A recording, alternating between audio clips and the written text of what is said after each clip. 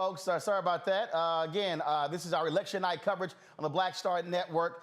The blackest coverage you'll see all night, more than 60 guests lined up, folks all around the country as we break down what happens. Huge stakes in this midterm elections. Who take controls? Will it be Democrats and Republicans controlling the House? What about the Senate? Also critical governor's races, local races, different initiatives going on, ballot initiatives, you name it, we're covering. And also critical mayoral elections, Washington, D.C., Los Angeles, and other places as well. And so we're going to start tonight off with, of course, voting drama. That's right. We've seen a major drama all across the country. We've seen lawsuits already filed extending early voting locations because of problems at the ballot box, problems in Tennessee. You also had fires in and around Jackson State interfering with voting there as well. Joining us right now is Damon Hewitt, who leads the Lawyers Committee for Civil Rights Under Law. They, of course, have their 1-866-HOUR voter protection line. Damon, glad to have you tonight. We want to start things off with you. What have y'all been hearing today? What has been happening? What kind of phone calls have y'all been getting from all around the country from voters talking about problems they have faced? Well, Roland, look, thank you for your extended coverage. It's important that people get the accurate word, especially at this hour, because polls are still open in most of the country. People need to know what they're facing and also get motivated to get out there and cast their ballots. So, look, we've heard from thousands of voters throughout the country, not just today, but also in this entire election season. You know, just last night, we actually had to file an emergency lawsuit in Beaumont, Texas, close to the Louisiana border, not far from Houston as well, because there were white poll workers harassing black voters. It was so bad, Roland, that black poll workers in the same precinct had to submit affidavits saying it was that bad they had to stand up for what was happening. And so what we're seeing is a lot of reports around the country of voter harassment and intimidation. Now, we don't know that these are orchestrated by a particular group like the Proud Boys, the Oath Keepers, the kind of groups that we at the Lawyers Committee have sued a number of times in the past. But there's an environment, Roland, where people think it's normalized. They think it's okay to get out there and harass people. They think it's free speech. They think it's okay because they're standing behind that restricted area where partisan people can't be most of the time. But there is no safe zone for intimidation. There's no acceptable distance for voter intimidation. So we are seeing reports about racial slurs being used in Michigan and Texas, people being told you can't vote this way, get in line like everybody else. When they try to go to a drop box during the early voting period. We're seeing all kinds of things of that sort. We're also seeing some of the things that sadly are now expected. Give me an election cycle, Roland, when we haven't heard a problem with black students at Prairie View A&M being targeted and turned away. It happens every time, and we're sick and tired of it.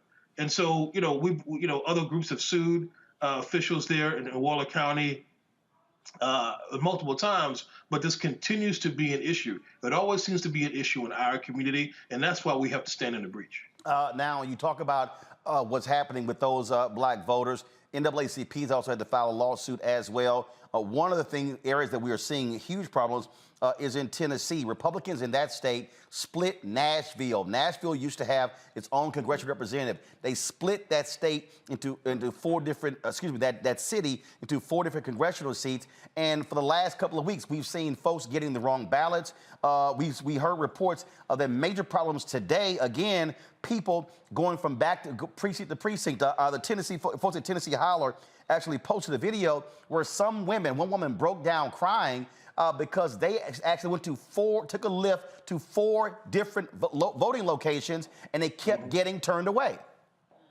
Yeah, it's quite ridiculous. You know, some of this is basic ineptitude, but at some point it feels and it becomes systemic, especially, again, when the bouncing around from one location to the other, when the long lines, when the fact that you can't give people in some states provisions, food and water in lines, when it keeps happening in black communities and brown communities, then intentional or not, it's at least structural and systemic, and that is discrimination. That is a problem. And again, you have these folks who say, we don't believe in voter suppression, we don't believe in this. But when you make it difficult for people to vote, when you put them through the hoops, again, to have folks breaking down and crying, individuals who've been voting at certain precincts for a very long time, now all of a sudden talking about they're having issues, that makes no sense whatsoever. That's exactly right. The precinct in Beaumont, Texas, is in the black community, the one where we filed the lawsuit. And people have been voting there for a long time. But now all of a sudden they're having these problems. As soon, you and I know, Roland, that before the pandemic, people in our community tended to vote in person. It was souls to the polls. My parents would go during early voting in person or on election day. But as soon as people start using other means like mail voting, absentee voting, no excuse, absentee, all of a sudden that becomes the problem. All of a sudden, new issues arise. When people get savvy about provisional ballots, all of a sudden we're seeing at least two reports I have right here in front of me about from the hotline saying, "Oh, we run out of provisional ballots." All of a sudden, this is not the 2020 election. This is a midterm election. There should be easily enough provisional ballots in every polling precinct. There's simply no excuse. Damien, we're going to come back to you a little bit later. Again, getting an update on what is happening because polls are still open. In Right. some places, polls have actually been extended. And so if you're in line, stay in line. Don't get frustrated. Don't get upset. We know there are long lines in some places, but again, stay in line. So, Damien, we're going to come back a little bit later to get an update. Again, folks, any issues, call 1-866-OUR-VOTE, 1-866-OUR-VOTE if you have any issues at your polling location. Damien Hugh, the Lawyers Committee for Civil Rights Under the Law. We appreciate it. Thanks a lot. Thank you, Roland. All right, folks, so let me explain to y'all what's going to be happening tonight. We're going to be moving in different places. It's all throughout our studio, so control room, I'm about to walk over here, introduce our panel who's here. So let me go ahead and let y'all know who they are. Then we got folks who are also we're about to go to live as well. And so let's switch to our panel over here. And so, of course, Avis Jones-DeWeaver, she is here on our panel, leadership strategist. Also, Larry Walker, of course, professor out of Florida, he's here. Michael Imhotep, he also joins us. And so, folks, so we got folks who are going to be over here. We're going to have different guests coming in all night. But I'm about to walk over here. My man Lee Saunders, who is with AFSCME, of course, one of the top labor unions. He joins us right now, my good Alpha brother. He was in Philadelphia earlier with canvassing with some folks. So, Lee, always good to see you, man. Good seeing you. Indeed. And folks joining us right now, of course, on Skype. We got a number of different folks. Mark Morial, President and CEO of the National Urban League, joins us. Melanie Campbell, National Coalition of Black Civic Participation. She joins us as well. Congresswoman Bonnie Coleman, she joins us out of New Jersey. Glad to have her here. And let's see, who am I missing? I'm trying to look at the monitor. Who else? I'm missing somebody. So y'all let me know who I'm leaving off. Let me first do this here, Congresswoman. I want to start with you. Huge stakes today because obviously, who controls the House, who controls the Senate. You got several African Americans in the CBC who lead congressional committees. They played huge roles when it comes to lending, dealing with loan discriminations in banks. That's Congresswoman Maxine Waters, Financial Services. The amount of money that's gone to HBCUs, you can give credit to Congressman Bobby Scott. You got Congresswoman Alma Adams, the role that they play as well. You got an African American for the first time who is chair of the Agricultural Committee, Congressman David Scott, Congressman Benny Thompson, Homeland Security. We could go on and on and on. So if Democrats lose control of the House, that means those African-American chairs, they go into the minority, and it's a lot different when you're the minority as opposed to when you're the majority. Absolutely. And so we're not looking forward to being in the minority. We're looking forward to the people of this country recognizing the need to return every one of those individuals that you just talked about, who are probably not in any jeopardy, into their leadership positions, because we have seen more support for the HBCUs, more support in eliminating disparities in healthcare, more support in trying to eliminate poverty with child tax credits and things of that nature, more support with the Democratic control in the House, even with the difficulties we've experienced in the Senate. So this is a critical election. This is vitally critically important to our community's role. And I thank you for proposing to do this extensive coverage of it, because all over the country, we're experiencing some things. I mean, even in my district, we're experiencing problems with the voting machines. Although we know this is not related to a voter suppression issue, it is an issue. We don't want anybody to be discouraged. Stay in that line. Please come out here and vote. Vote until the polls close. And if it's necessary, because of things that have been happening that have suppressed the vote, keep those polls open as long as they need to be. Indeed, indeed. Lee Saunders, first of all, this looks a little bit different than the first studio. Y'all, Ask Me was, of course, with Lee. They were our first partner with Black Star Network. And actually, Black Star Network didn't exist, Roland Martin Unfiltered. So I can take when you walked in here, this looks a little bit different from the other place, huh? Straight here. I appreciate it. So, look, Lee, it has been a lot different for labor the last 2 years with President Joe Biden in the White House than it was for Donald Trump sitting in the Oval Office. And again, if Republicans take control of the House, take control and or the Senate, that does not bode well for labor unions in this country. Not at all. And not only in the House, in the Senate, but also the gubernatorial races across the country, the down ballot races, where our members live and work every single day. That's why we have been working almost a year now as far as going into our communities across the country. Labor activists, our community partners working very, very closely together to get the word out and talk about the importance of this election and how we've got to continue to support progress rather than go backwards. And we've been getting that message out in our communities across the country. I'm just getting back from Pennsylvania. I've been in Minnesota, Ohio, Nevada, and a whole bunch of other places. But we're really canvassing and we're getting the word out, and people are excited, I believe, about knocking on those doors and those folks listening to the message and us listening to what they have to say to really urge them to vote on this election day. It's extremely, extremely important for all of us. When I was in Texas on Thursday and Friday, I was talking with Claude Cummings of Communication Workers of America, and he talked about why he was putting money directly in the ground. He said, frankly, I'm tired of giving money to the parties because it's not going to our communities. And so we've also seen a lot of that where labor unions are saying, look, we know the typical Democratic infrastructure that, that they want those dollars. But look, if it's not going on the ground, the door knocking and directly to them versus these consultants who would have put all the money on television, at the end of the day, you can run TV ads all day, but you need boots on the ground and people showing up to vote in order to be able to win. And that's exactly what we're doing, and you know this. I mean, you and I have talked about this before, where it's just not only our members, but we establish those very positive relationships, and we actually resource some of these community organizations in the urban areas in the targeted states across the country so they can have those door knockers, people who care about working family issues, who care about their communities. So we've been doing this for quite a while now. We aren't going to be able to compete with the money that the bad folks are putting into the system. We'll never be able to compete with that. But we can compete with people power. And we can put folks on the ground. It's very important to talk with people, to knock on those doors, to make those telephone phone calls, and to urge people to get out to vote. Melanie Campbell, I want to go to you. You've been on the ground. Y'all have had your comedy tour. Y'all have been traveling to different states. Of course, been in Florida, been in Georgia, been in other places as well. Your sentiment of what y'all have seen and heard out there. For the last couple of months, we've heard a lot about Republican enthusiasm, less enthusiasm on the Democratic side. It looks like in the past 3 or 4 weeks, that'll sort of even out when you look at various polling. And so at the end of the day, elections are about turnout, and that's what it boils down to.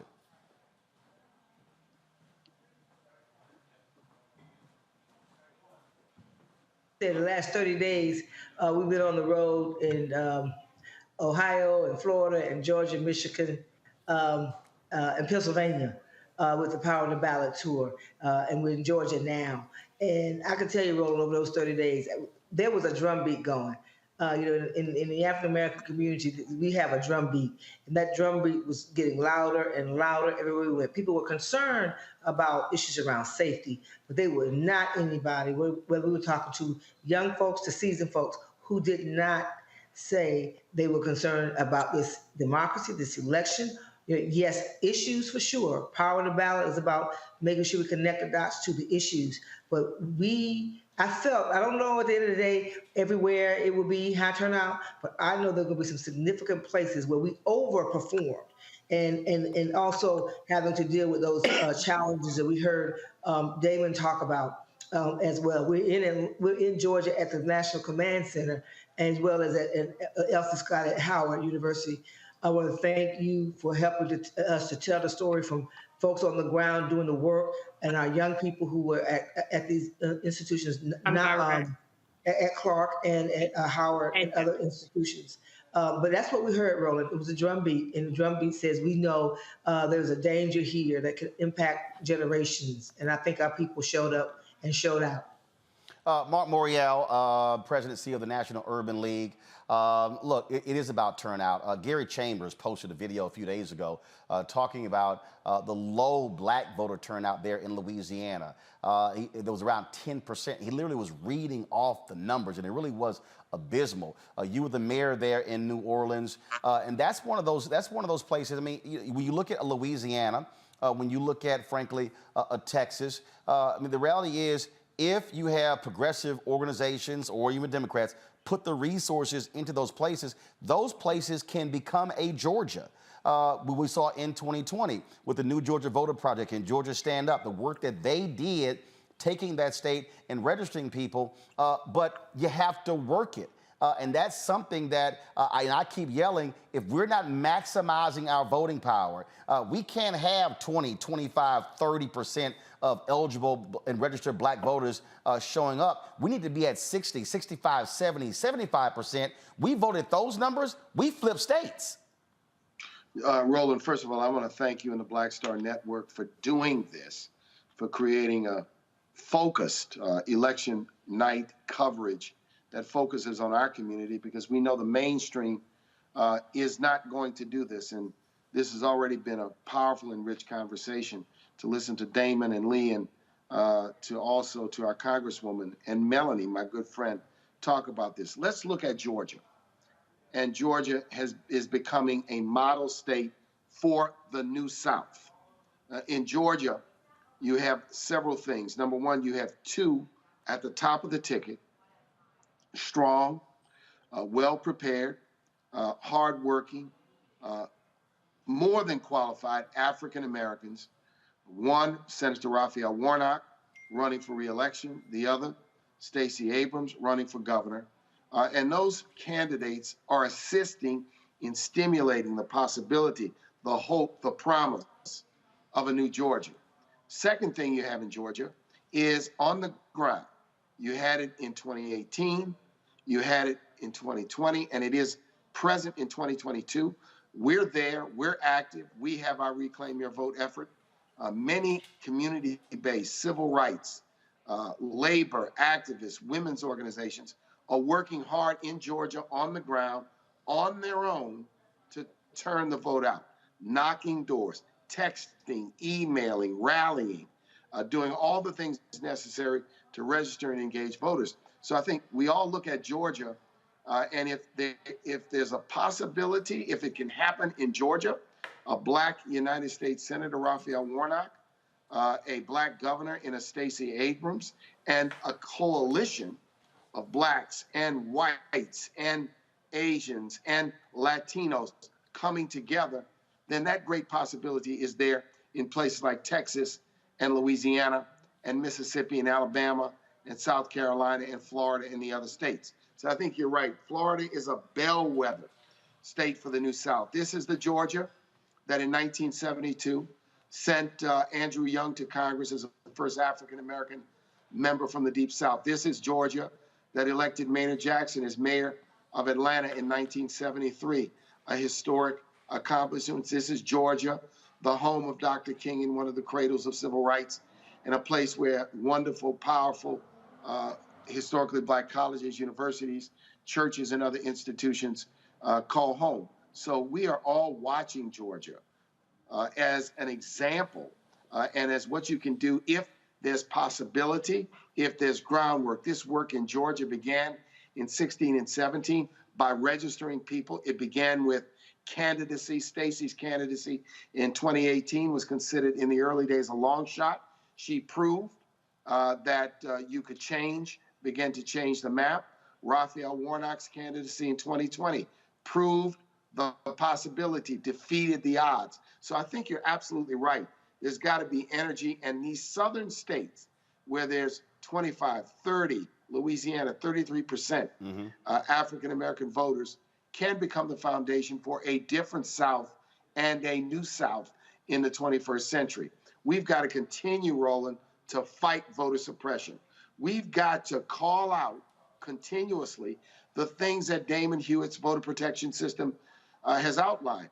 The racial animus in Beaumont, the actual intimidation taking place under the guise of freedom of speech. We cannot let that die. We cannot let that go away.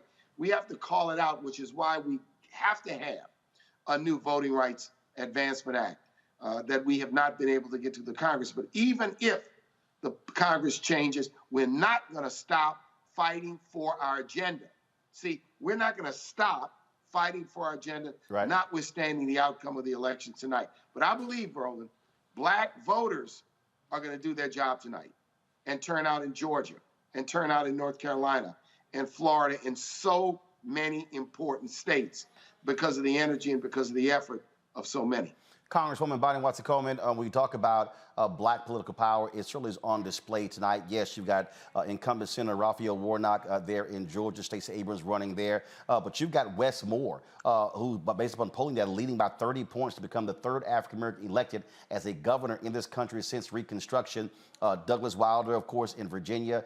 Pat, of course, then, of course, you had in Massachusetts, Deval Patrick, and likely tonight, Wes Moore. But not only that, African Americans will hold the top 4 positions in the state of Maryland. That cannot be overlooked, especially when you had a Supreme Court justice who actually made the significant ruling in the Dred Scott decision that said black folks, frankly, were not Americans, were not full humans. And so a lot of different ways. You got, of course, Booker running in Kentucky.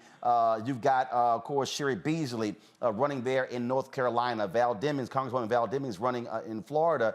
And so we see these things happening, but it's still a matter of getting over that hump. And the reason I just keep yelling this from the rooftops, trying to get our people to understand that when we maximize our numbers, I mean, the numbers are simple. Chambers laid it out. Senator Kennedy, John Kennedy, won with 536,000 votes in Louisiana 6 years ago. 536,000 votes. There are 900,000 eligible and registered black people in Louisiana.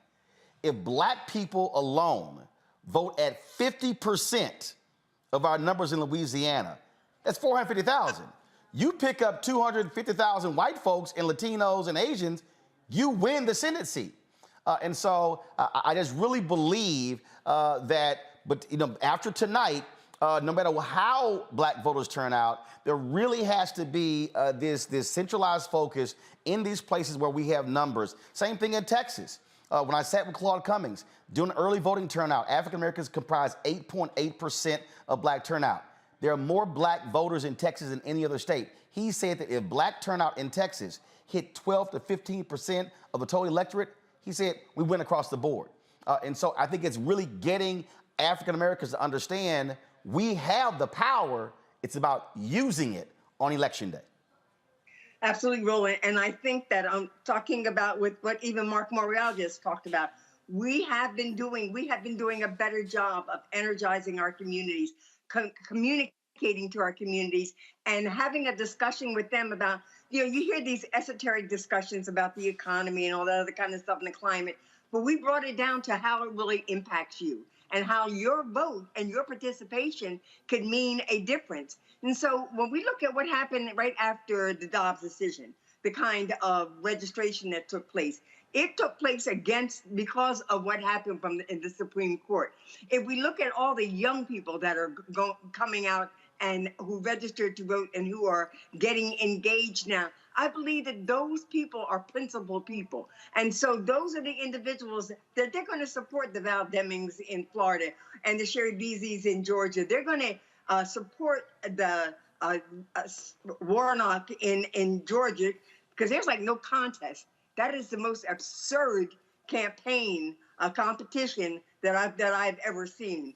I honestly believe two things. Number one is Republicans have done a great job misadvising, telling you a bunch of lies, oversampling in communities, trying to create a narrative that things are going good for them and things aren't going so good for Democrats. Don't believe that.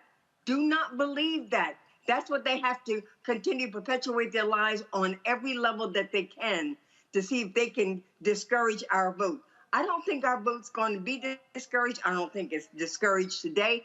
And I certainly don't think that the early vote is an illustration of discouragement. I think we don't know right now what the outcome is, but I believe that at the end of the day, we're going to have a majority in the House, a majority in the Senate, and we're going to have new governors, new attorney generals. Maryland's going to have what it deserves, and this country is going to have what it needs, and that is people in office who have values and value those who have least among us. Melanie Campbell, I know you have to go, but I do want to, I'm sure you're going to agree with this, and I'm going to give you an opportunity to ask for some money here. I've been saying to folks all across the country on this show look, I get campaigns raising money, but the reality is if black folks are going to be sitting in $5, $10, $25, give that money to third-party groups like yours, like Black Voters Matter, who are going to be focused when the election is over. Y'all do this work 365 days a year, not just when it comes to elections. And that's the thing. We have to be educating, enlightening, empowering people to understand that after this election is over, you're going to have mayoral elections coming up next year. You're going to have school board elections. You're going to have city council elections. And so this has to be a regular habit. We'll be talking later with Latasha and Cliff with Black Voters Matter. But groups like yours, y'all need the resources because you can't put bodies on the ground and they're simply volunteering. This stuff takes resources, and that's the only way we can go from 20, 25, 30% turnout to 50, 60, 65, 70, 75%, or even higher. Roland, you're right on the mark. And for those who need the vote, the black vote to win, you have to do this 365. And also understand when progressives have won, it's when you put everything on the field, right? Our goal is not to tell the people the who, it's tell them the what and give them the tools and encourage them to own their power. That's why we said power of the ballot, right? And all that it can bring. And that ballot is yours. They can't take it from you. And that's what we kept pushing, the power of the ballot. And all the issues that we know we could run down was to really encourage our people to own our power when we were feeling disempowered, feeling like the power that we took our lives in our hands and we voted in 2020, we weren't getting through the things that we wanted. We said we got to keep on. We got to look at that power wheel and know who's on the ballot at the right time and know who you need. If you're upset with somebody, are they on the ballot now? Then put them to the side and look at who is on the ballot and what you have won, and that you in the unfinished business of what you want out of that ballot. And look at it in that regard, and then tie it to who's closest to that for you, and own that. And I hope that what we could do with the resources we had, they were limited, but our folks were going strong with or without. But we know we do much more with than without. And so I thank you for always being able to help us amplify the messages that need to be done and to lift up the people who are doing the work. And that's what we're talking about. We're not trying to be out here trying to be rich. We're out here trying to do the work so our people will be able to not just survive, but to thrive. Melanie Campbell, National Coalition, Black Civic Participation. We appreciate it. Thanks a lot.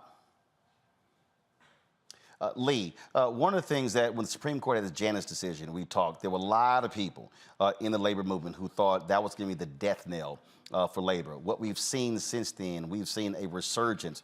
In fact, polling data shows that unions are polling at its highest favorability 71% in more than 30, 40 years. 50 years. And so all of a sudden, you're now seeing folks in the country, people who are at Starbucks, people who are at Amazon, people who are at a number of different companies, people with media outlets and others who are saying, you know what, this isn't a bad idea.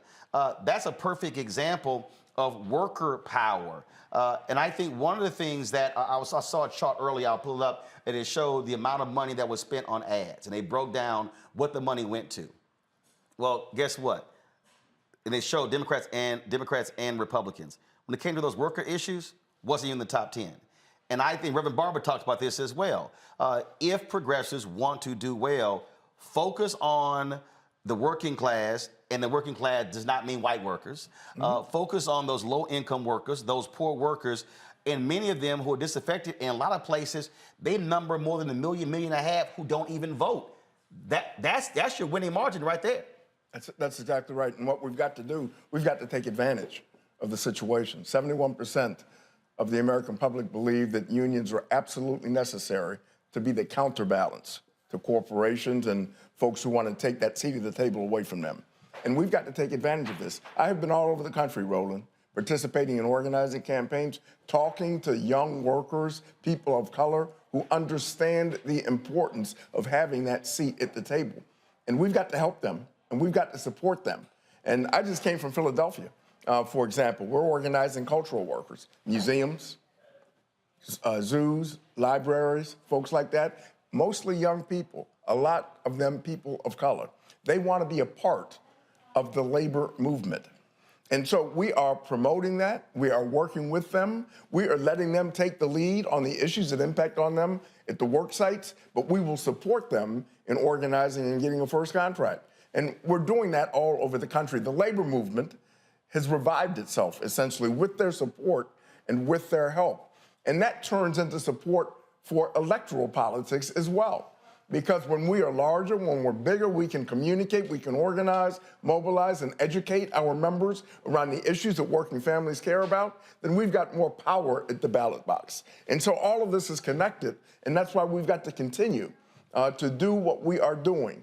We can't stop after tonight or after 2 or 3 days when we find out what the elections are going to be.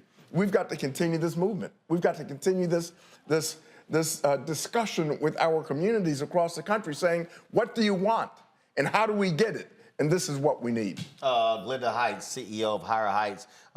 We just lost Glenda, so let me know when we get Glenda back. I will go to Mark instead. And Mark, if anybody who's paying attention, they've heard 3 words consistently tonight. They've heard organizing, they've heard mobilizing, and they've heard action. And what I'm constantly saying on this show is that the election is the end of one process and it's the beginning of another. And so when I hear people say, well, we've elected Democrats and we've got nothing, I then say, well, what did you do after the election? Because the reality is the people who are organized and mobilized, they are showing up at city council meetings, county commissioners meetings, school board meetings. They're showing up in the corridors of power, and they are flexing their muscles saying, okay, we elected you, now we want this. Or even if we didn't vote for you, we're still your constituency. And so I think that's also a mindset that we have to be in, getting people to understand that, again, when the election is over, the same energy that went into getting folks to the polls, we have to see the same energy saying we need you showing up after the fact, because holding a rally, that's great, that's wonderful. But the work you do on Monday, Tuesday, Wednesday, Thursday, Friday impacts and is really more important than just having that one event. Roland, you're so right. Civic engagement is a 24/7 enterprise, undertaking, and movement. And this is why the National Urban League has dramatically shifted on my watch. For example, now we have a Reclaim Your Vote campaign. We're funding it with our own money we've raised from individuals, institutions across the board. We've got hundreds of organizers, thousands of volunteers working in 6 states, 18 communities. Our goal at the beginning of the 2022 cycle was to touch at least 2 million Black voters, 2 million plus. And we're going to exceed that contact level. But secondly, over the last several years, we've become much more of a digital advocacy and an organizing effort around, after the election, how do we make sure that we hold elected officials accountable? What does that mean? Campaigns that we have run for the George Floyd bill, for the John Lewis bill, campaigns we've run to ensure that there are equity provisions in the infrastructure bill when it comes to broadband, campaigns in favor of the child tax credit and the earned income tax credit and the minimum wage to address poverty. So you're right, we have to deploy our forces, whether it's civil rights or labor or faith-based organizations, after the election. Sometimes there's a tendency to vote and then become a spectator, as though we've transactionally voted. Now our job is to go sit in the grandstands and watch the game.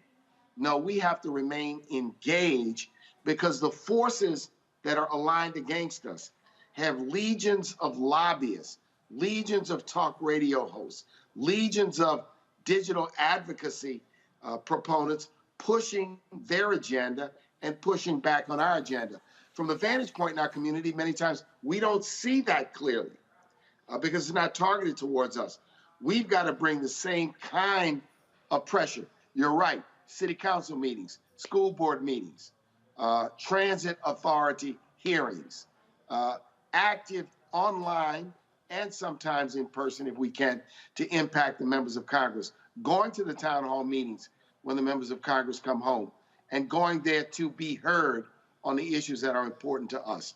So this is a level of new engagement. What's exciting to me, Roland, is the way in which, whether it's Black Voters Matter, the National Urban League, the NAACP, Melanie Campbell's organization, labor organizations, tenant organizations, student organizations, the way in which people are leaning in to do their own thing.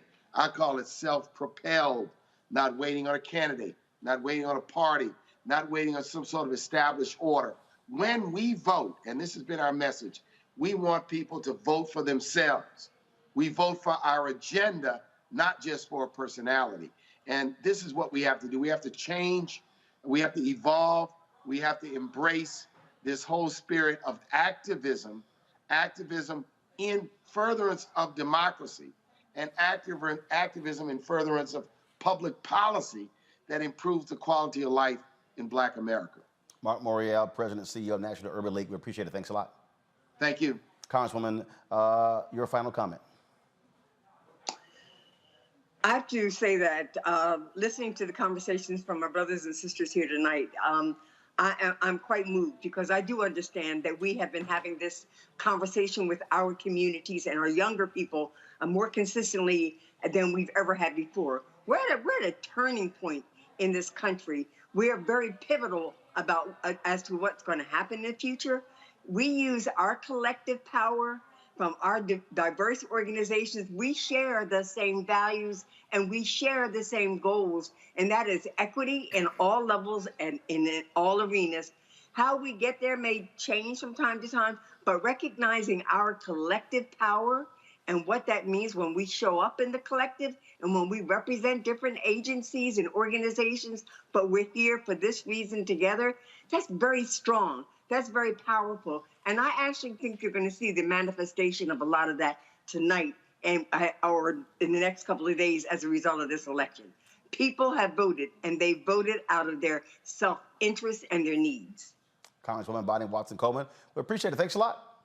Thank you. All right, then. Lee, Mark was just there talking about the Urban League using their own resources and what it is we have to do. And as he was talking, I really thought about this speech that Dr. King gave, where he talked about signing our own Emancipation Proclamation. So I just want to go ahead and play that before I get your final comment. Listen to this, folks.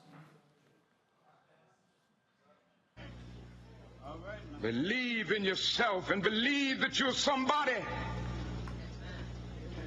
And as I said to a group last night, nobody else can do this for us. No document can do this for us.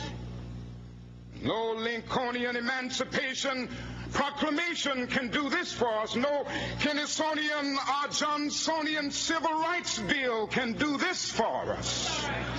If the Negro is to be free, he must move down into the inner resources of his own soul and sign with a pen and ink of self-assertive manhood his own Emancipation Proclamation.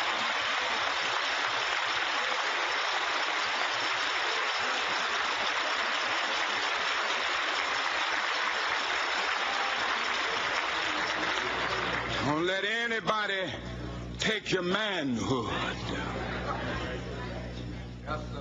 Be proud of our heritage. As somebody said earlier tonight, we don't have anything to be ashamed of.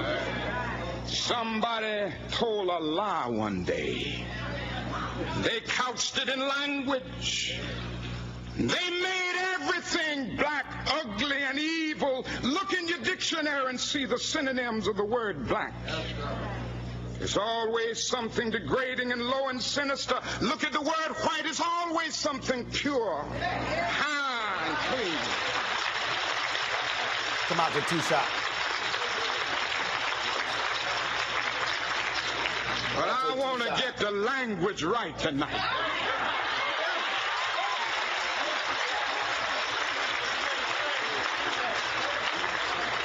I want to get the language so right that everybody here will cry out, yes, I'm black, I'm proud of it, I'm black and beautiful. Really jumps out there what we have to do for ourselves.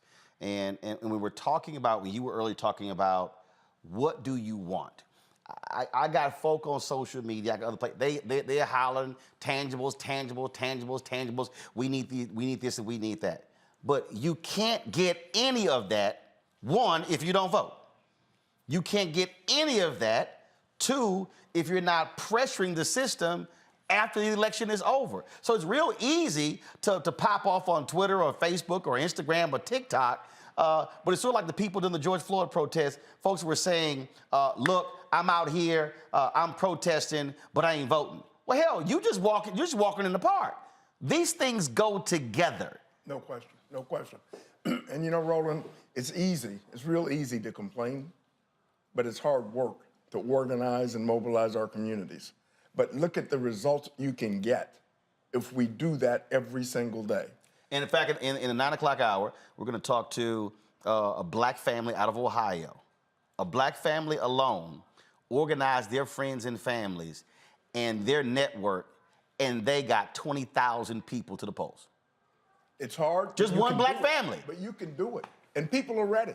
And that's why it's so important that regardless of what happens tonight, and I'm not predicting what's going to happen. I know that we left everything on the field. But we've got to wake up tomorrow morning or next week, and we've got to be just as committed and dedicated to continue to organize and mobilize our communities like we've never been before. We cannot let anything turn us around. We cannot get so discouraged where we walk away and say it's not worth it. It is worth it. It is worth it. We may lose sometimes, but I guarantee you we're going to win also. And we've got to concentrate on winning, and the way you do that is to talk to our folks, organize them, get them involved in this process and understanding the importance of getting out to vote and participating in the affairs of their communities. All right, Lee Saunders, president of ASME. We appreciate it. Thanks a lot. Thanks for having me, man. I appreciate it. All right, folks, I'm going to walk on over here. We got our panel here. We got some other guests who are here by Skype as well. And so let me go on over here. I said Avis Jones-DeWeaver. She's here. We got Larry Walker. Of course, we got Michael Imhotep. Monique Presley joins us as well. And so let's kick this things off. I'll start with you in Florida, Larry. What is your expectations for tonight? You've got, of course, huge Senate race there. Val Demings, you've got Aramis Ayala running for the Attorney General. You have Democrats who have not done well in Florida. So are they in a position where they might score some upsets tonight? Well, I think it's going to be a tough night in the state of Florida, particularly when you look at the Senate race with Val Demings and Rubio. Though the numbers don't look that great, obviously in terms of the race between DeSantis and Charlie Crist, I think the Democrats are going to have a hard time winning that election. I think in terms of long-term, in terms of issues related to Florida, I think the Democratic Party has to do a better job of making sure, you talked about the 365-day approach in terms of talking about issues that are important to members of the African-American community. And I think that the problem the state of Florida has, and obviously living there, is that that's not happening. You can't expect black voters to make sure they go out and support certain candidates when you're only talking to them a month or 2 months in advance. We need to make sure we're talking to people consistently throughout the year. And like I said, I really don't see that in the state of Florida, and I think that's going to be reflected, unfortunately, what we're going to see tonight. Well, Michael, one of the things that we can see, look, what's happening in Michigan, obviously, you've got a huge gubernatorial race there, but you also have, you know, the ballot issue that when it came to redistricting and what Republicans were doing there in that state, they tried to keep the abortion issue off the ballot. I mean, people need to understand how Republicans are desperately using their power in order to try to dominate politics. Absolutely, and when we look at how Republicans fight, they fight with a purpose. This is why I said on your show Friday, I said on Faraji Muhammad's show, The Culture, on Monday, we have to stop telling the African Americans to exercise your right to vote. You don't vote for exercise. If you want to exercise, go to the gym and work out. You vote for power.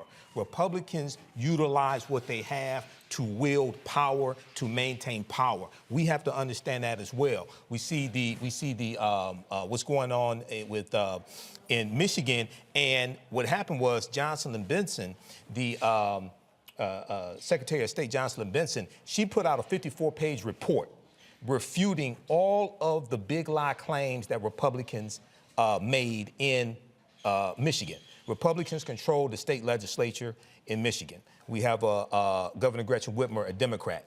But Republicans still pushed to get Proposal 2 on the ballot to get more voter restriction laws on the ballot as well, okay? They're voting to maintain power, and we have to understand this and do the same thing. Avis, that was one of the things that the Republican who's running for governor of Wisconsin said. He said, I win, we will never lose an election.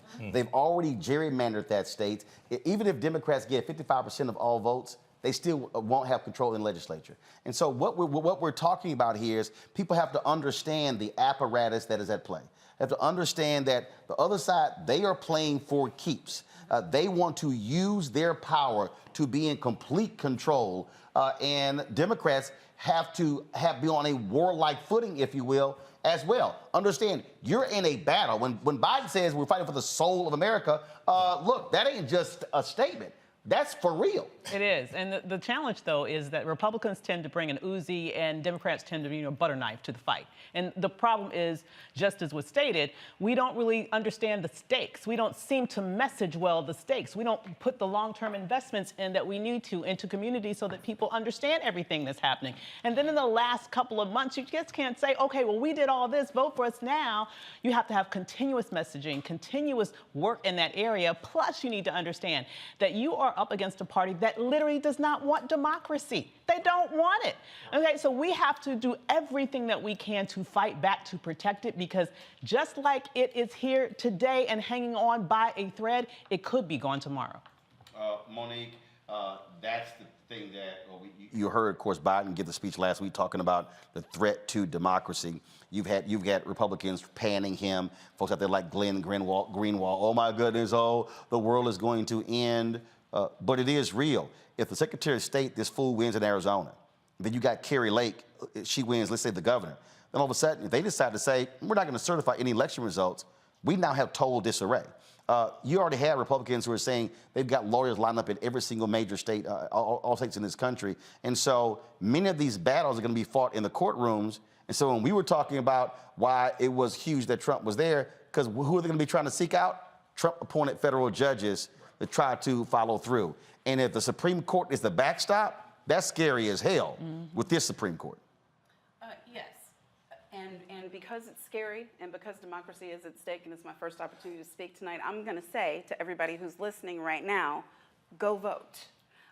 There are just a few polls that are closed. For the majority of this country, they're open. People in Arizona have hours left where they can go and vote. And I think that is still what's important tonight. We have plenty of time to do like the postmortem on everything that the Dems did wrong, the Repubs did wrong, everybody did wrong. But for tonight, it is urgent that people realize that they still have an opportunity. These races may come down to 50 votes. 100 votes. Well, look, Sherrod Beasley lost for the Supreme Court in North Carolina 2 years ago by 401 votes. Remember, in Virginia, who controlled one of the chambers was decided by a coin toss. Yep. Yeah. Right. Because it was tied. Yeah, right. I mean, and right now, you know, it's 4 o'clock places where some of those elections are going to matter. So I would urge people to utilize the time that they have. Listen to us on your phone and go get in line. Yeah, stay in line, but you can watch this while you're also online. Folks, joining us right now is Alicia Bannon. She is the Managing Director for Democracy Program at the Brennan Center for Justice. Also, Ianthe Metzger, the Director of the State Media Campaigns for Planned Parenthood Federation of America. Glad to have both of you here.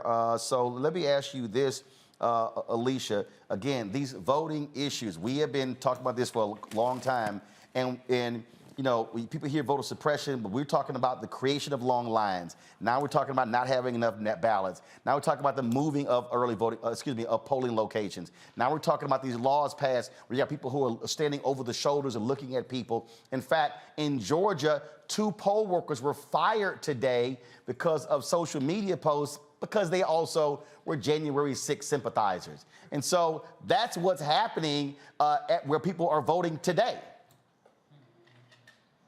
Absolutely, and we need, so going to what you were saying about the courts, that's part of the reason why it's so crucial that we have fair and independent courts. And you know, we've seen state courts, for example, be targeted in a number of states, including Georgia, with bills that have, limited courts' power to address certain issues on Election Day. We've seen efforts to get more political control over state courts, for example, or to gerrymander judicial districts, all with an eye to, essentially, manipulating how those courts are hearing cases and giving, making judges into something closer to politicians in robes. And it's a really serious issue for the health of our democracy. Absolutely. Absolutely. Ianthe? Yeah, no, I mean, I absolutely agree. It's terrifying, quite frankly, and I think that it's really important that we highlight these stories. We talk about what's happening because in many cases, people don't believe it. It feels so draconian and hard to think that in, America, this is happening, but this is America. This is what happens right now. We are so polarized and people are so desperate to hold on to power that they're willing to attack people for just exercising their right to vote. Absolutely. And again, on this voting piece, if you have these MAGA folks, Alicia, who get elected, they are hell-bent on making it harder. And they are saying, we don't believe all votes should count. It's a chilling thing to when we think about the stakes for our democracy. And, again, I think this goes to the importance, of ensuring that we have strong institutions. And in a whole bunch of fronts, our institutions have been under threat, have been put on defense.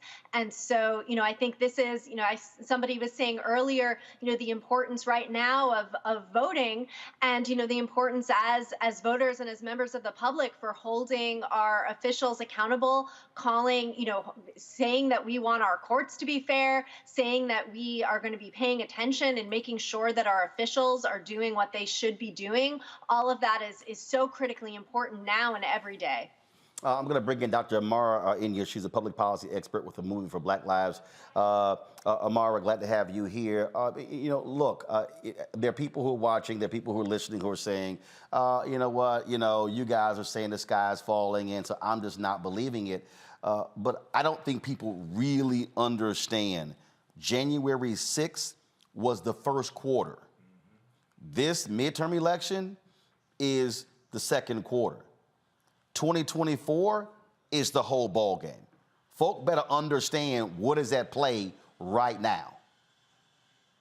Absolutely. I mean, I think you're exactly right. And actually, there's an even longer time scale at play as we see how the composition of the Supreme Court has changed, as we see the sheer number of pieces of legislation that are being proposed and passed across the country designed to try to restrict people's access to voting, as well as on gerrymandering and a number of topics. What we're witnessing and what gives credence to the notion of the urgency of this moment is the fact that we are witnessing a very long-term strategy that has actually generated significant results in areas that are harmful, particularly to Black people. And so there is an urgency about not only voting on election day or voting in the elections, but also the work that has to be done in between elections to ensure that these policies are not getting passed, whether in state legislatures or in the courts, whether at the state level or even the federal level. And on that particular point there, Alicia, again, as we talk about state legislatures, who controls them, this is going to be even more so. If you see more Republicans take control of legislatures with veto-proof majorities, look at what was happening in Wisconsin. Depending upon what happens tonight, they may very well have veto-proof majority. So even if Democratic Governor Tony Evers wins re-election, if he vetoes it, they can override him.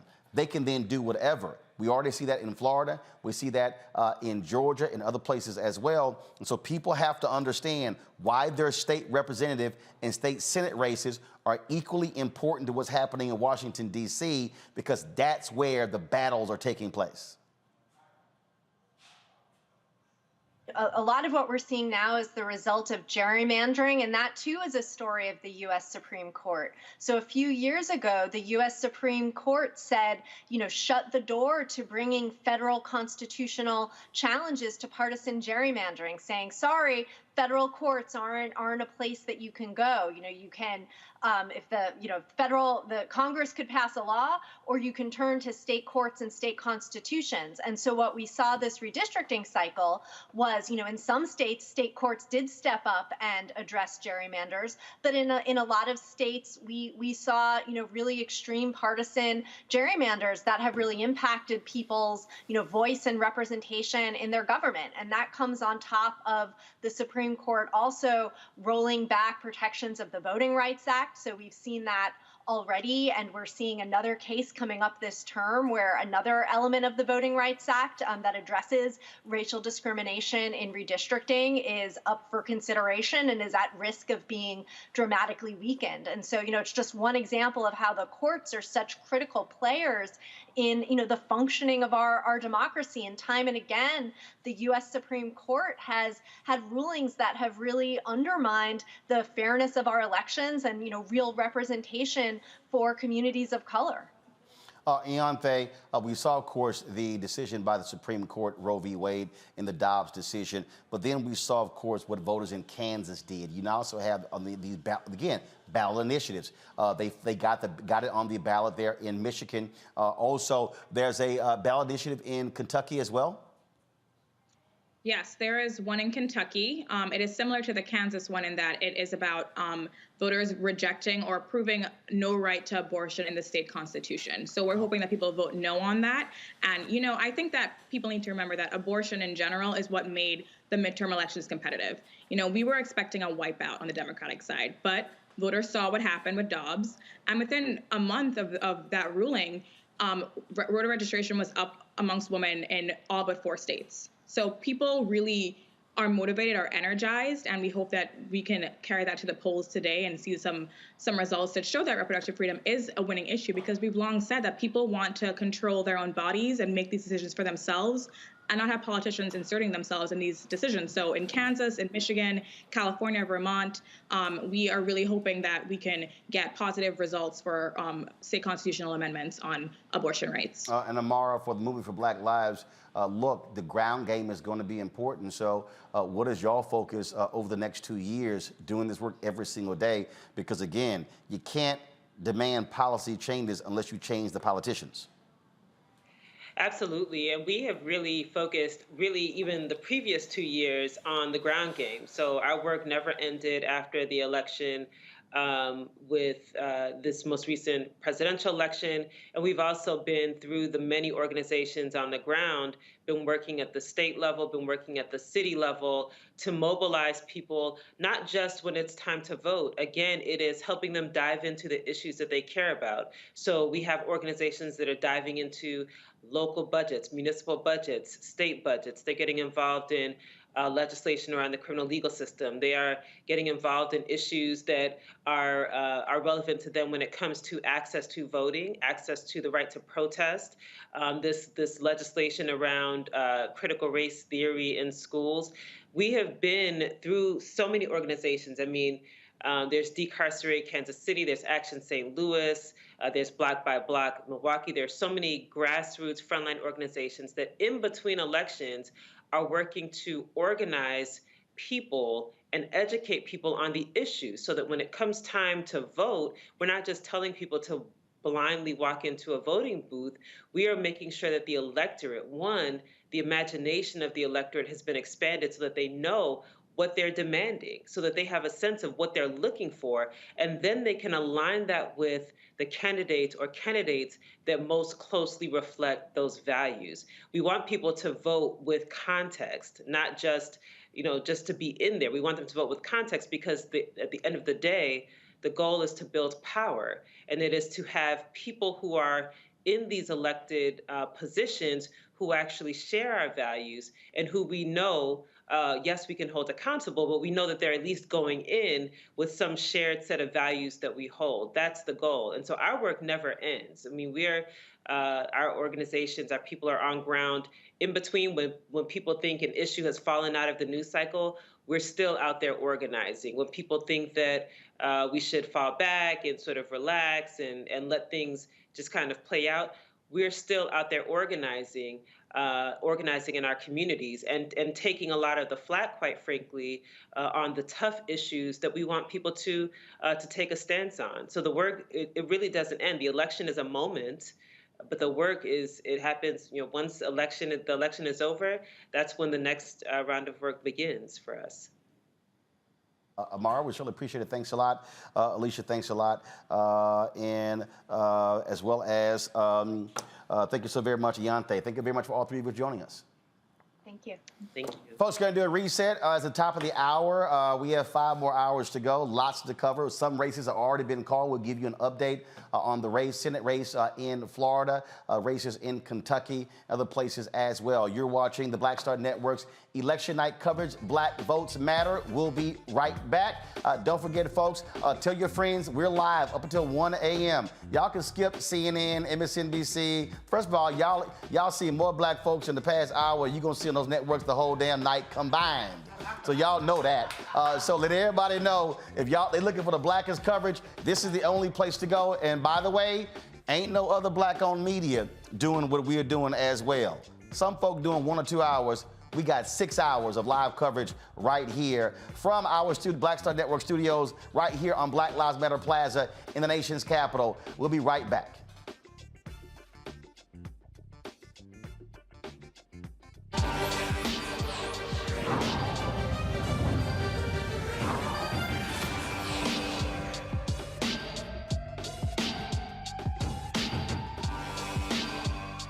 You know what's on the ballot.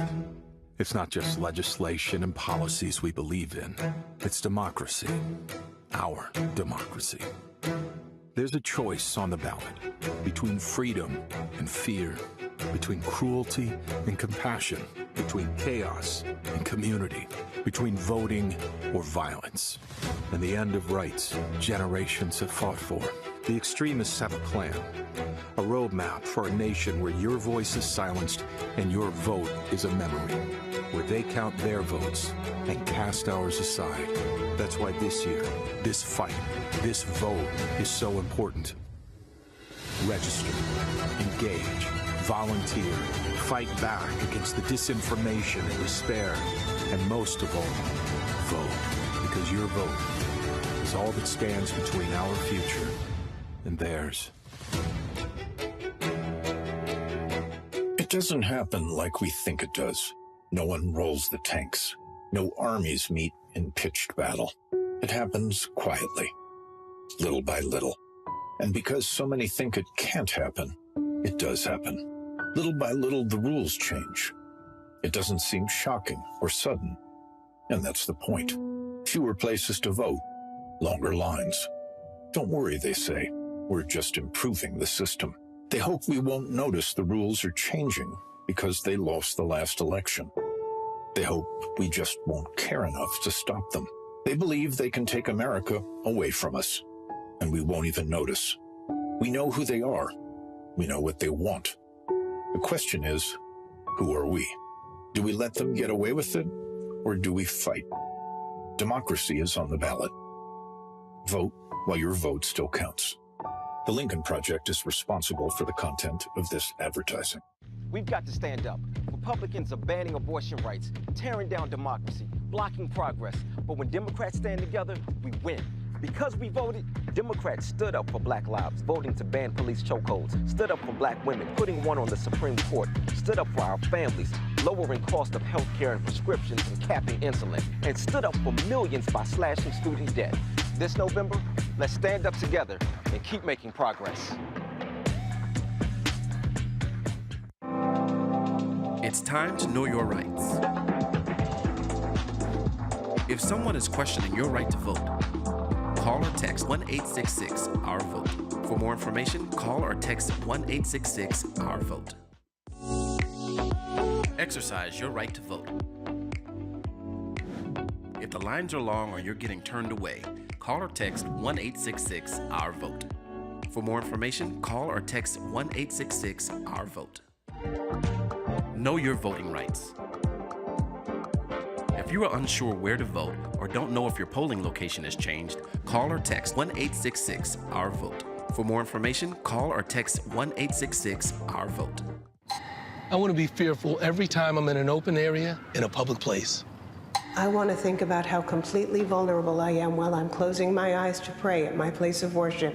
I enjoy practicing semi-annual lockdown drills with 6-year-olds who don't fully understand what's happening. I like going to the movies and making a mental note of every exit in the theater to plan my escape.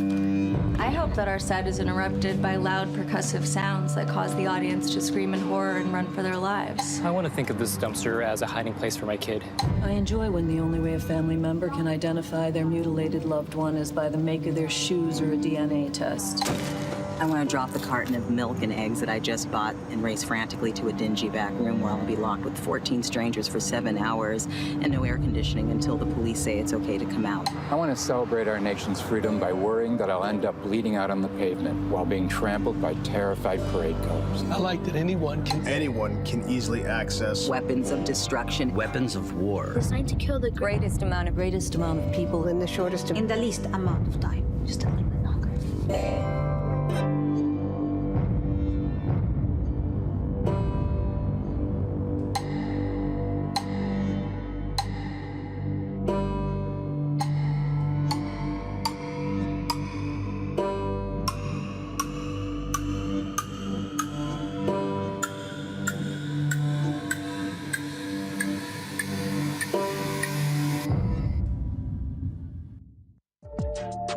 Know your rights before you vote. If you have any questions or a problem voting, call or text 1-866-OUR-VOTE. For more information, call or text 1-866-OUR-VOTE. My name is Charlie Wilson. Hi, I'm Sally Richardson Whitfield. And I'm Dondre Whitfield. Hey everybody, this is your man Fred Hammond, and you're watching Roland Martin, my man, Unfiltered.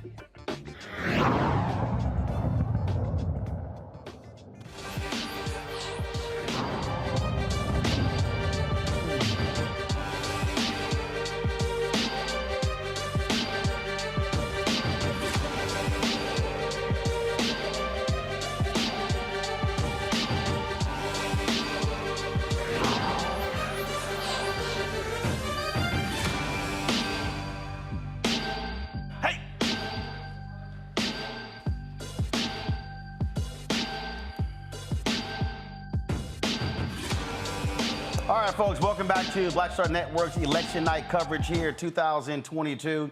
It is, all election results are coming in. We're hearing what's happening in Florida. Already, the Republicans have flipped 3 House seats in Florida. You might remember Governor Ron DeSantis targeted the black districts there in Florida. And so this is what happens when you control the legislature as well as the governor's mansion. And we're seeing that as a result. That's one of the things that you hear. That we also seeing here. Also, the folks that are calling the race for DeSantis over Charlie Crist for governor. DeSantis gets reelected there. Also, Politico is calling the U.S. Senate race for incumbent Senator Marco Rubio over Congresswoman Val Demings. And so that was always going to be a very, very tough seat for Democrats to pick up. And one, again, one of the problems there in Florida is that Democrats have not had a strong infrastructure there. That used to be a Democratic state, became a purple state. In many ways, it is a very red state. And so Democrats continue to be in disarray in the state of Florida, and many believe that they may lose that state for a generation based upon how they have performed in the last 2 election cycles. And so that is what is happening there. And remember, as I said, Governor Ron DeSantis, look, he overruled the legislature. He illegally redrew those districts, and he specifically targeted African Americans. And of course, the Supreme Court did nothing to step into that situation, and they allowed that to go on. And this is why I keep telling folks why elections matter. Because remember, the federal judges ruled that there should have been an additional congressional seat in Alabama that was black, an additional black district in Louisiana. But the Supreme Court stepped in and allowed those maps to stay into effect. And so you could have had 2 black pickups there in Alabama and Louisiana, but Supreme Court ruled. And so for all y'all people who keep saying it didn't matter if Hillary Clinton beat Donald Trump or if Joe Biden beat Donald Trump, whoever's in charge of the presidency, who's in charge of the Senate, that's who gets to determine who these Supreme Court picks are. And so don't think for a second that Supreme Court matters. And by the way, I'm sick of some of y'all ignorant-ass black people who's saying that it was performative or simply just window dressing for President Biden to pick Ketanji Brown Jackson, the first black woman on the Supreme Court. That's stupid as all get out because, again, those Supreme Court positions matter. They are lifetime appointments.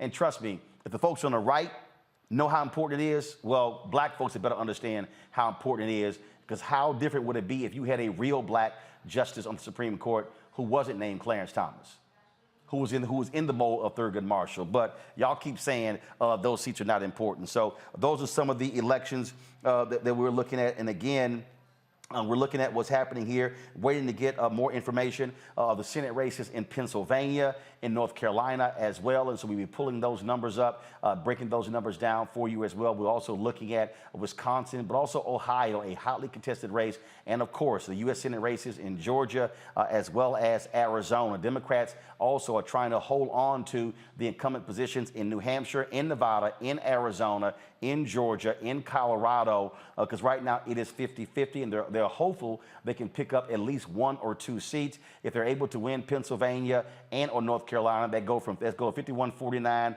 52-48. And so we'll actually see what happens there, because right now Republicans control those seats in North Carolina and Pennsylvania as well. So it's going to be a very, very long night as we are looking at in terms of what is going on here. Now, again, let's go here. There's also Associated Press. They have projected that Wes Moore is the 3rd African-American in history to become a governor in the United States.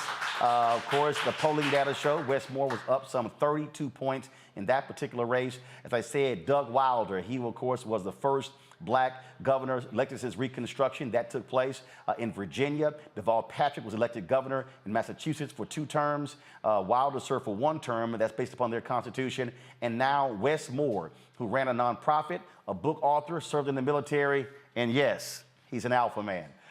He, of course, yes, some things are more important than others. And so Wes Moore makes history as the 3rd black governor in American history. And not only that, we're looking at, folks, let me know the attorney general's race there in Maryland as well. Anthony Brown, the congressman who was leaving that position to run for attorney general. And we're watching that race. We'll get the results there. And again, if he's able to win, African Americans would hold the top 4 positions in the state of Maryland. Talk about black power. That's what happens when you emphasize black turnout in these critical elections. And so, again, we're looking at that. And so there are a number of races that we are looking at and want to break down. We're also looking at some other seats. And let's see here. Again, I'm looking at some information here that's coming through out of North Carolina. It is too early to call the race there in Maryland with Anthony Brown. As I said, one of the things that we're also looking up is what's happening in New Hampshire. Of course, incumbent Senator Maggie Hassan, she is running against a MAGA Republican, Dan Bolduc, there. And so we're watching that as well. Democrats, again, need to hold where they have incumbent positions, and that is in New Hampshire, Colorado, Arizona, Georgia, and Nevada. And their focus is picking up at least 1 or 2 seats. They're looking at Pennsylvania, looking at North Carolina, potentially Tim Ryan. Folks, let me know where we're looking with Tim Ryan in Ohio. And then, of course, you also have Mandela Barnes, who's running against Senator Ron Johnson. And my God, it would be awesome to see Senator Ron Johnson lose, because talk about a Russian agent as well as a white nationalist who will lie and say do whatever he can to win. And so that's what's happening there. And so we're watching all of that. Got a number of people we're going to be talking to right now in our 8 o'clock hour. Our panel, our first panel is still with us, Larry, Monique, Avis, as well as Michael. But I'm going to walk on over here to our living room set. Folks are busy over here. And so let me get on over here and chat with y'all. And while we do so, though, folks, there's a lot of people right now who are freaking all out. They're nervous. They don't know how to handle election night. I've seen folks sitting here talking about doing yoga. Some folks talking about they're going to turn off their television. They don't want to hear any results. Some people say they turn their phones off. I've seen all of that. And so joining us now is Reverend Dr. Jackie Hood Martin, host of A Balanced Life on the Black Star Network, because folk, I guess they need some good examples of how to calm their asses down. And I don't understand why people totally freak out. I'm not one of these people who's constantly looking at polling data and looking at it and just going nuts. I'm like, look, y'all, it is what it is. Polls don't matter to me. It's what happened on election day. That's what I focus on. But Jackie, what are some of your tips for these people who are right now stressed out? They're binge eating right now. They're sitting there, they're cussing out their spouse. Don't know how to act because they are afraid of what's going to happen tonight. Well, they're doing quite a few things. I was literally just watching your thread, and someone said, I need to log off now because my stomach is starting to hurt. I mean, literally, as soon as you started announcing some of the results, people are in that space where this, anxiety around elections, and it's triggering among triggering. And people are literally saying, I've had enough because, after January 6th, so many things just began to happen in everybody's lives. And so this election, this midterm season is causing people to really have anxiety levels of, I don't want to stand in line because I don't know what's going to happen. I'm out here exposed and it's too vulnerable. All of this ignorance and hate that is out there literally has people charged in such a way where they are physically feeling their emotions in a negative manner. Headaches, stomachache, backache, all types of panic attacks are happening to individuals because they're in this space where they feel as if they're not wanted. Even though we know that our voice and our vote matters, they're saying to themselves or getting worked up in such a way that I'm exposed. And it's that type of exposure that causes people to find themselves in stressful situations. So when you think about ways in which to cope, one, we love our social media, but sometimes you have to limit how much you take. Two, you have to also look at who you're around. You can't be around negative people talking trash in your ear constantly about the elections and what if this happens and what if that happens. A lot of this doomsday talk gets people tied up in knots in a lot of ways. But then also you have to know your capacity. How much can you take as an individual? Is it too much for you to be in a line too long? Are you with people who cannot control their conversation? I think if any of us got one more robocall from some small town that never existed, we were probably going to throw our phones against the wall. So this constant... That's mean all these damn emails asking to give. And I don't know about y'all, I cannot get the hell off of that punk-ass Donald Trump emails. I mean, like, you hear, I've unsubscribed about 10 times, but the same thing, if I get the one thing I will be happy when this election is over, I don't have to see a damn email from any Democrat. Because I swear, it's like, I'm telling you, I want to cuss out anybody who's in fundraising. But also that's part of it. I just think that, and look, here's my whole deal. Yeah, I'm not freaking out by this. On election night in 2020, I never forget when that idiot won, and there was a producer at TV One. She came up to me and she was just going nuts, and she was like, "Roland, you okay?" I said, "No, I'm fine." I said, "I done seen crazy white people act crazy before." This was a white producer, and I told her, she's like, "Well, what's going to happen?" I said, "Baby, this is called war." I said, when you get ready for war, I said, you go to sleep, you take your nap, you get you a good meal, then you come back fighting. And that's the whole piece. And that's why my whole deal is, again, I'm not freaking out about whatever happens tonight. So I have a war posture. That's the mentality that you have to be in. And so you can lose battles, but you have to also focusing on winning the war. So for the people who are watching, all right, so give them some breathing exercises or something they can do, because cause I'm gonna be cussing some people out in the YouTube chat in just a moment. So you might want to go ahead and give some tips. Look, Roland, you know that's your way of dealing with things. Hell yeah, that's keep my blood pressure low. You cuss people out, blood pressure stay low. You know, people who are trying to figure out what they can do, literally these exercises, whether it's deep breathing, taking a walk, doing some form of exercising, or just shutting things down for a moment, are really great ways, as you already stated, to come back and be prepared for war. Because when we think too forward about what can happen and what may happen or may not happen, we literally can get ourselves in a state of flux. So knowing, one, that you have the capacity to manage how much you intake. Knowing that about yourself will give you the ability to be able to deep breathe, hold it for a couple of seconds, and then exhale. So look at some deep breathing exercises. Go for a long walk. Go grab a hot coffee or a hot toddy, whatever floats your boat. Do that thing which is going to give you the peace that you need to endure, because with the amount of coverage we're having tonight, some people are going to be up and some people are going to be down. And then depending on where you live, this is just the beginning. So you got to strap in for the long haul and get yourself in that shape of saying, I can endure this, because literally the battle is just beginning. Oh, well, somebody just hit me. They said cannabis works. Yes, it does. All right. Folks, be sure to watch A Balanced Life on the Black Star Network. We're Dr. Jackie Hood Martin. We appreciate it. Thanks a lot. Thank you. All right, folks, joining us via Skype right now, we got several guests. We got Congressman Ro Khanna, who joins from California. Glad to have the congressman on the show. Also joining us on the show, is that Lori? Do I see Lori there?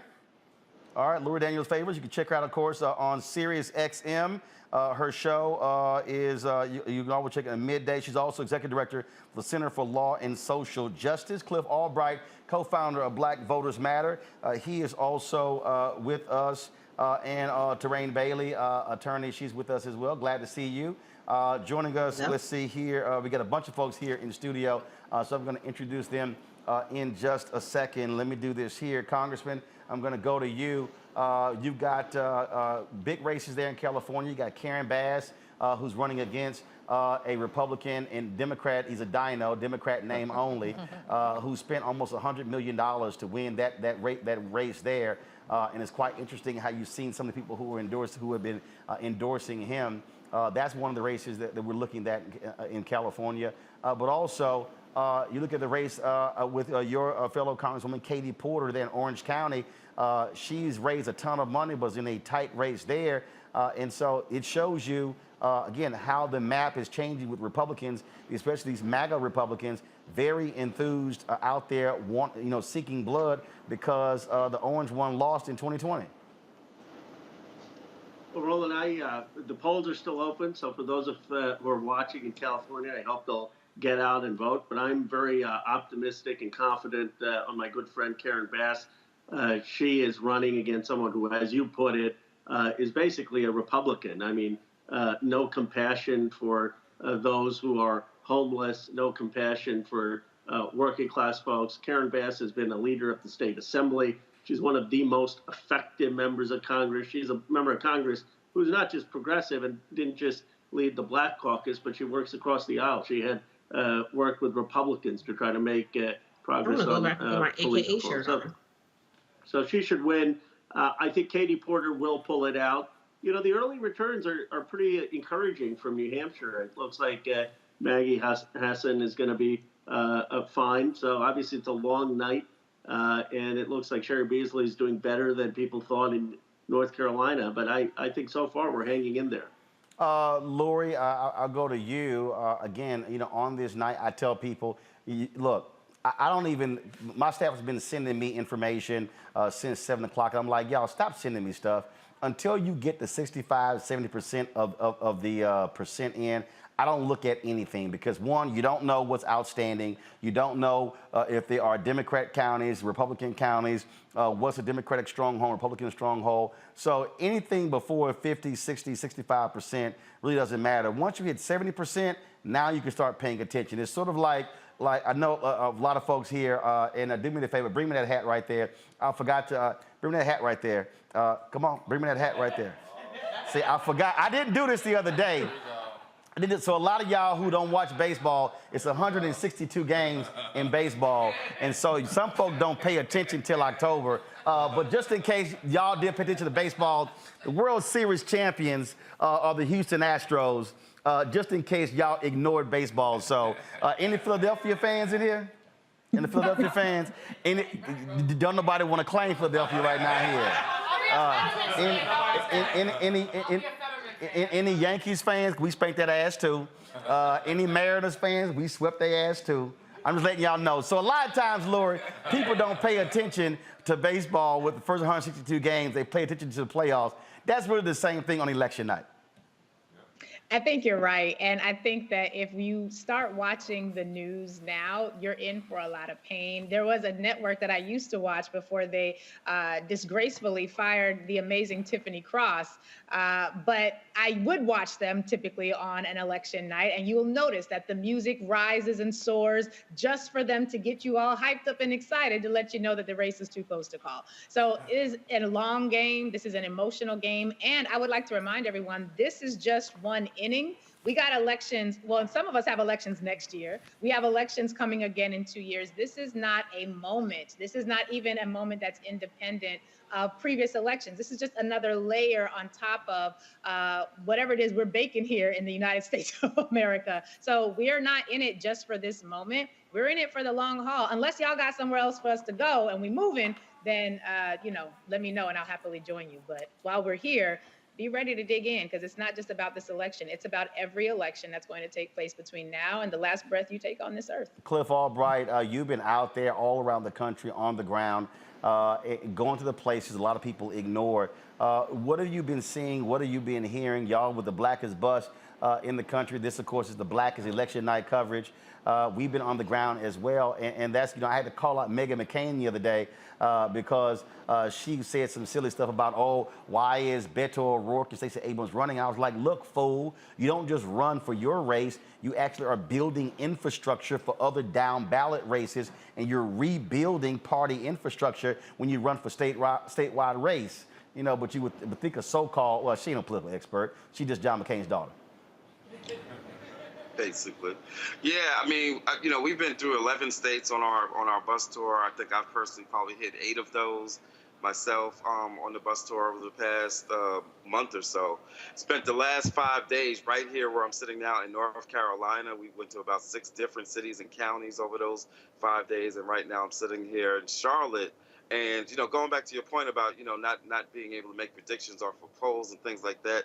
But, what we have done, and when you're doing work in the state, sometimes you can look at like some of the early results. You can look at the early vote. Like we knew looking at some of the early vote results and where votes were coming from and which precincts and things like that in this state as well as in Georgia.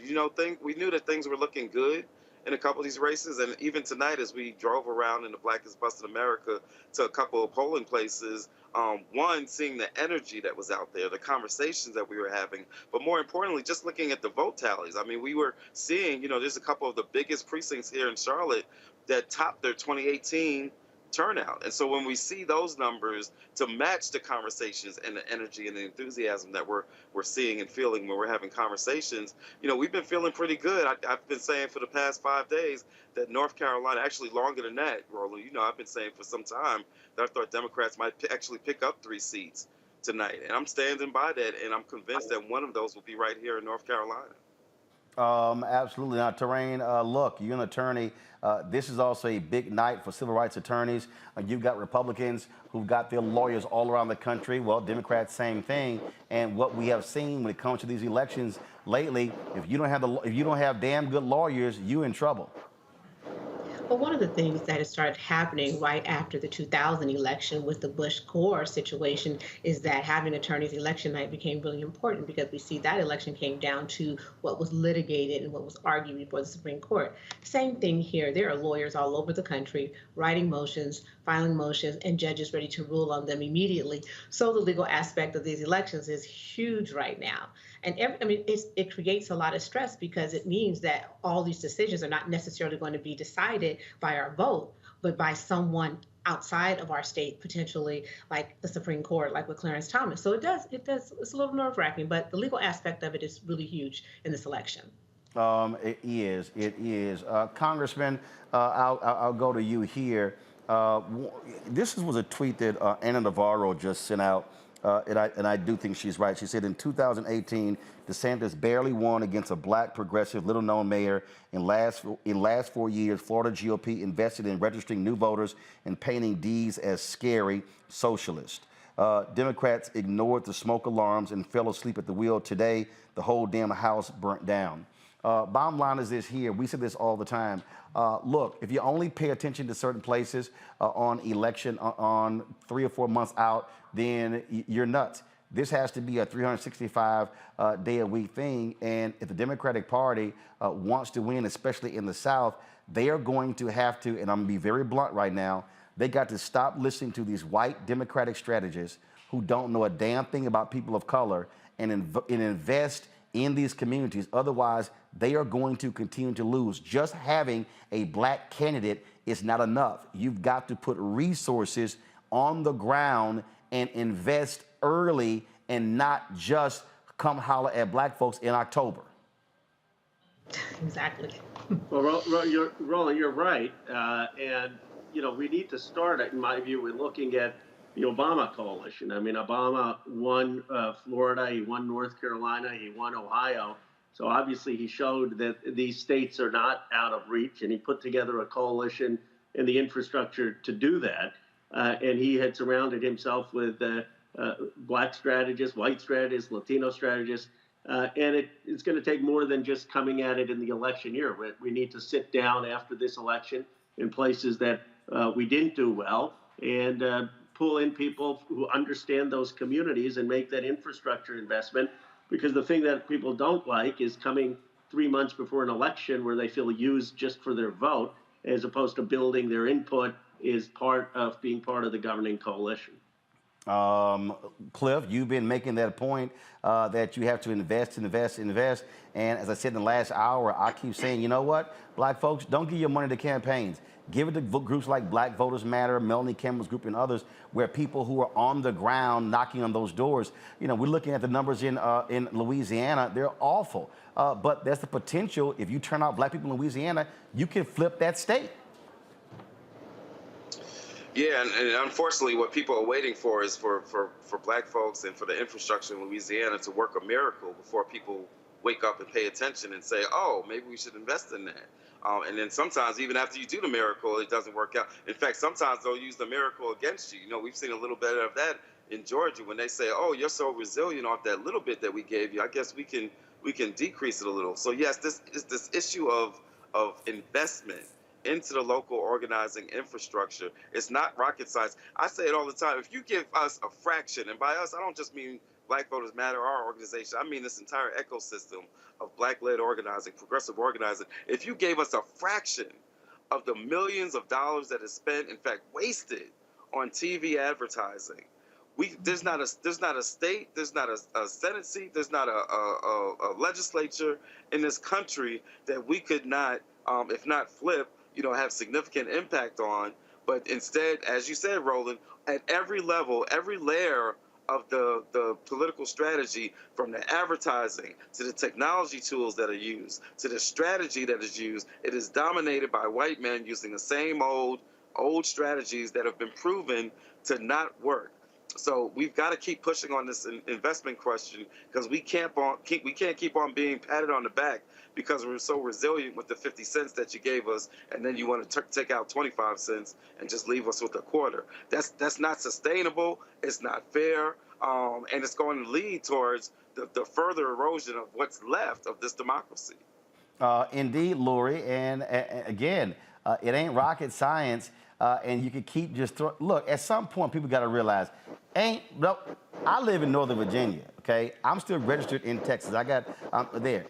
I'm not watching these damn TV ads. I'm not. The moment they come on, mute. So you just keep throwing money there. All you're doing is just fattening the pockets of the consultants. You put that money on the ground, door knocking. You put it in events on the ground. That's how you win.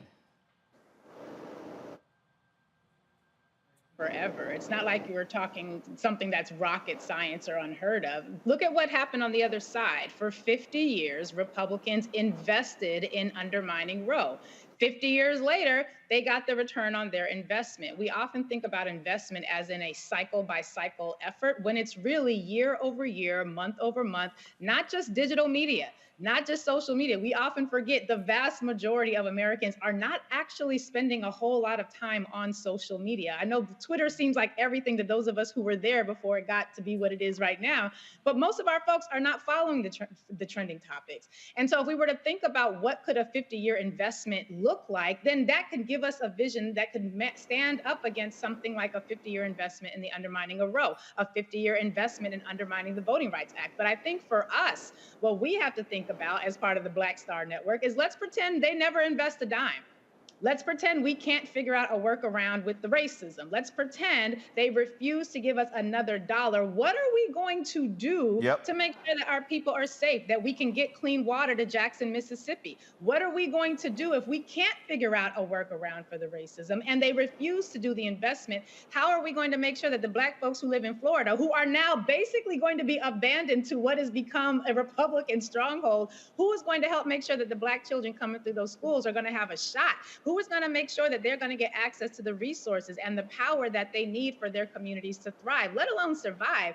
And the idea of investment, it's becoming, at least for me, and this is just my personal perspective, we have to pretend like they're never going to invest another dime because clearly they have not decided to do that. And if they don't, what is our plan B? How are we going to duplicate what Albright and Brad that we're able to do with the blackest bus in America? How are we going to replicate that independent of the investment that we all know that we need? And if we can't, then we're gonna have to have another conversation because white nationalists, white supremacists right now are preparing to run the table, and we have yet to see an effective response to that. I'm gonna get a final comment from Cliff, final comment from the congressman.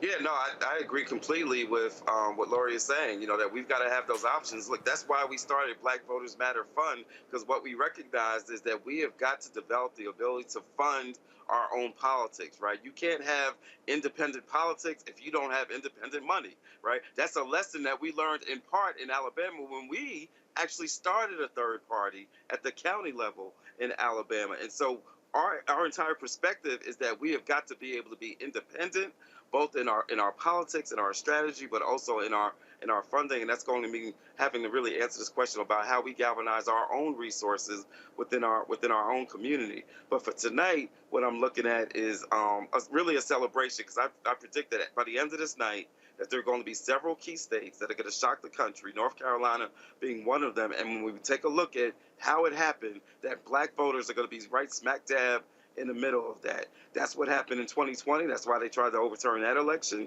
And I believe that that's what's going to happen tonight. And then we've got to be able to tell that story, because what's going to happen quickly is that they're going to try to change the narrative. They're going to try to own the narrative. And we have got to be steadfast and unapologetically Black in letting them know that we did this and we made this happen. All right, Cliff Albright, co-founder of Black Voters Matter. We appreciate it. Congressman, your final comment. Well, I agree that the Black voters, of course, were key in 2020, and they're going to be key now. One of the things I was talking to Reverend Barber earlier, and he's been screaming for the SCC to invest in North Carolina, and unfortunately, the state parties did not, in my view, in Washington, invest enough in some of these races.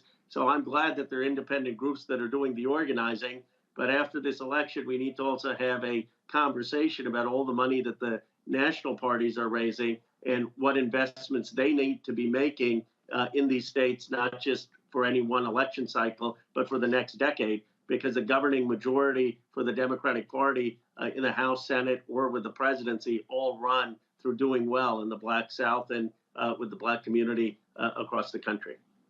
It's been Ro Connor. We surely appreciate it. Thanks a lot. Lurie, we thank you for joining us. Terrain, I'm going to give you your final comment.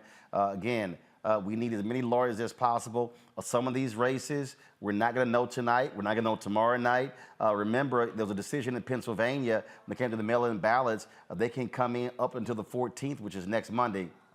Next Monday should be a national holiday. It's my birthday.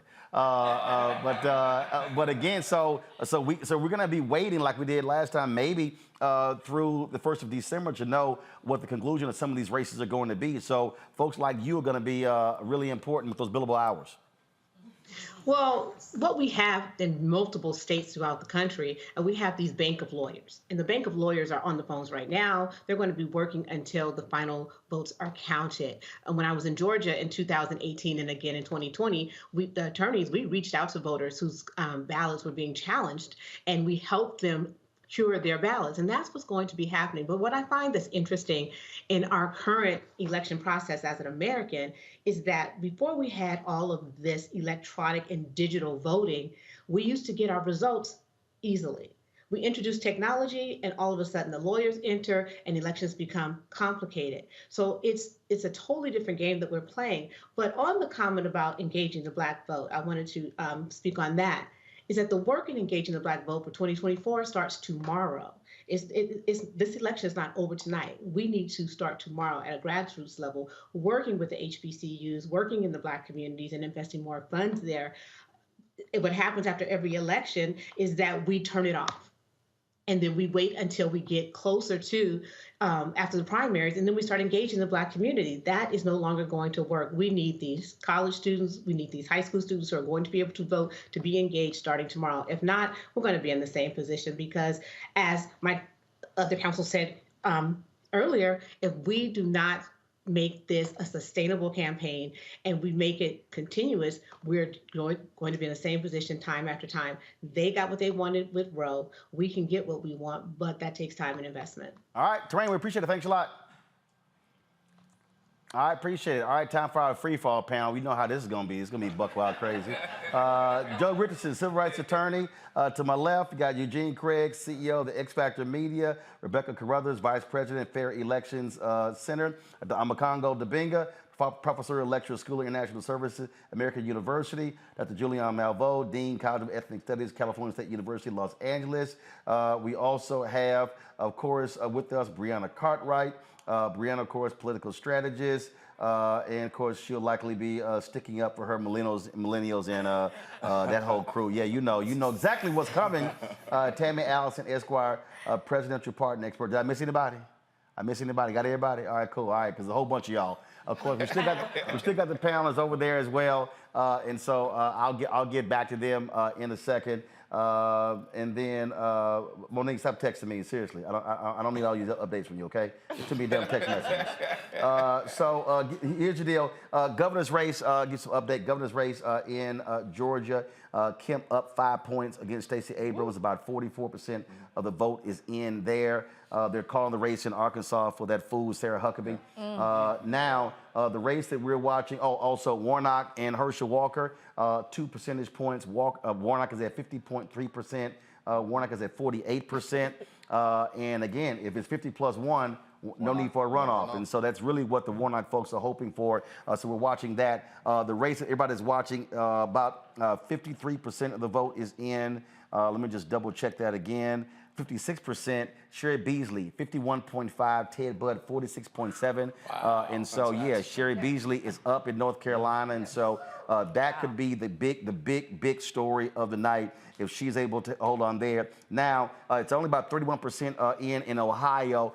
Tim Ryan is at 55.5%. J.D. Vance is at 44.4%. There's about a 10-point gap between DeWine, who they've already declared him the winner, the Republican governor of Ohio. So a lot of people voted for DeWine for governor, not voting for J.D. Vance for U.S. Senate. Same thing happened in Georgia. Split ticket there. People are voting for Warnock, not voting for Walker, but they voted for Kemp and not voting for Stacey Abrams. So that's what's happening there. Just I'll throw it out there. Anybody can jump out and go first. What do you find the most interesting tonight so far? I think you're going to have a lot of split ticket across the board. I think you're going to see a Kemp Warnock situation. I think you're going to see a Devine Tim Ryan situation, particularly in Ohio. Ohio Republicans can be pragmatic. I mean, for a very long time, they had their delegation be Sherrod Brown, Rob Portman. Right. And Sherrod Brown has been winning in Ohio. Winning. Even though Hillary Clinton lost Ohio by 450,000 votes to Donald Trump in 2016. And then the other part of that is that if you look back at COVID, DeWine was one of the few Republican governors, along with Governor Hogan, that was willing to fight the fight the presidency on actually putting in COVID restrictions in place to save lives. You also had a Republican Ohio Supreme Court that was also blocking Republicans when it came to their voter suppression. That, Rebecca, was a huge thing right there because, in fact, the Chief Justice is retiring, and she wrote an op-ed blasting Republican legislature what they were doing when it came to the vote. Yeah, so we're really watching to see what's happening in the Ohio Supreme Court tonight.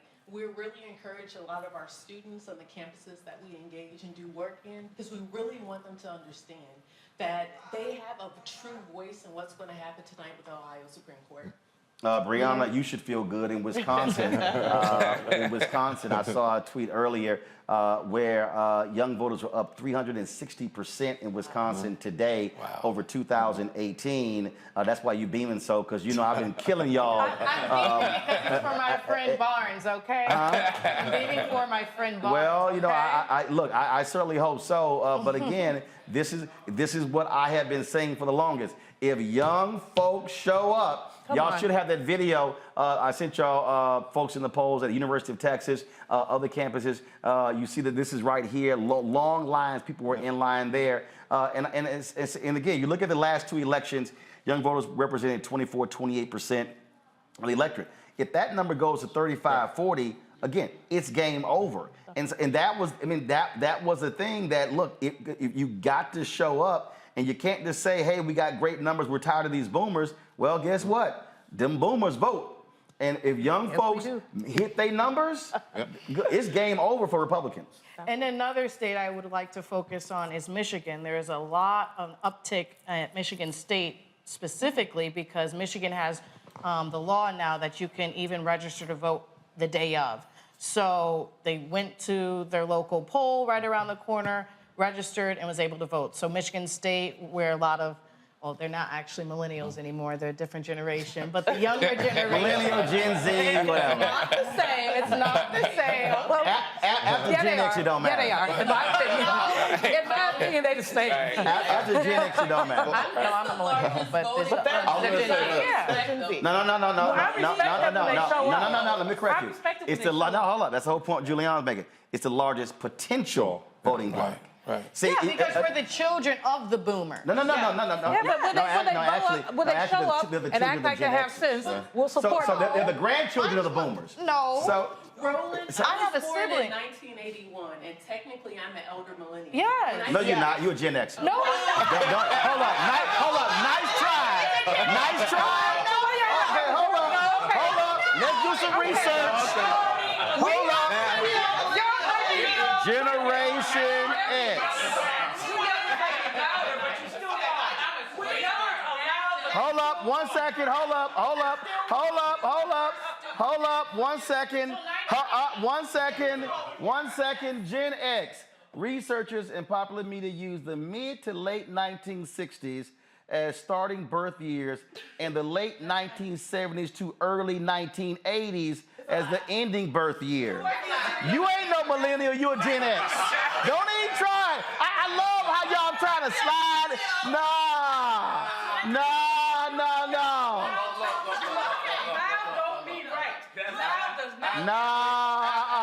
Hold up, wait a minute, hold on 1 second. So again, the point I was making there, Julian, the point I was making there is the exact same point I'm making about Latinos.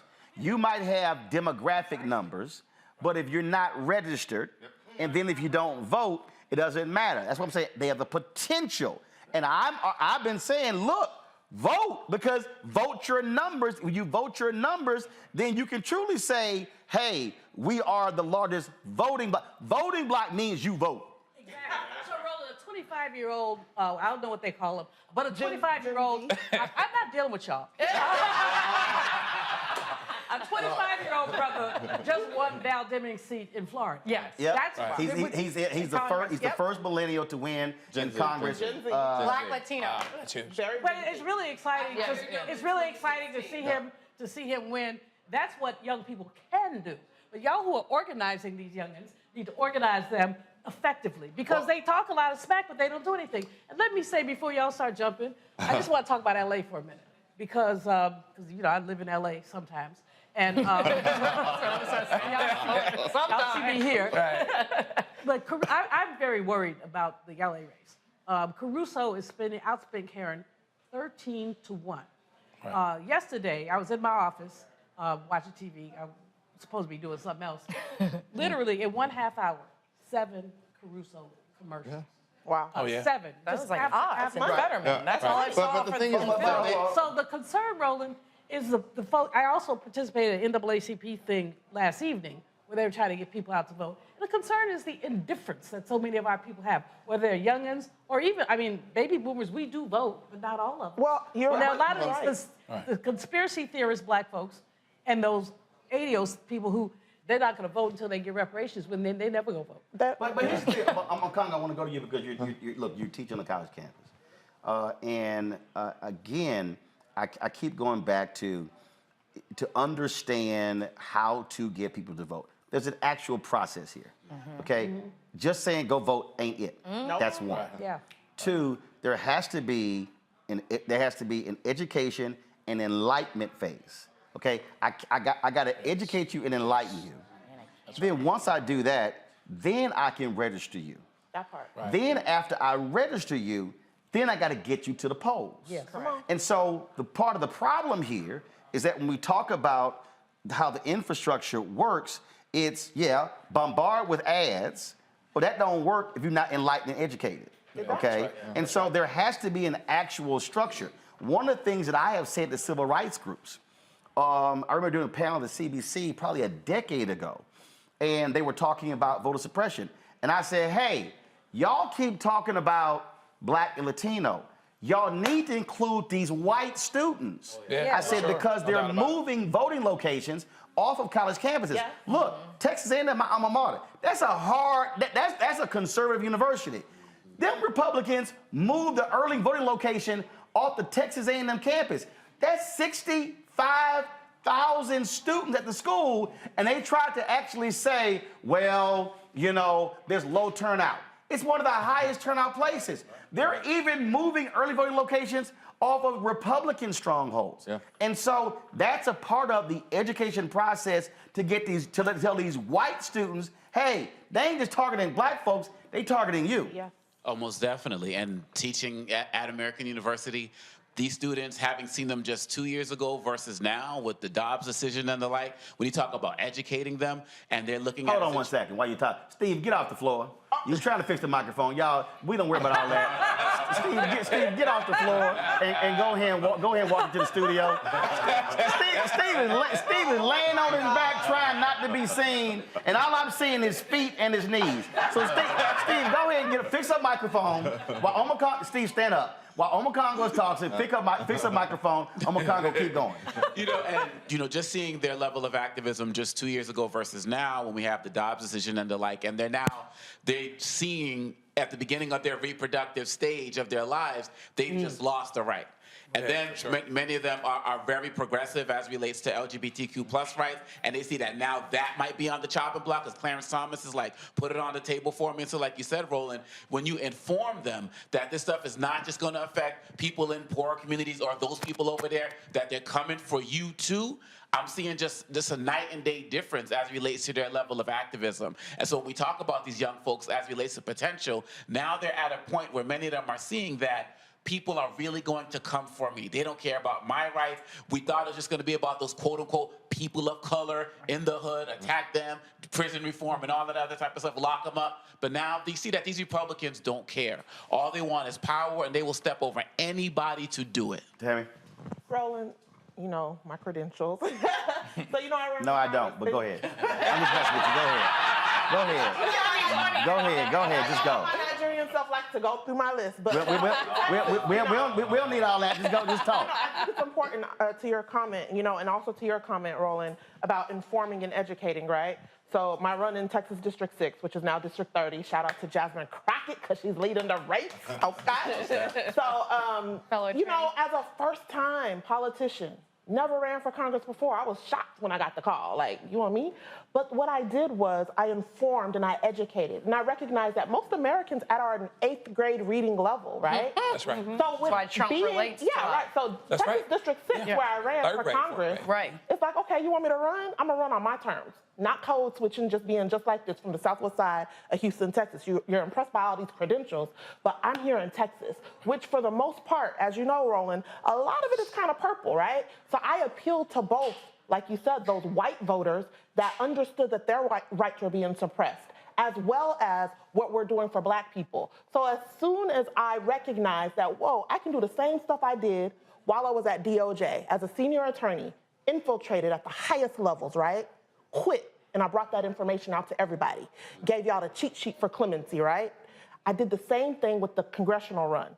Gave them the cheat sheet as to how it works. Let me not alienate the majority group in this predominantly red district, Ellis County, Navarro County, Tarrant County in Texas. Ran as a pro-Second Amendment, pro-cannabis Democrat. And as a first-time politician, with that strategy, as you said, informing and educating, including these white people to see, like, listen, they messing with your rights too. They don't know that I'm really talking about our rights, but I'm talking to them, and it's gonna benefit us, right?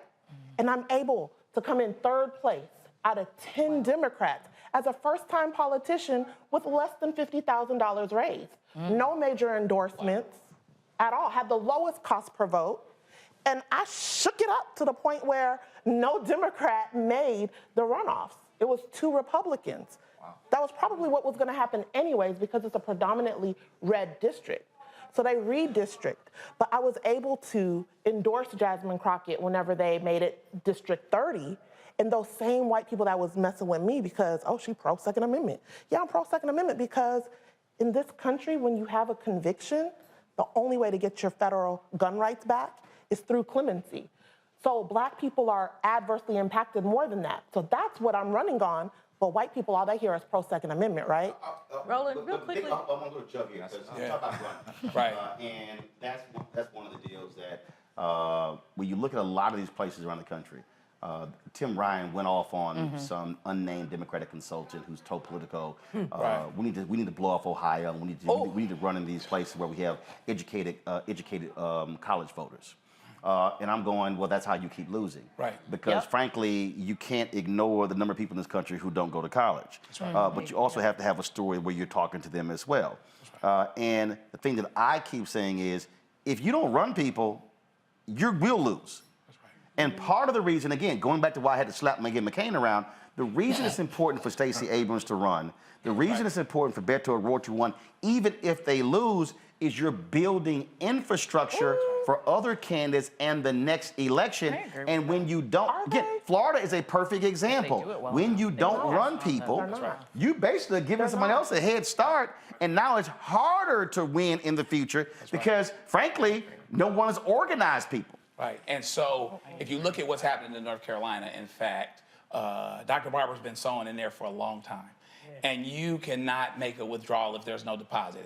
Democrats gave up on North Carolina. Right. We'll never win. Right. Yeah. But again, and even this year, Chuck Schumer, they came in late. Right. When it came to put money into Beasley, and it was like, look, you guaranteed to never win if you never invest. That's right. That's right. And it has to be multi-pronged, right? So absolutely, you have to educate. You have to put seed in the ground. You have to be bottom up.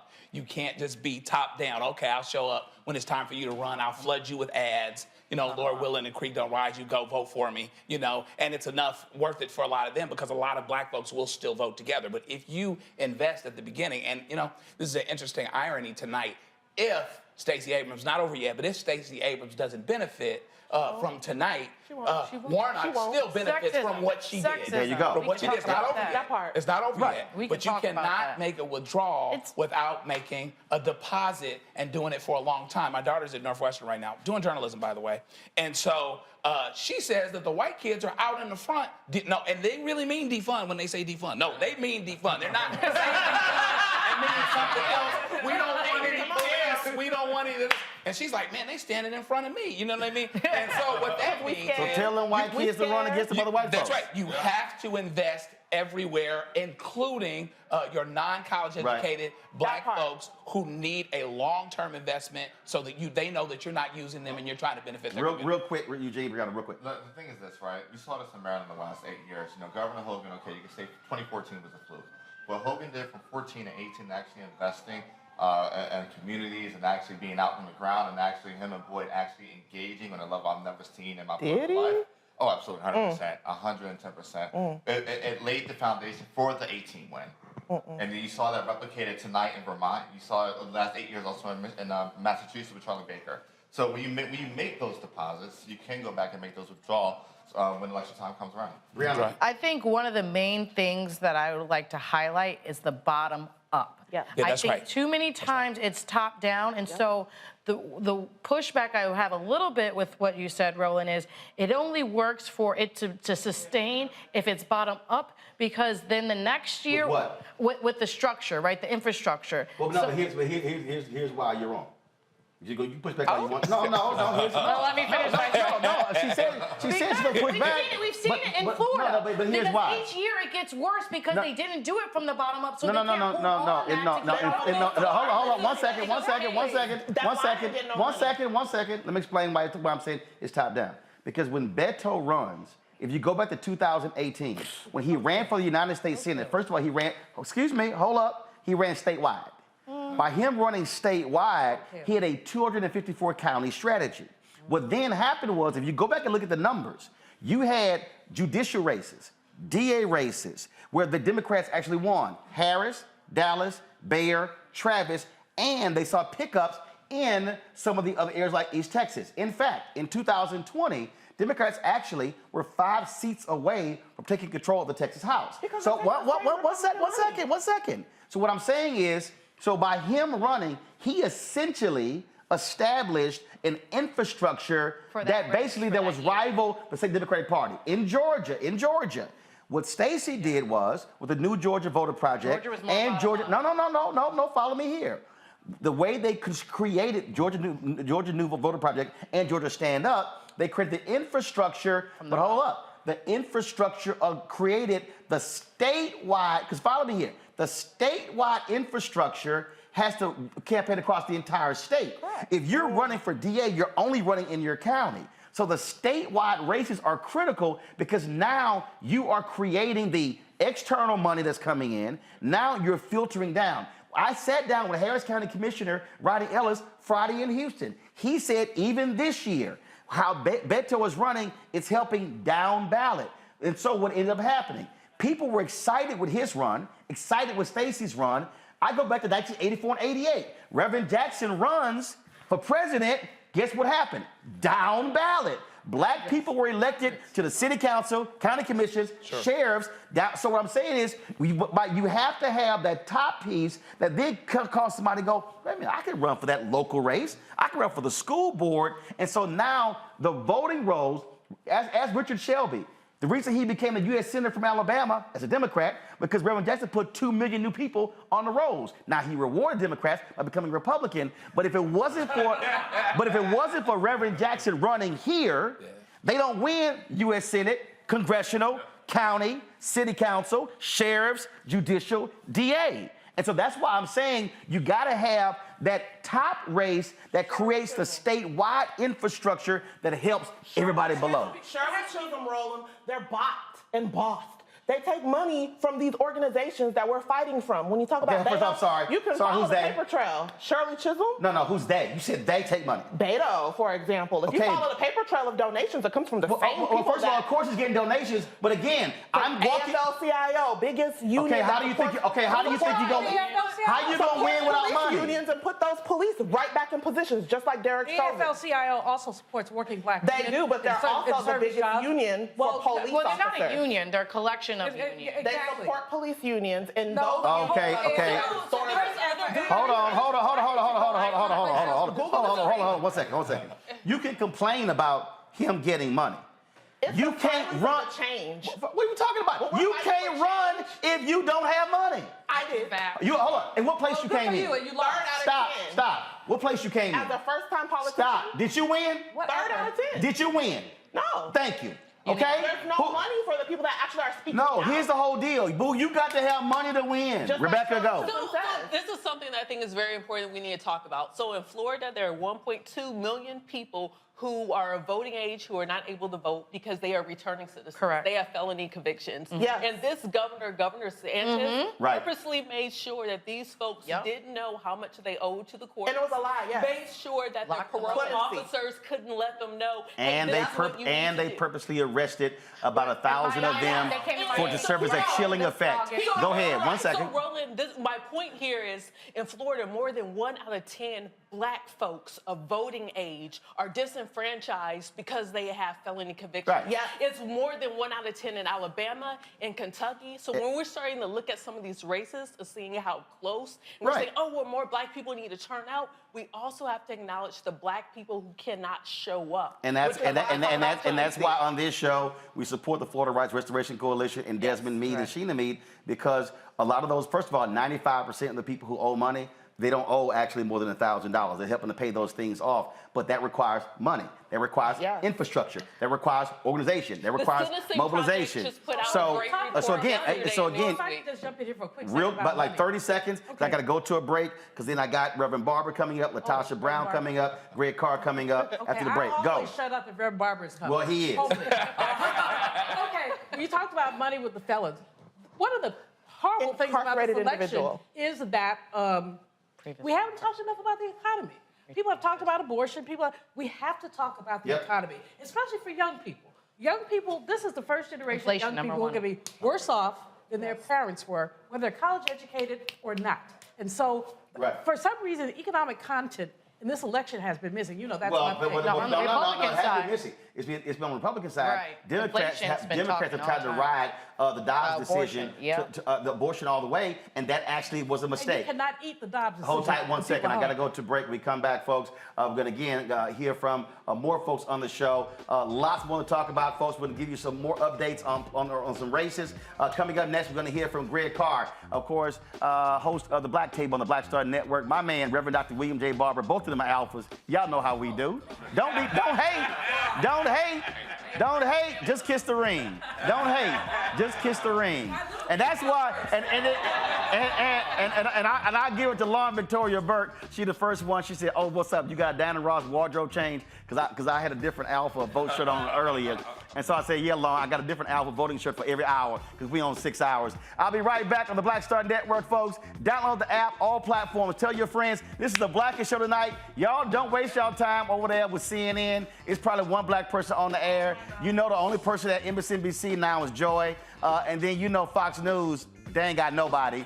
And then, of course, you ain't gonna see anybody else anywhere else. And all the black networks, they showing sitcoms right now. So y'all know how we do. And so download the Black Star Network app, Apple phone, Android phone, Apple TV, Android TV, Roku, Amazon Fire TV, Xbox One, Samsung Smart TV. Of course, you can also support our show. Your dollars absolutely matter for us to do what we do. Trust me, ain't none of this stuff free, y'all. Just wanna let y'all know that.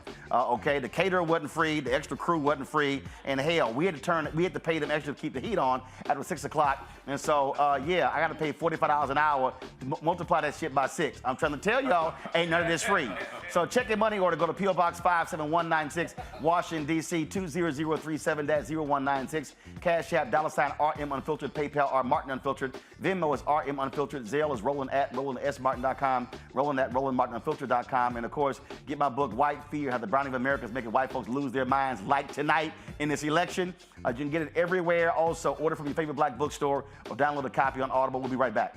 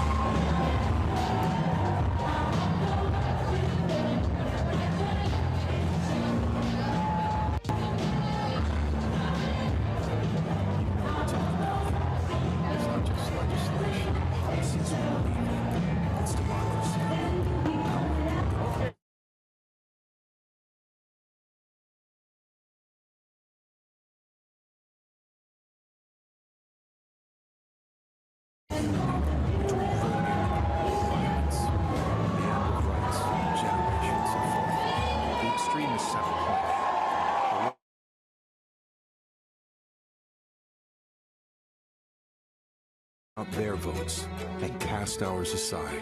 That's why this year, this fight, this vote is so important.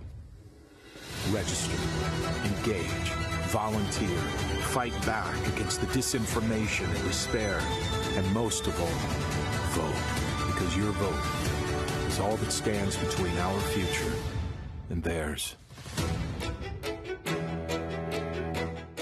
It doesn't happen like we think it does. No one rolls the tanks. No armies meet in pitched battle. It happens quietly, little by little. And because so many think it can't happen, it does happen. Little by little, the rules change. It doesn't seem shocking or sudden. And that's the point. Fewer places to vote, longer lines. Don't worry, they say. We're just improving the system.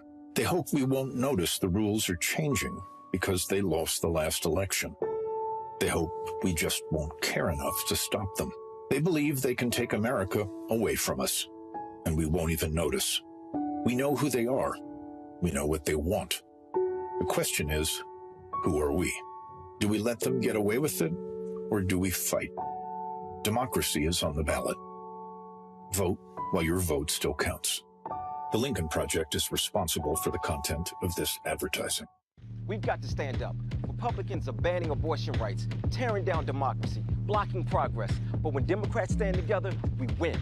Because we voted, Democrats stood up for Black lives, voting to ban police chokeholds, stood up for Black women, putting one on the Supreme Court, stood up for our families, lowering cost of health care and prescriptions and capping insulin, and stood up for millions by slashing student debt. This November, let's stand up together and keep making progress. It's time to know your rights.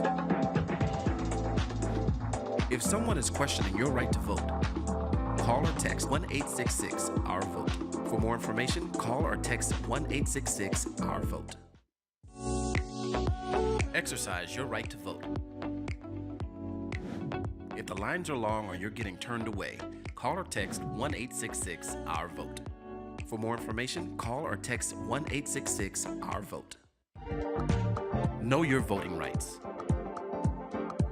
If you are unsure where to vote or don't know if your polling location has changed, call or text 1-866-OUR-VOTE. For more information, call or text 1-866-OUR-VOTE. I want to be fearful every time I'm in an open area in a public place. I want to think about how completely vulnerable I am while I'm closing my eyes to pray at my place of worship. I enjoy practicing semi-annual lockdown drills with 6-year-olds who don't fully understand what's happening. I like going to the movies and making a mental note of every exit in the theater to plan my escape. I hope that our set is interrupted by loud percussive sounds that cause the audience to scream in horror and run for their lives. I want to think of this dumpster as a hiding place for my kid. I enjoy when the only way a family member can identify their mutilated loved one is by the make of their shoes or a DNA test. I want to drop the carton of milk and eggs that I just bought and race frantically to a dingy back room where I'll be locked with 14 strangers for 7 hours and no air conditioning until the police say it's okay to come out. I want to celebrate our nation's freedom by worrying that I'll end up bleeding out on the pavement while being trampled by terrified parade goers. I like that anyone can easily access weapons of destruction, weapons of war. Designed to kill the greatest amount of people in the shortest in the least amount of time. Just a little bit longer.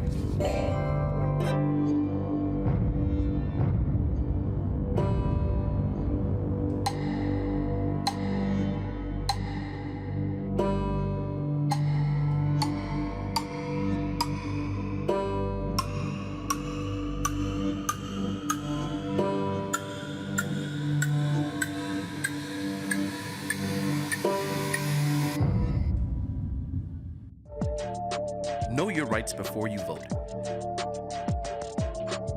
If you have any questions or a problem voting, call or text 1-866-OUR-VOTE. For more information, call or text 1-866-OUR-VOTE. Hi, y'all doing? It's your favorite funny girl, Amanda Seals. Hi, I'm Anthony Brown from Anthony Brown and Group Therapy. What up, Lana Well, and you are watching Roland Martin Unfiltered.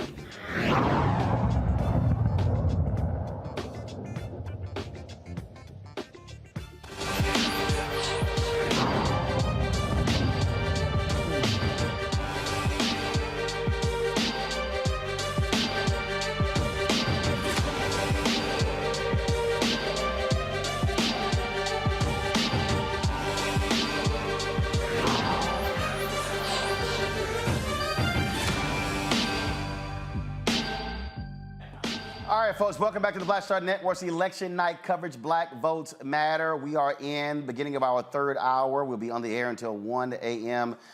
Breaking down what's happening. The race is tightening in North Carolina. We'll give you an update on that race in just a second. The sister in Iowa, she loses in the governor's race. AP is calling the race for Republican Governor Kim Reynolds in that particular state. And of course, the brother who was running for governor in Arkansas, they've already called that race for Republican Sarah Huckabee Sanders. Joining us right now, folks, is Reverend William Barber, President, Senior Lecturer for Repairs of the Breach, Poor People's Campaign. Also, Dr. Greg Carr, Department of Afro-American Studies, Howard University. Dr. Shonda Macias, founder, National Holistic Healing Center. We also are joined by Killa Bethea, Communications Strategist, and in a moment we'll be joined by Latasha Brown, co-founder of Black Voters Matter. Reverend Barber, I want to start with you. We were talking about, before we went to the break, Julian was talking about the economy and talking about, again, Candace not speaking to these issues. You have been yelling from the rooftops, stop ignoring poor and low-income voters. And you were running some numbers down to me last night that was powerful. The number of poor and low-income voters in these states who are not voting. We're talking about 500, 700,000, a million, upwards of 1.2 million and 1.3 million. That's how you win elections if you target them. That's what you've been saying for the longest. You're right, Roland. And as Julianne said, you can talk about both the economics and the abortion. For instance, there's 73 million poor and low-wage women in this country, and poor and low-wage women are the ones that will be hurt the most by denying voting abortion rights.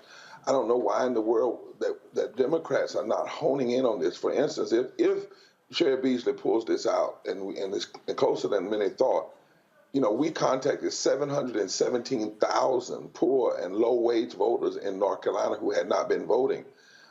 56,000 formerly incarcerated people received their voting rights back because we were part of a coalition with Second Chance that fought to do that.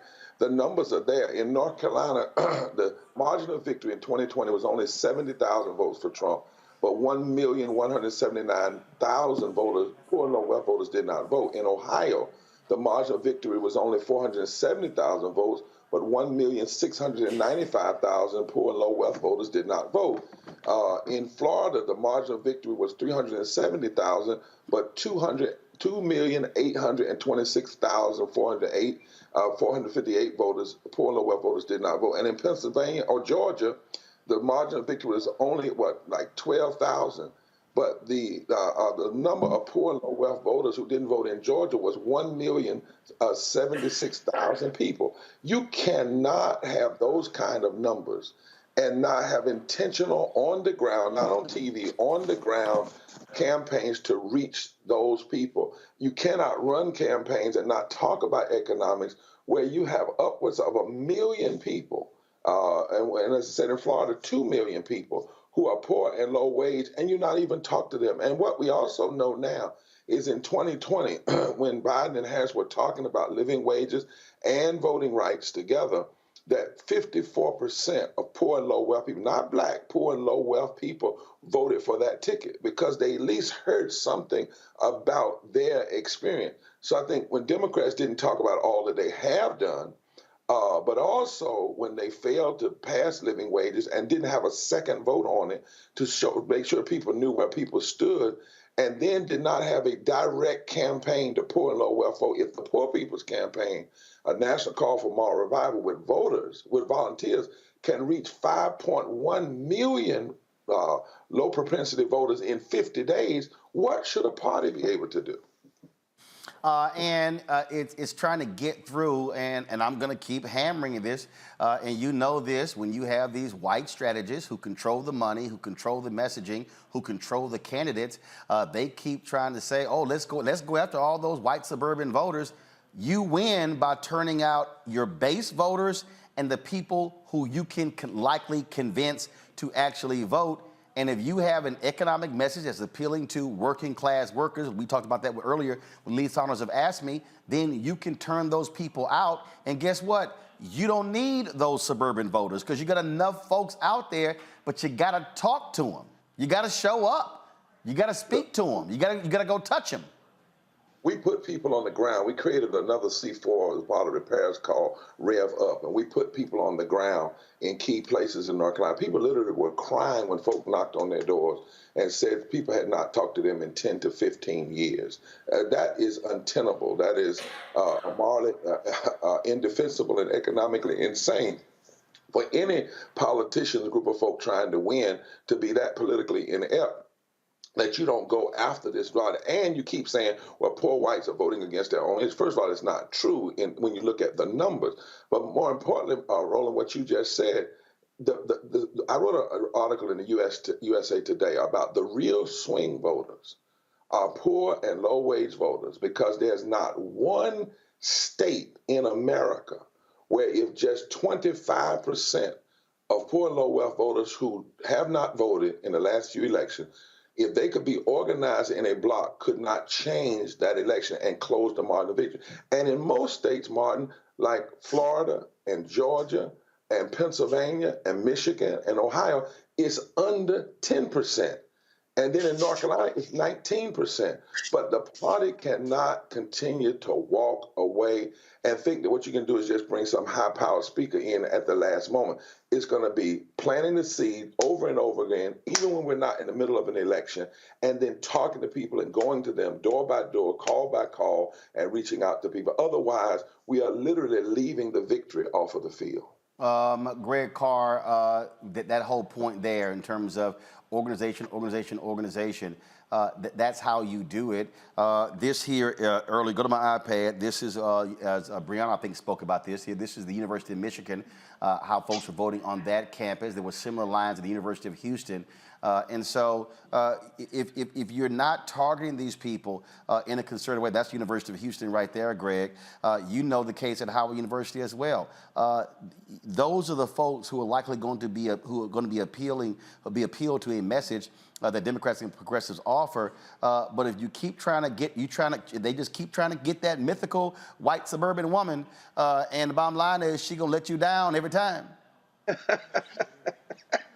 No question, Roland. Well, our brother Barber, Reverend Barber, has framed it. This is what Gary Chambers was screaming for a better part of a year.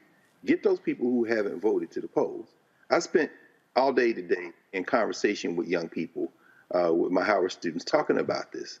And, a number of them, didn't get their absentee ballots. I had students who drove home to Georgia, to Pennsylvania to vote, and because they didn't get their ballots in time, flew to Texas to vote, all these things that were going on. But one thing that we are encouraged by, and we certainly saw this, we saw the students at North Carolina A&T lined up to vote. Virginia State, our frat brother up there, the president of Virginia State, Makola Abdullah, they closed the university today for people to go out and vote. And maybe that makes the difference in those three House races that we are looking at, Spanberger and the other two. One of them is leading. I think Wexton is leading in the D.C. suburbs. But at Southern University, the young people took the second line to the polls. And, of course, Raphael Warnock and Angela Robber on the campus of the Atlanta University Center today, Morehouse, Spelman, and other places. So young people are engaged. But one thing the young people were saying to me today, and we were deep in conversation about this, is that there is a sense that this electoral system is not working. And so trying to generate enthusiasm really is a matter of organization.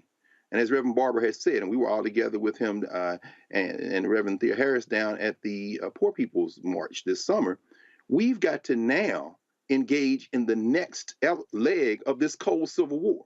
Whatever happens tonight, it's very clear that we are in a moment now that is getting closer and closer to that moment in the 1890s, 1900, 1910, when these white nationalists, having recovered from Reconstruction, are fighting with everything they have. They're trying to roll back this clock to the 1950s, and we're simply not going to stand for it. Reverend Barber, I'm going to go to you. And look, no matter what happens tonight, the next wave is going to be local elections in 2023 and then what happens in 2024. And you see what happened in Florida. Republicans, for the first time since Reconstruction, control all the levers of power in that particular state. We're seeing what is happening. Same thing in Texas. You don't change that if you keep doing the same thing that led to you losing. This would be allowable if Democrats had fought and won the voting bill that John Lewis put in place and restored the Voting Rights Act, and had said to Manchin and Sinema, you can get your infrastructure, but you will not get it if you do not vote for voting rights, for the John Lewis bill as it was written, and for living wages. Those three things should be pushed together. What we need now is we're going to have to organize deeply. One of the things we're fighting for with Rev Up is to have at least four poor and low-wage workers who are organizers for every electoral college vote in a state. So in North Carolina, it would be 60, working year-round, going into the communities, building from the bottom up, and raising these issues. You know, also, Roland, we brought a group of ministers to the Capitol Hill that represented over 50 million people in September. And we said to the Congress, have one more vote on living wages and voting rights and a woman's right to choose, even if you lose the vote, so that the public could see clearly who's not with them. You're talking about 55 million people when you talk about the need for a raise of a minimum wage of at least $15 an hour. And that's 43% of African Americans. This business of having one vote and then quitting and not pushing and organizing is hurting us. But what we must do now, can't wait on the party anymore, Roland. We've got to, and in the Poor People's Campaign National Call for Moral Revival, we've now got 38 coordinating committees. We're going to continue to go deep. As I said, we tried this year. Last time we did 2 million voters. This year we did 5.1 million touches in 50 days. We're going to analyze where that made a difference. We're going to analyze how it got things closer, and we're going to continue to drill down, because what we're not going to do is leave the sleeping giant of 27 million people. That's how many folk out there, Roland, poor and low-wage folk, did not vote in the last election. I think it was 52 million that voted, but something like 27 was left. 27 million. And 80% of them in some states are already registered to vote. They just need to be touched directly, and we need to articulate an agenda of these candidates do that appeals to them and pulls them into the polls. Indeed. Reverend Dr. William J. Barber, we surely appreciate it, sir. Thanks a bunch. Keep up the great work. Thank you, my brother. All right, then. I'm going to walk over here to our panel over here. Then I'm going to, that's right, Monique, put your damn food up. You didn't think I was coming. Yeah, you busted. Go ahead, Scott. Go on over the other side. Go on. Y'all walk on over. Go on with Brandy. Go ahead. That's right. Go on. That's how we do it here. Just stop talking and walk. Just go on. Stop, Kappa, just go on, sit your ass down. Sit your little short ass down. Go on. I don't want to hear all that nonsense.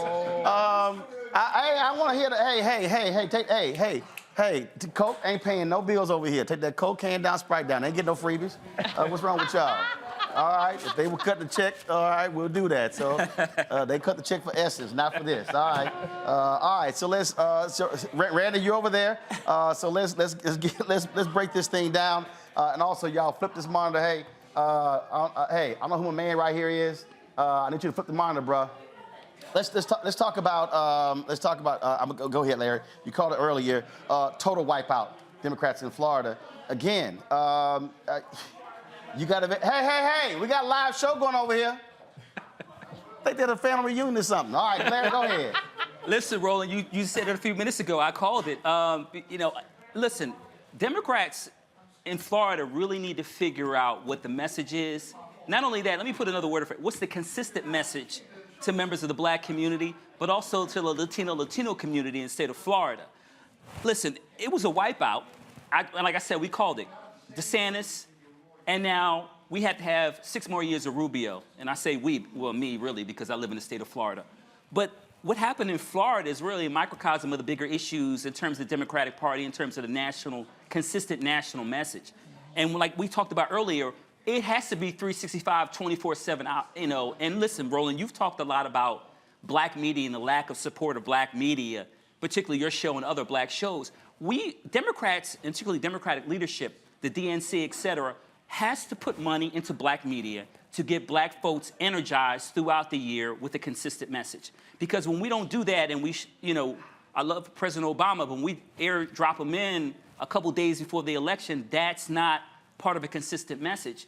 And look, we know we live in a celebrity culture, but we have to do a better job of explaining to black folks why you should vote Democratic, what we can do for you, and also what have we done for you. And when you don't do that, you get wipeouts in Florida, and then we have to wait and see what happens in some of these other states. Kelly, on the point Reverend Barber was making about what bills get voted upon, Joe Biden spent a whole bunch of political capital on his infrastructure bill, and it was a dud with voters. Again, you talk about, again, a calculation. Even if they had made another run at a voting bill and that economic bill Barbara was talking about, if you at least make the attempt, you show folk you're trying.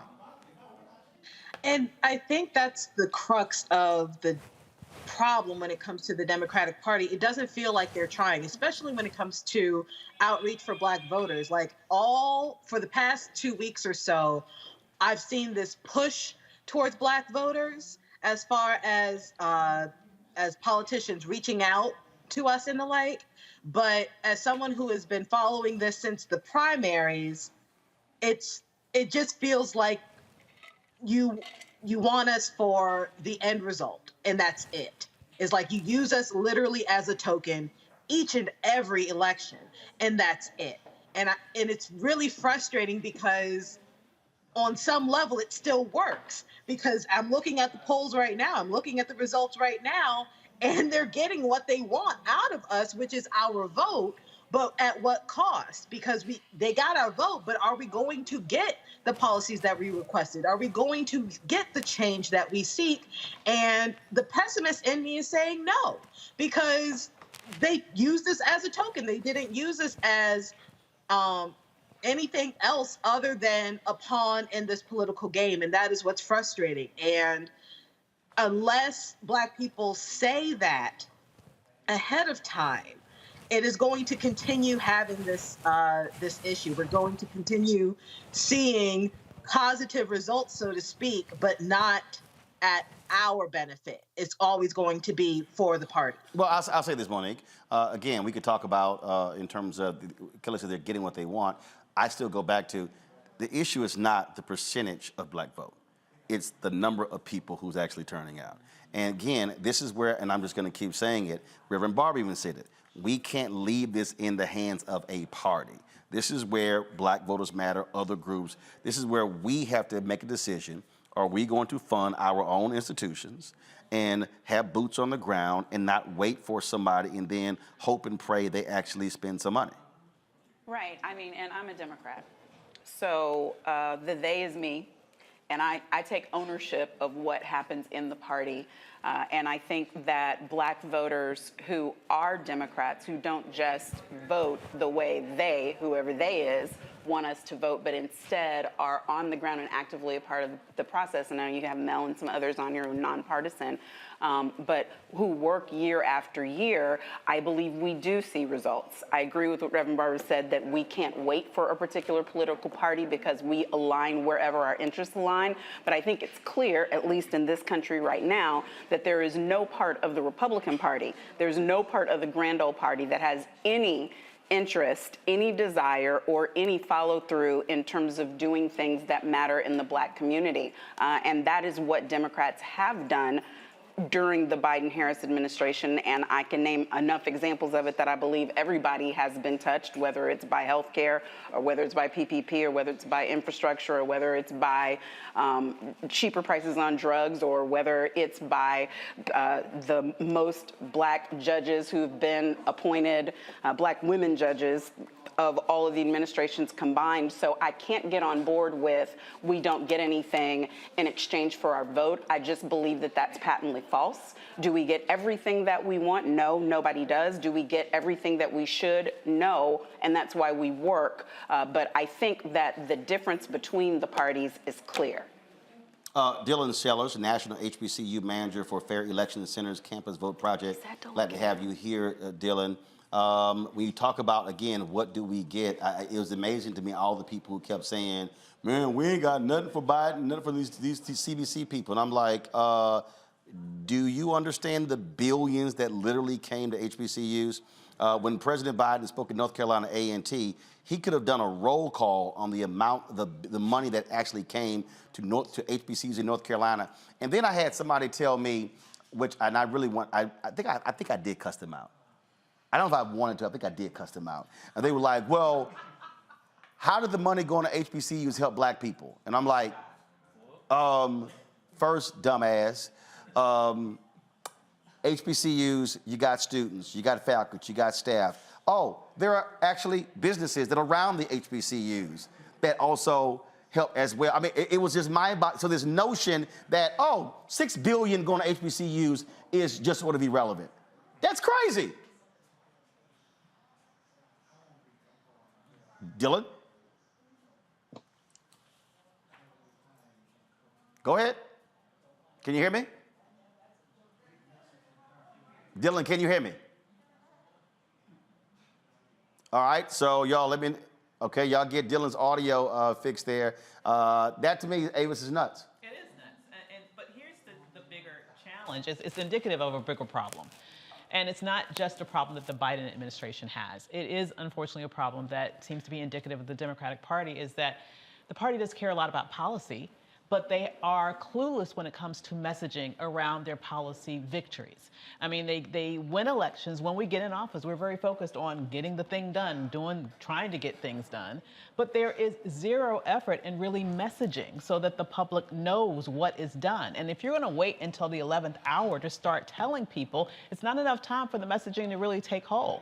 So yeah, there have been some incredible victories. Obviously not everything, but there are things that this administration can be very proud of. However, you know, it's like they get in a little bubble, they do what they need to do on Capitol Hill, and in terms of letting the general public know, and specifically the Black community know, every day. Exactly. First of all, Dylan, can you hear me now? Okay, all right, so y'all let me know. Let me go to Shonda Macias with the National Holistic Healing Center. Shonda, here's a perfect example. Biden waits late in the game to make his marijuana decision. And I'm like, dude, what the hell? Why'd you wait till October? I mean, you kind of did that a little bit earlier, maybe in August. Now you got September, October to talk about it. You don't just like give essentially 2 or 3 weeks. You have to build things up. That's a perfect example. That and the student loan decision, I just thought it was just too late in the game. I agree. You know, what's so crazy, Roland, is that the cannabis industry, with these 5 cannabis bills coming on board today, most likely, it's going to be $1.7 billion just in the first year. And Biden's salute to saying, let's go ahead and pardon people who have been convicted of drug policies that were unfair to them in the first place, at this point in the game, is unfair to our community. We should have had that signal to be a part of the cannabis industry years from now, so we could actually, one, look at sensible policy that can help install our voting rights for those that were disproportionately impacted, and also think about the entrepreneurial aspects. But even with that, I have to always go back. Patient rights to cannabis will free our community. And until our community gets on board and support that narrative, the vote still won't count for us because we'll be excluding ourselves. Michael, when we start talking about, again, in terms of how this night is shaping up, one, people keep talking about Democrats must have a national message. Well, actually not true, because first of all, congressional races are 700,000 people, okay? So it depends upon your congressional race. And so, look, Tim Ryan runs in Ohio for U.S. Senate. Right. He has to run a different race than Sherrod Beasley runs because it's a different state. Exactly. Same thing in Florida, same thing in Texas. So you can't have the same message. That's why what AOC runs on in one place can't be the same as somebody who's running in California.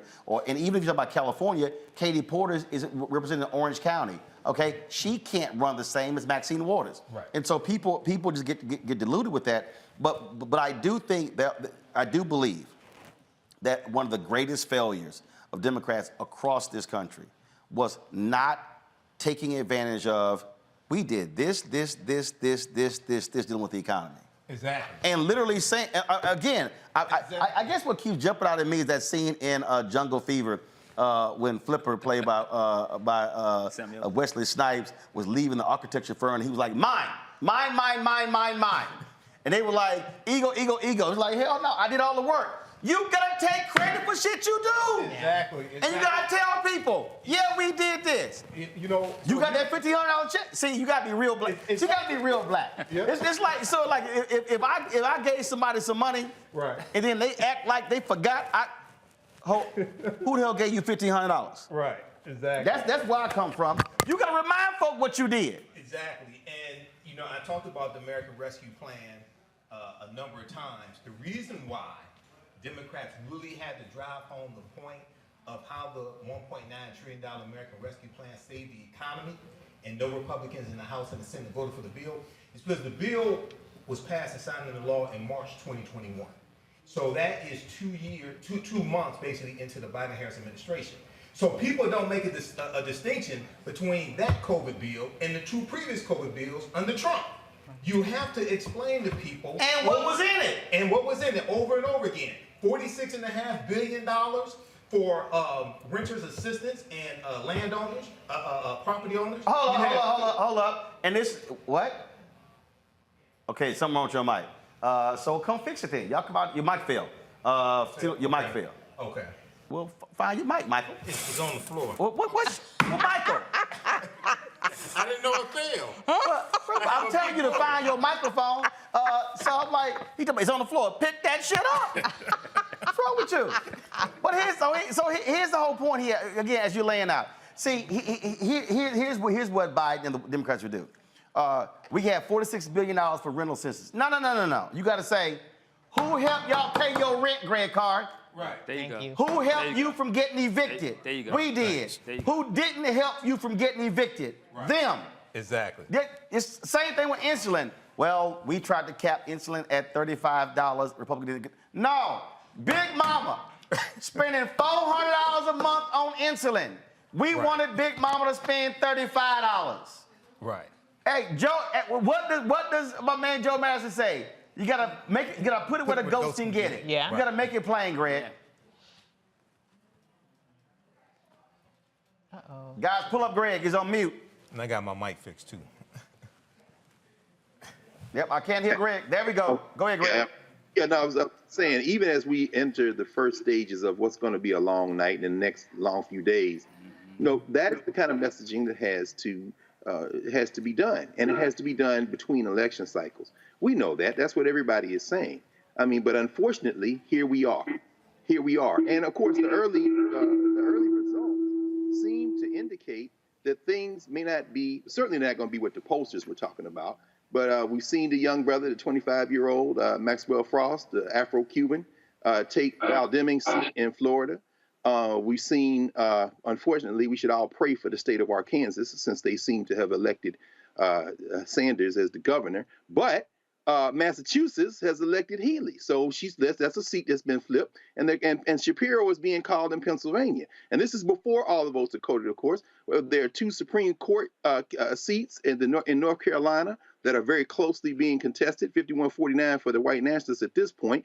But of course, we know that as we put it where the goats can get it, something is going to happen in the next election cycle between 22 and 24 that may change everything. The Supreme Court is going to hear this Moore case out of North Carolina, where they may turn over the legislative control in the state legislatures in the state to the white nationalists to basically wreck the federal elections. We are facing a moment when this election may set up a better scenario for Democrats for 2024, because we're going to have real enemies to run against for the presidential election. And God help us if Kerry Lake wins in Arizona, because while everybody's looking down at that charisma-less pufferfish in Florida, DeSantis, you better be worried about a female Trump who's been on TV, who talks a little slicker and doesn't turn down any interviews and ain't too crazy. It might be Kerry Lake we're looking at in 2024. And at that point, if they lock in these legislatures to really rig the election, we got a real problem on our hands. Earlier, folks, I was on social media and I saw this tweet, and I said, look, we got to get them on the show. I'm always talking on this show, and y'all know this. Anybody who doesn't watch this show and they say I don't discuss mobilization organization, they lying. I'm always talking about how you can use your circles and begin to build your circles to get folks registered. So joining us right now, folks, a group of folks who actually have done that. First of all, Prentice Haney is co-executive director for Ohio Organizing Collaborative. He's joined by Ebony Deloach, as well as Michelle Deloach. And Prentice had a tweet, and he was talking about what the Deloaches did, organizing their friends and family. And we're talking about, what jumped out So the Deloaches, y'all use your network and y'all registered or got, what, 20,000 folks voting? So explain, what did y'all do? How did y'all do this? We just recruited people in different neighborhoods to recruit family, friends, whoever they think probably wasn't most likely to vote. We just recruited them to tell their family and friends to vote. So y'all just said, look, we got to do something, and it began to build and just kept building and building? Yes. Yes. That's exactly what happened. So these two are a part of our canvas team with the Ohio Organizing Collaborative. They've been with us all year. They started off registering thousands of voters. We registered 40,000 voters this year, which crossed our 400,000 voter goal since the inception of our program a couple of years ago. And then when we switched gears towards get out the vote, we decided that the most important thing we could do is reach out to our friends and family to vote, because it's the most potent way to get people to vote, especially Black voters. And so when we went out, we had a goal of 50,000 relational contacts throughout the state. And to Ebony Deloach, she's a little shy right now. She was like, oh, 50,000, I know I could do that with just my family. And so over the course of 25 days, she sat down, made a list, went out to the park, went to the churches, went to the schools. Her daughter here, Michelle, who's a first-time voter this year, and they recruited over 1,000 volunteers, which we call democracy builders, to contact 15 to 20 of their friends and family. And over the 25 days, 20,000 Cincinnatians in Hamilton County were contacted to go out and vote. And when we look at the data, 86% of those voters were African-American voters. Over 60% of them were under 39 years old. So when we're talking about, you all were just talking about how the Biden administration has delivered and done all these things, but it's so hard to get the message out. I knew that this story, when we talk about what's going to happen in Ohio, no matter what happens in Ohio, that this woman, Ebony Deloach, and her family went out and delivered for Black voters in Ohio. And this is what's capable in all places across this nation. But we know what this woman went out there, she had the determination to make sure that her family did it, and she reached numbers that no one has seen in this county. And I guarantee you nobody talking to more people than Ebony when they're out in the community. And that's why I wanted to have y'all on, Ebony, because I saw the tweet. I know MSNBC, CNN, ABC, none of these folks will be calling y'all. But these are the kind of stories that we need to give folks encouragement out there who say, well, I'm waiting on somebody to knock on my door. No, this is what we've been saying all night, how we must take matters into our own hands if we want to see results. Yes. Yes. And then what's so great is that Michelle, she did all this and just turned 18 this year. And today was the first time she ever voted. You gonna say something? I feel empowered to be able to vote. Y'all don't understand. It's so many people that's out here that's my age and feel like they vote don't count. It's crazy. It's a blessing to be able to vote and still be here at 18 years age. Well, I'm glad you actually talked. You were just sitting there trying not to say nothing. And I'm like, come on, say something. But that is, and the thing that I think is great, because of what y'all have done, y'all collected data. So now when it's time to move folk to the school board, to the city hall, the county government, state legislature, you have a database and now can go back to remind folk, hey, we need 500 to show up, 1,000 to show up. That's what organizing and mobilizing is about. That's exactly it. And I'm going to do you one better, Roland. While they went out and they did 20,000 in Hamilton County, overall in Hamilton County with the rest of our team, they reached over 50,000. And then in Franklin County, they reached over 75,000. So across the state, 75,000 families, friends, co-workers, colleagues were touched and told to go out to vote through over 3,500 volunteers. The majority of those are African American. There's no one in the state of Ohio talking to that many Black voters. We run the biggest and the largest Black empowerment program and voter empowerment program in the state. And we know that those numbers are going to make a difference tonight. And I said it in a tweet, and I'll say it again. Any candidate, especially in Hamilton County, if they win by a margin, any margin, in Cincinnati tonight, it will be because of this woman right here, her daughter, her mother, and their grandkids. They all went out there, made that happen. And, they're not waiting around to see if the Democrats are going to deliver for themselves. They're delivering for their own communities, and they're going to continue to do that. Well, that's why I wanted to show y'all some love. Ebony, that is awesome. Michelle, that is awesome, being 18 out there doing your thing. Prentice, thanks for posting that tweet. That's how I saw it, and we're certainly glad y'all were on the show. Thank you. Thank you. No, I appreciate it. That right there, Melanie Campbell, who joins us, is what we're talking about. As I'm about to walk over to the other side there, Melanie, that's what I'm talking about when we talk about people taking control of their own destiny. They didn't ask anybody for permission. They just went and said, "This is our community. Let's do it." Yeah, and that's what time it is, right? And I was listening, and that was really powerful to hear that from the sisters and the brothers from Ohio. It is going to take, Roland, it's been a long year, not just a long night, as we struggle through this 2022 year. But I do think that our folks showed up and we'll see where the dust settles, and then we'll pick up from there, because the fight will continue, and we'll also celebrate some victories. Absolutely, absolutely. All right, folks, I'm back over here with the Wild Bunch, and we're joined by two loudmouth youth group members. Michael Brown, former chair of the former member of the DNC Finance Committee. He's an Omega. You didn't wear any purple. I'm shocked. Them ugly ass shoes you got on. All right, and then of course we got the little Kappa in the house.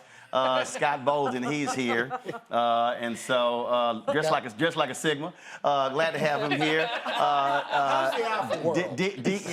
How's the Alpha world? How's the big Alpha world? You damn Skippy. Remember, Alpha's your daddy. And of course, we got a DEI expert. We got Randy Bryant over here. Randy, how you doing?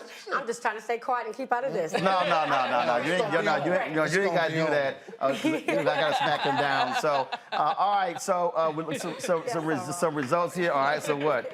You AKA, y'all two Deltas. Remember that Alpha still all y'all's daddy. All right. So remember, no, but we first. Remember, you said me when you say Alpha's are my daddy. Easy. Without Alpha, y'all Kappa Psi. See, y'all need our name. All right. In Georgia, they've called the governor's race for Stacey Kemp. I'm sorry, for Brian Kemp. And then it's too close to call the U.S. Senate race in Georgia. Bud has gone ahead with about 60% of Cherry Beasley in North Carolina, but we're trying to assess what counties are still out, where the votes are there. So that race is flipping. So again, pray for Beasley in that race. Still waiting to get information on the Mandela Barnes race against Ron Johnson in Wisconsin. And so all of this talk about a red wave. We'll see what happens. Everybody keeps focusing on Florida, Michael, and this is how media runs after this. But if you ignore, as Greg was saying earlier, if you ignore the fact that Democrats win the governor's mansion in Massachusetts, and then you begin to look at some other races. Spanberger looks like she's going to win in Virginia. We saw what DeSantis did in Florida by his illegal power, and so they wiped out Democrats there, picking up 3 House seats there as well. And of course, the whole gerrymandering effort. What people are seeing is what happens when you have control at the state level. Absolutely. And by the way, Senator Hansen is doing very well in New Hampshire, so she should be able to pull that out. But, we, and you've been talking about it all night, we always talk about people of color, and we love the top of the ticket. We forget about you got to go all the way down through that ballot, through the initiatives, the resolutions, everything. And we just sometimes, if Obama's not on the ballot or if Trump's not on the ballot, we sometimes forget that we got to vote in midterm elections. That's why I'm worried about Georgia. It would be great if Warnock could get to 50%. Right. Otherwise, we got to rely on people of color to come out twice in the month. And remember, they changed the rules at the last time, not allowing people to register during the runoff period because they were ticked off the folk who didn't register during the general, who didn't register in the runoff. Right. So, people need to, it's tough. And obviously, Reverend Barber talks a lot about educating folks to understand their responsibility to participate in this democracy, which means voting for everything from city council to president. But Randy, when it comes to the issues, though, it also has to be broadened. I really think Democrats made a huge mistake somehow thinking the Roe v. Wade decision was the be-all to end-all, and that's what everybody was going to be voting on. That simply wasn't going to be the case. There needed to be, you got to hit folk on different issues. It was clear the economy was a fundamental issue. It was clear inflation was an issue. And to somehow think that the Dobbs decision was just going to be it, that's crazy. You need as many votes as possible, not just hope more women turn out than you expect. Mm-hmm. You're absolutely right. I believe that they thought that when the Roe versus Wade was overturned, that absolutely was going to be a watershed moment for us. And I believe they somewhat got comfortable and lazy, to be honest. And it looked good early in the summer. It did look but good. that was early. People forget. Right. And you know, we have... inflation kept rising. Right, and that's it. And at the end of the day, people are going to vote with their pocketbooks. Can I get to work and not spend so much money on gas? Can I pay my rent? Is the rent affordable? At the end of the day, you have to deal with the issues that people have just to survive. And particularly when you look at the profile of a typical voter. There's not people who are actually right now concerned with Roe versus Wade, if we're being honest about it. And so, yeah, I think that was a major mistake. But the Democrats had an argument and a message. They were just afraid to run with it. To run to the inflation issue and to say what their legislative accomplishments were. Hold on. If they had an argument and they were afraid to run to it, that means they had no message. Come on. Well, they didn't know how to craft a message. No, they thought the Dobbs decision, and democracy on the ballot was going to trump inflation. That's crazy, but that's what they decided to do strategically. I think it's because a lot of people actually blame Biden for inflation. And so the issue is, it's saying, okay, the reason why Republicans can say inflation, because someone was in office who should have been able to, or they say, cause inflation, right? So I think it was more that the Dems were running from that because there was too much causal for who was already in power. Well, the president's always going to get blamed. But Julian, here's what Dems did not do. And I don't understand, and I didn't hear it. They didn't say these punk-ass corporations are jacking up prices, record profits. Right. They wouldn't call the corporations out. No. Make them the boogeyman. The gas. So from that perspective, when you talk about inflation, it was basically corporate folks taking advantage of an inflationary environment to jack their prices up. Furthermore, but they wouldn't call them out. I mean, I'm saying they wouldn't call Jerome Powell out. Of course, the Fed is supposed to be nonpartisan, but the timing of those interest rate increases seemed to me to be extremely political, to have so many so quickly. And then he stood up and said, and we're going to have another one. But first of all, the thing here, Omakongo, is real simple. When you get power, put your own people in. Most definitely. They should have bounced Powell's ass. I'm like, Republicans don't keep nobody. I'm serious. This is probably one of the biggest things that drives me crazy about Democrats. It's like, Democrats say, well, you know what? I want to show bipartisanship. The other side don't give a damn about bipartisanship. They don't care.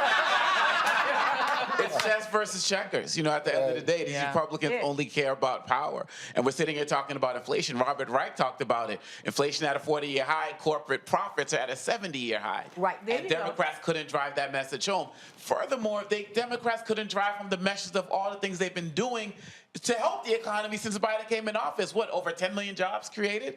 The Build Back Better plans? The idea of we can do more if we get more people in, they couldn't sell that message. And he wanted to call out the gas companies, but he wasn't calling out the corporations like you said. He should have been calling for people to be protesting at these guys' doors. You know, people coming down to the White House to protest, they should have been protesting at these corporate doors, at these oil execs, because really at the end of the day, when it comes down to it, the Democrats have done a lot to help the economy, but they haven't. We talk about it every night, Monday night panel. We always talk about it. They don't want to put out there for two reasons. Reverend Barbara said they're afraid of talking to poor people.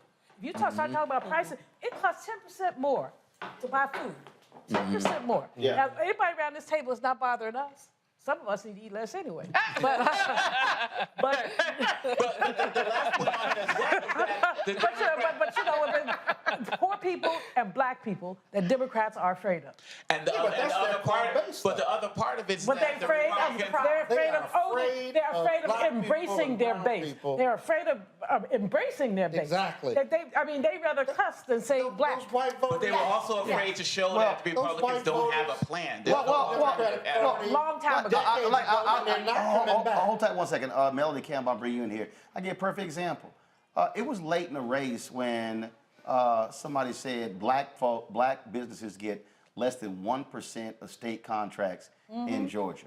I'm sitting here like, well, who in the hell gave a narrative that somehow Brian Kemp was good for black folks economically in Georgia? I'm like, that's one of those things that should have been hammered home. Melody? Melody, go ahead. I think you're on mute. There you go. We got you. Okay. Can you hear me? Yeah. So earlier this summer, late fall, when I've been out here quite a bit, and one of the things you kept hearing was that people were looking at Kemp as actually being better for the economy, and he was selling a really good shell game. And unfortunately, it seems that it works, at least at this point, in where they're saying that they're called in the race. But it is a shell game. And how he was handling black businesses. I saw my sister Sarah Julianne Malvo in the room, Dr. Malvo, who could break this down much better than me.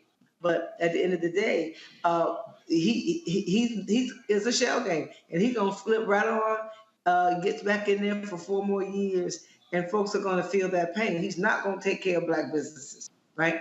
He's not gonna do the things that he's not gonna take care of teachers. And so he was able to sell this game that he was really about the people, more so than people realized. You know, there was a lot of discussion about, and you had some political things I think that were not to Stacey's favor when it comes to some of the folks who at the last minute jumped into to endorse him, and that I had to have heard. But it was something I heard a lot, that people saw him as being better for the economy than her. And I don't think that's true, but people bought it. It looks like in some cases people bought it. Folks, just an update. Looks Bud is increasing his lead in North Carolina, so it's going to be real tough for Sherrod Beasley there. We'll give you an update of there, but his lead is increasing. You've got about 150 to 200,000 votes really left there, and so she's going to have to really pick up probably 2 to 1 in many of those places to close that gap. In Georgia, that Senate race is under 50%, both Warnock and Herschel Walker as it stands right now. That is going towards a runoff, so we're watching that race as well. Brianna. So, as someone who was on the ground in Atlanta and talked to people who split the ticket, I think one of the issues that some Georgians believed incorrectly was that Kemp got them through COVID. And they said they would never forget that Stacey would have shut down. The state down. Right. And so they thought that was good for the economy. And so having the discussions of, okay, do we care more about our pockets than human lives, was the disconnect, right? So I was able to reach some, but some early voting, they're like, well, we already did it. So I think the issue where it comes into why they thought the economy incorrectly was better under Kemp was because of COVID. Well, Rebecca, here's the deal, though, and this is just real basic. If I know what you're going to say, look, I do this when I'm debating on TV all the time. If I know what you're going to say, I'm going to figure out my counter to what you're going to say. And frankly, you know, Stacey's camp and Democrats, they allowed that to take root, as opposed to, yes, he kept the state open. But you know what I would have done? I would have ran down all those black folks who died because of COVID. Correct. I would have ran down the funerals. I forgot the city, we had them on, and the first wave of COVID, that was a funeral, and literally there were like 20 or 30 folk who died. The morgue was backed up. We had the funeral home director on and talking about the bodies that were stacked up. I mean, you have to be able to counter that as opposed to, and what ends up happening, how national media works, when that story hops here, then all of a sudden it became, states has a black male problem. Right. And then it becomes, it's a black voter problem, and all that. But here's the other thing. The polling data showed it last year. That Biden was unpopular among black voters. Folk were not paying attention to that. They assumed, oh, black folks are gonna come around. No, folk were actually concerned. You gotta have a counter message to that. Yeah. Well, there are two things. Randy, you're next. Rebecca, go ahead. One, we need an explainer in chief. We need to have someone who is unafraid to speak truth to power and to take a complicated policies and sometimes uncomplicated policies and use plain language to talk to people. The second thing that we need is these labels. The parties label black voters as low propensity voters, meaning that they only show up during presidential years. Black voters are the most engaged when it comes to politics because our survival is rooted on that. But what we see with both political parties, they don't engage with those voters. During the 3 phases of voter engagement and voter contact, you have the ID phase where you ID your potential voters. The second phase is persuasion, where you persuade those voters to vote for you and to turn out for you. The third phase is GOTB, where now you're turning out all those voters who you have ID'd and persuaded to turn out. The issue is both parties and the Democratic Party especially, they wait until the GOT phase, which is right before the time to vote, to actually touch black voters. And that's what we see across the country. But Randy, here's the other thing that the people have to understand. And this is where I absolutely believe Democrats lose it, but Republicans have gotten smarter. And that is, black voters are not monolithic. We vote different ways. I was in Georgia. I talked to a sister who owned a coffee shop. She's owned it for 4 years. She said she was undecided. Why?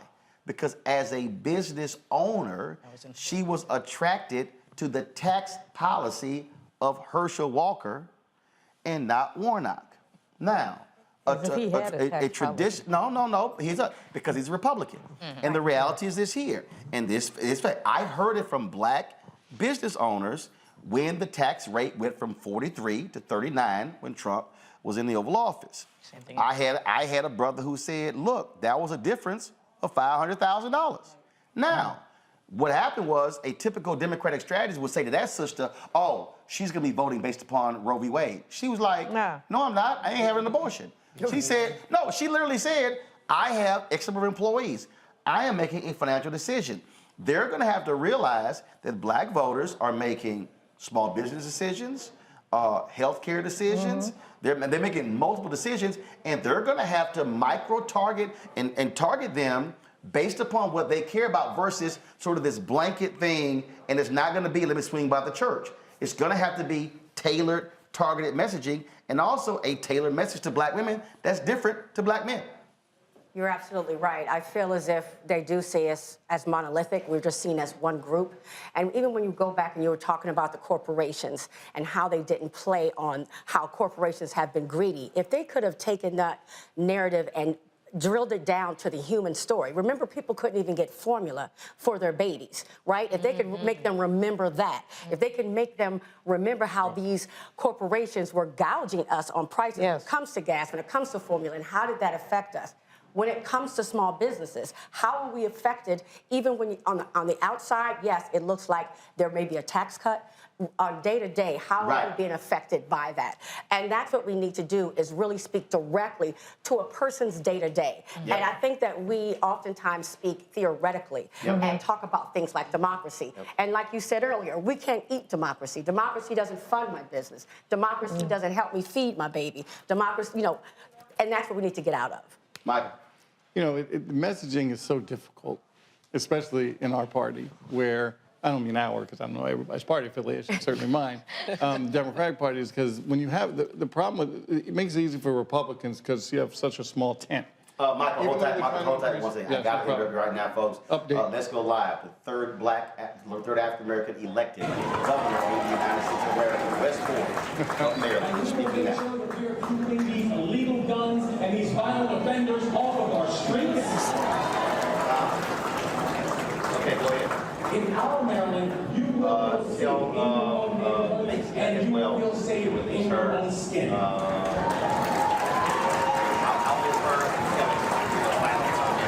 And we will protect abortion rights and access. And we will empower women to make decisions about their own reproductive health. Here. Yeah, right here, Southwest. I was San Francisco. San Francisco I was, yeah.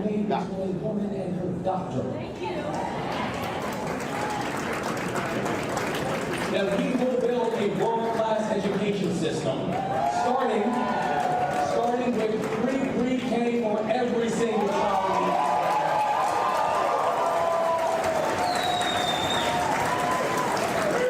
And we will invest in apprenticeship programs and trade programs so that every Marylander, every young person knows that there is a pathway to their long-term economic viability and long-term economic success.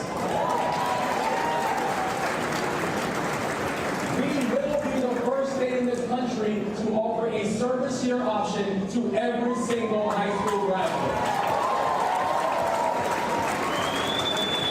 Because if we build a true spirit of service in our state, it is service that will help to save us.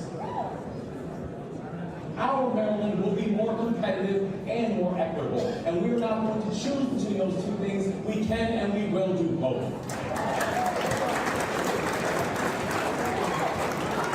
And we will make this state a true hub of innovation and economic growth.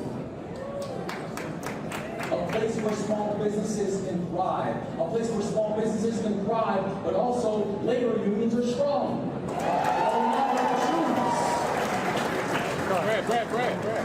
A place where people want to come not bringing them around, and right? build You're out of here. and grow and retire and age in place and age in dignity.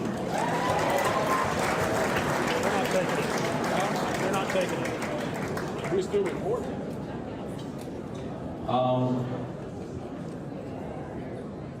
Last week, my grandmother passed away. My grandmother passed away at age 95. Her name was Monel Thomas. But we all affectionately called her Mama Wynn. And I couldn't think of a more appropriate name tonight than Mama Wynn.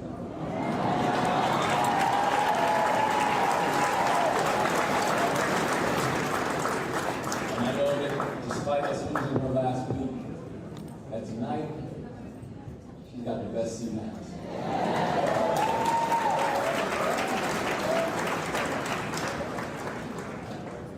Ella nació en Cuba.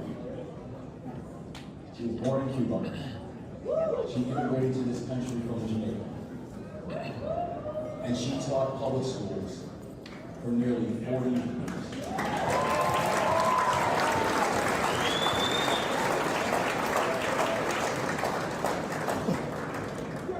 She came here to build a life. But she ended up building a legacy. She also helped take care of me and my family after my father died, because he didn't get the health care he needed. My father could have been saved, but he was left behind. So you see, this is personal. I have seen how a society with broken policies can leave its people broken too. Leaving no one behind is not just a slogan. It is a value statement. And it is the value that will guide you as your next government.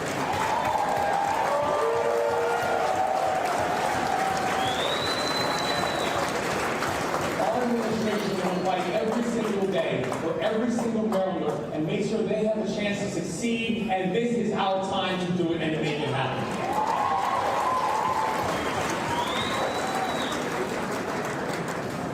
But before I do close, I do want to take a moment just to speak about history.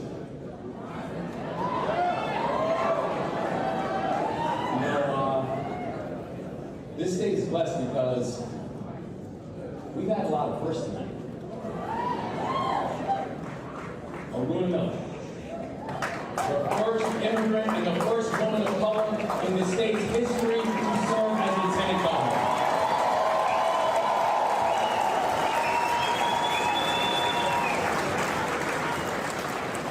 Brooke Learman, our first female comptroller. Anthony Brown, our first black attorney general.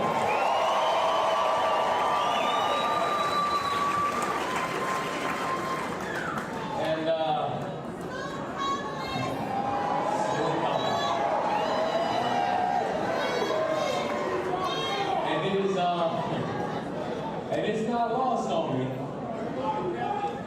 that I've made a little history tonight myself.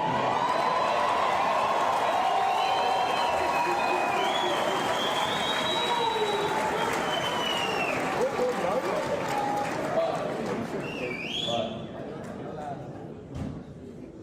I also know that I wasn't the first one to try. This is just more proof that progress is not inevitable, but progress is possible in the state of Maryland. And I am truly honored to be part of this legacy. But Aruna and me, that's not why we got into this race. The history that matters most to us is the history that we and the people of the state are going to make together over the next 4 years. Now, we know these results are still rolling in, right? But it is clear, y'all gave us a mandate.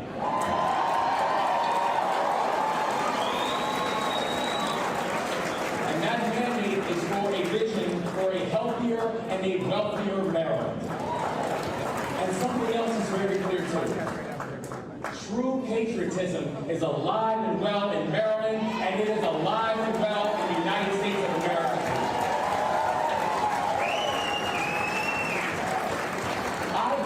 I grew up in a family of people who loved this country, even when the country didn't always love him back. And my entire life has taught me that patriotism does not mean waving a flag around. It doesn't mean telling our neighbors that we're better than them. Patriotism isn't a boast. It isn't self-righteous. You cannot love your country if you hate half the people in it.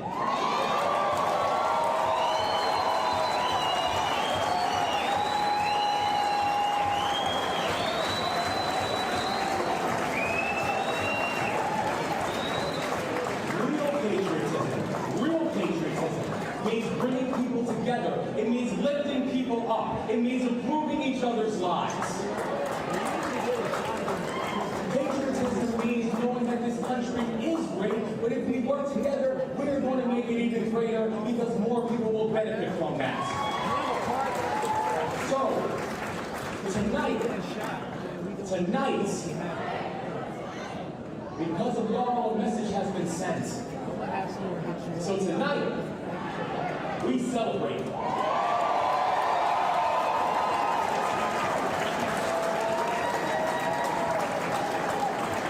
But tomorrow, we get to work.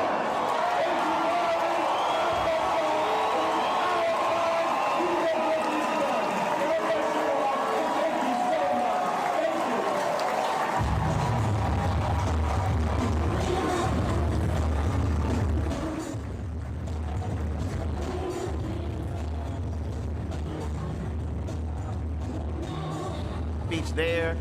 He is the next governor of Maryland, a certainly bright spot on this night. Lots of red on the scoreboard. That is a huge win.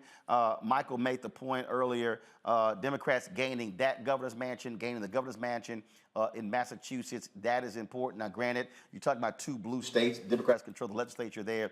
And so, but the it's a flip. opportunity is It's a there. flip. It is a flip. It's a flip. And that is a huge win there. And keep in mind, when Hogan was governor of Massachusetts, he did not want to sign Maryland. He did not want to sign the settlement with the HBCUs. In fact, he told them it was a red line. I'm not crossing $200 million. The Black Caucus, nah. They passed the bill. It went to the legislature. It passed. He vetoed the bill. They came back in the next session and passed the bill again, had a veto majority proof, and they dared him to veto it. He didn't. That's why they got the $577 million settlement for the 4 HBCUs in Maryland. And so, again, this is what happens when you control politics. And so Wes Moore, the next governor there, and I hate when, I really hate it when folks do this, and I'm going to I'm going to bring in Greg Carr. Sean, I'm going to give you your final comment here because I do want to ask you a question, because with Wes Moore being governor there, becoming governor there, one of the issues Maryland has to fix is cannabis laws. It's because you have not had enough African Americans getting dispensaries there. I would hope that is one of the initiatives that black folks focus on, having Democrats, now they control the governor's mansion, House, and the Senate, fix that, because to have one or two African Americans with a dispensary in Maryland is absolutely idiotic.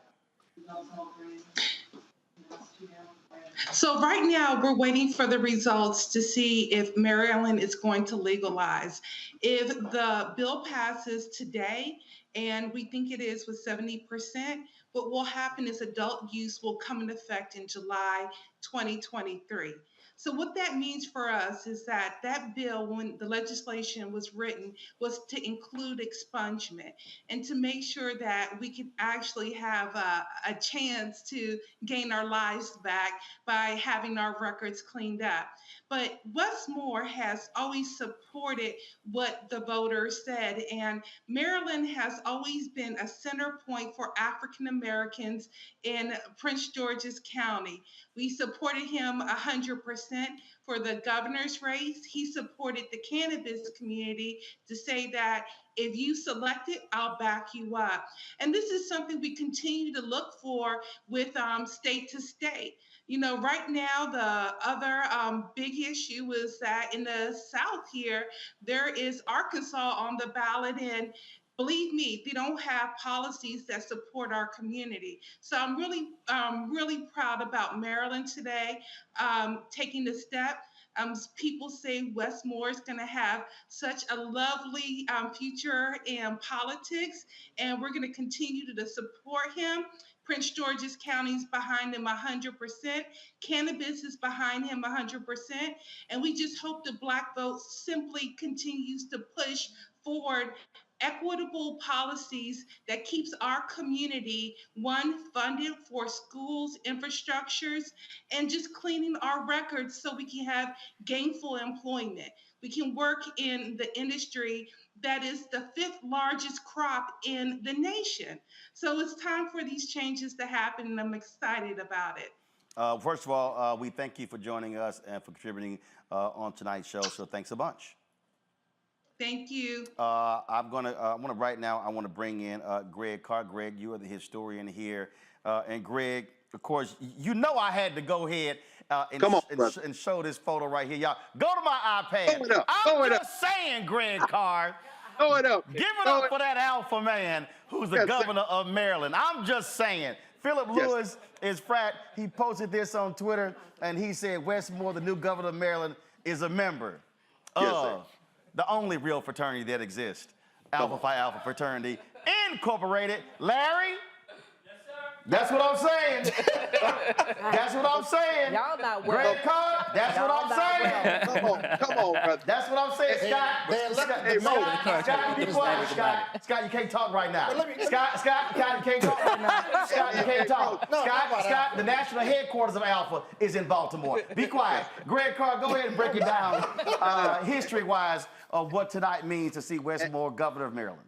As I was about to say, as the mayor of Newark, fairly new member of Alpha Phi Alpha through the graduate chapter, told me about a month ago, Ras Baraka, the oldest and the coldest, brother. So at any rate, but I think what we're seeing with Westmore, man, I mean, quite frankly, Actually, we don't have honorary members. No, we don't. But Scott, Scott, you're not going to derail this conversation because you represent a less than group. Go right ahead, Greg Carr. Go right ahead, Greg Carr. But you know, in this fracturing federalism, and you've broken this down many times. You wrote about it in White Fear. You know, this country, we were never supposed to be anywhere in this country except doing labor. The Civil War changed that. And for about 10 years during Reconstruction, we put in some guardrails that might have given this country a chance to be something else. They fought their way back through the redemption movement, and by the 1920s, they had rewritten all those state constitutions, and a lot of this voter suppression mess that we're seeing now has its echoes in 1890, 1900, 1910. It took us another 50 years, but we fought back with the civil rights movement. And they've been trying to claw back those gains over the last 50 years. So here we are today with a lot of parallels to that late 19th, early 20th century. Now, what does that have to do with Westmore and what we're seeing now? This time when the thing breaks, you're not going to be able to put it back together. And by the thing, I mean federalism. We saw that pufferfish in Florida, as you said earlier, try to block federal intervention in terms of observers in Florida, clear violation of federal law. Well, guess what? He has those roots go back to the 1950s and 60s. Certainly what led to the Voting Rights Act in 65, because in 64, with the passage of the Civil Rights Act of 1964, we certainly see them have to have strengthen the federal protections because they couldn't do it unless they passed a big federal bill that protected voting rights because these Southern governors were fighting back. Westmore is an example, and shout out to Anthony Brown, too, who's going to be the Attorney General. And yes, the cannabis measure is going to pass, Proposition 4. What we're seeing now in Maryland, possibly, is a laboratory of democracy, as they talk about at the state level, that will be a counterweight to the white nationalists who ain't going to do a damn thing for the people who live in Florida, for the people who live in Arizona, for the people who live in North and South Dakota. By the way, the cannabis initiative is on the ballot in South Dakota. It's losing, but the expansion of Medicaid is winning on the ballot. Right now, South Dakota is looking like what Kansas looked like when they tried to outlaw a woman's right to choose. By the way, tonight, Maryland became the first state Vermont became the first state in the country to put a woman's right to choose in their constitution by a referendum. What I'm saying is that the states now are going to battle it out. And as this thing fractures at the federal level, you're going to see states show the rest of the country this is how you can govern for everyone. And a cat like Westmore, who in that little 10 minutes sounded more like Barack Obama than people think they heard Barack Obama talking, a man who could probably unite Baltimore City with Montgomery County, who will absolutely put a floor under with a Democratic majority in the legislature and with that quartet of black elected officials in the top positions and people of color, including his lieutenant governor in the executive chambers. He will put a floor under, hopefully, the idea that black folk who've been smoking weed and selling weed for a long time will get some of the profits now that it has been legalized, in addition to having their records expunged. And if this plays out right, it might not be 2024, but in 2028, we might be looking at a cat who, if he doesn't run for president of the United States, it won't be because everybody's not asking him to do it. And this country might have a chance at something that we haven't seen before, which is carrying that state momentum into a federal election cycle that we actually have somebody and some program to actually cheer for and get behind. I'm going to bring in Karen Towns, who's vice chair of the NAACP Board of Directors. Karen, glad to have you here. I think, and I hate when folk proclaim somebody to be a rising star and they had never won jack. That has always driven me crazy when folk do that. But there is no doubt being elected governor of a state puts Westmore in a different category. And look, don't be surprised if you hear people talking about Westmore in 2024. Greg talked about in 2028. The reality is, yes, he just won. But keep in mind, Obama was only a United States senator for a very short time before he decided to run for president, and look what happened. And Westmore has an amazing, compelling story. Not only ran a nonprofit, book author, but also a military veteran. One hell of a background, and he ran one hell of a race. But let me also say on this night, Karen, also, you got to give it up to Ben Jealous, who ran for governor in the last cycle. You got to give it up for the other African Americans who ran statewide, who made it possible. Those African Americans who ran for governor before, who could not get over that threshold, but they paved the way for Westmore tonight in Maryland.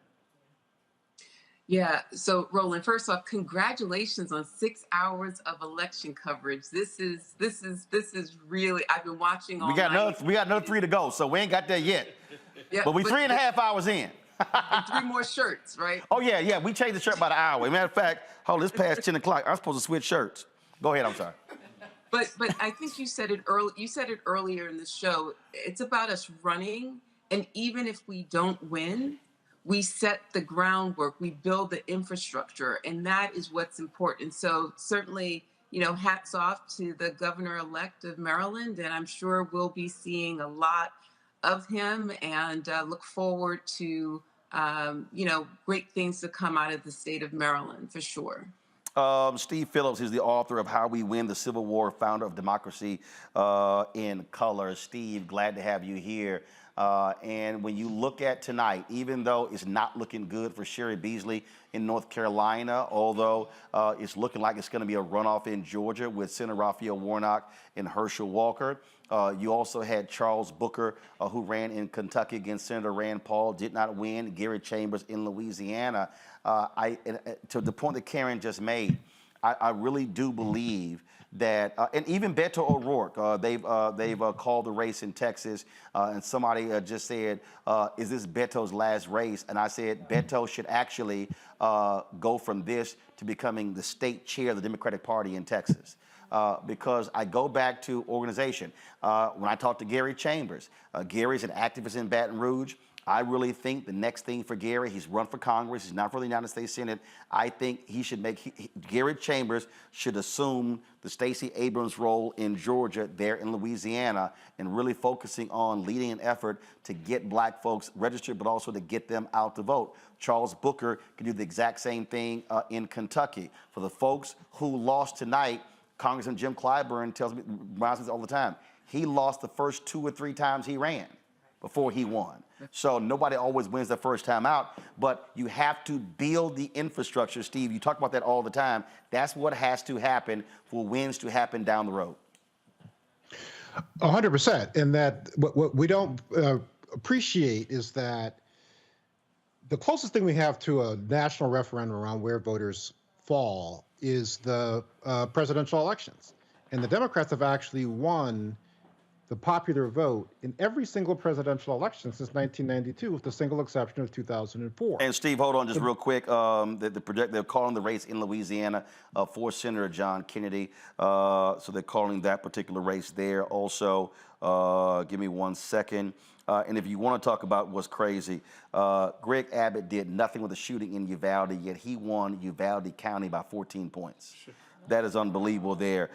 Democrats are ecstatic. Hassan has retained her U.S. Senate seat in New Hampshire, and Democrats win the governor's race in Pennsylvania. Shapiro wins that race. We're still waiting to get information on Fetterman and Oz. Steve, go right ahead.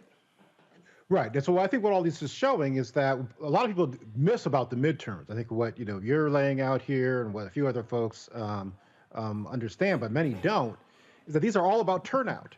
And so if you have the infrastructure, if you invest in the organizations, if you build up the capacity to get as many people out to vote in the midterms as come out to vote in the presidential, we should be winning all of these different races, the vast majority of these different races. I mean, Maryland, as you guys were talking about, is a classic example.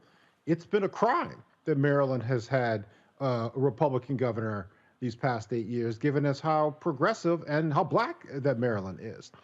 So, but there's just not been the investment in creating the organizations, in creating the leadership, the precinct captain operation, the community-based organizations, faith-based organizations, to get people out to the polls. And there's a lack of belief. We've talked about this, a lot, Roland, in the Democratic Party, the progressive movement, around that's where you should move your money and your resources. But we are seeing it is where you have large turnout, even within Texas. There's 3 million eligible non-voting people of color in Texas, 2 million eligible non-voting people of color in Florida. So these are places which really should be, and if we invest now, we will get to the point where we can flip them over the next few years. But there has to be a commitment and a allocation of resources to do that. Indeed. Julian, Representative Al Lawson loses to Republican in Florida. That means that Democrats are losing, Congressional Black Caucus is losing a seat. Remember, DeSantis obliterated those districts by design. And so we see what happens there. Control room, be sure to please check. I want to see what happens in Connecticut with Jahana Hayes. Of course, the former teacher was elected to Congress. She's in a very, very tight race there. And also let me know about Lauren Underwood in Illinois. Y'all look up those two races as well, as they were running in, very, very tough races, but not a lot of black voters. This is one of those things where when we talk about protecting black political power, again, we go back to if you're losing power in the states, then it makes it even more difficult in places like Florida where they're going to cement, and Florida wants to do what Wisconsin did. They absolutely want to gerrymander themselves into victories. And so this is what we have to be thinking about and focusing on. And that's why we have to make sure that people look at the entirety of the ballot.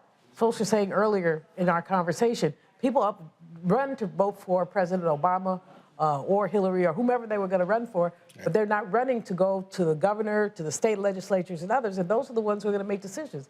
In fact, what Republicans, we said it earlier, Republicans play chess and we play checkers. Republicans have been on this path for 50 years to take over state houses. It's not, and the orange man he's the outcome, not the input. Right. They were focusing on doing Barack Obama's 8 years and doing the presidency and stuff. So really, I mean, this is an object lesson. As we got 3 more hours, and we're going to sit here, and nobody's going to cry because we're grown. But some of this is painful to watch. Yes. But the pain is a pain that black people have been dealing with since we've been in this country. And so one of the things when you had Jackie on, and she was talking about how to manage all this, how to deep breathe and all that stuff. The yo-yo stuff I don't really do. I told Congo I might come over to his yoga studio. Probably not, but I might. We're ready for you. Okay, but the point is this. Black people have lived in pain and joy all the time that we've been here. And so we have to take this pain and turn it into power. And that means that we have to ensure that our young people are learning the lessons of politics. But when are we going to turn it into power? Because I've sat on this show for years, over the last 4 years or so. I understand voting, and the message is the same, right? But we keep undervoting. That's why we keep losing. But right? Now, let me say one other thing about Maryland. Finish your point, real quick. Then I'm obliterated in a minute. Go ahead. Maryland was already obliterated. Be a state to watch. Not because of Wes Moore. They've got a black attorney general, Anthony Brown, who paved the way for Wes Moore. But let's remember, Maryland also has a multi-billion-dollar surplus. So Wes Moore has money to play with or to invest, whether it's in cannabis or in some of the healthcare or social programs where he talks about wanting to create employers, not employees. And so he's got a huge opportunity, he and Anthony Brown, to do some incredible stuff in Maryland, which will be the basis for whatever he decides to do in 2024 and 2020 or 2028. But how long are we going to wait to vote our power and get black people to vote? All right. That's a rhetorical question. All right. No, it isn't. Hold up. So let's unpack that, and I'm about to bring in several different people. So Reese Colbert, Black Women Views, she joins us right now. Glad to have Reese. Greg Carr still with us. Karen Towns, Vice Chair of the NAACP Board. Steve Phillips is here. We still have Larry, Avis, Monique, and Michael Imhotep, who's with us as well. Give me 1 second. I'm going to pull up the name here. I'm leaving somebody out. Let me do this here before I get to that. Lauren Underwood's race is too early to call. Adrian Irmer is a fellow at the New Leaders Council in Chicago. So that's all the folks who we have here. Adrian, glad to have you here. And of course, sitting here, Michael, Brianna, Randy, Julian, Rebecca, Omakongo, and Kappaman. Scott. All right, so Reese. So here's what I'm gonna do. So I need folks. It stands for Aloysius. So what I need folks to be real tight because I'm about to sit here and bounce back and forth. And so Reese, to the point that Scott made there, it really ties into what Steve has been talking about, what I've been talking about, and that is, first of all, we got to remember, you get this Voting Rights Act in 1965, you begin to see the numbers go up, and then you begin to see the attacks take place. Keep in mind, on this night 12 years ago, when Republicans flipped 16 state houses and governor's mansions, and they won the midterms, leading their way to taking nearly 1,000 seats during the Obama presidency, that's when they began to attack voting laws. Why? Obama wins North Carolina by 14,100 votes. They saw how well he did in Florida and other states. They saw the future, and that was to attack voting.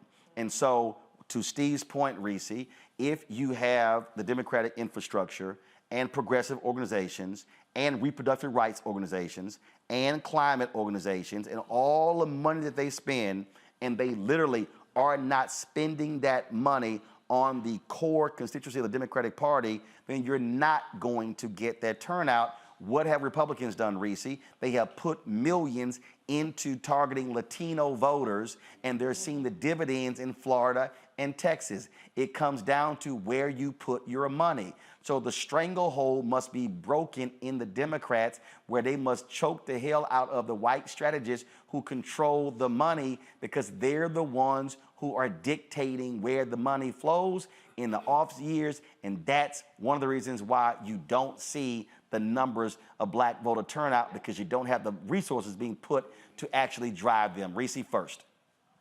Yeah, I mean, all those are good points, but we're also missing the part about how much money is put into dissuading black voters from being engaged. I would reckon to say that Republicans put far more money into dissuading black voters than they do into courting Latino voters or black voters. And so that's what we have to reckon with. Democrats rely too much on quote unquote or so-called organic content, organic engagement. And that's not how the world works, where everything is algorithm to death. Elon Musk admitted that if you pay $8 a month, then your stuff will be prioritized, you'll get a blue check, and people will see your stuff.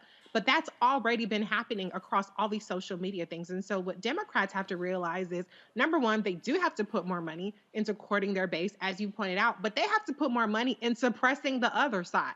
Okay, so if this is a multi-billion-dollar election and hardly any money is put in combating disinformation, hardly any money is put in trying to convince Republicans to stay home, then we're going to lose every time. But the other point I want to make is, let's just be honest.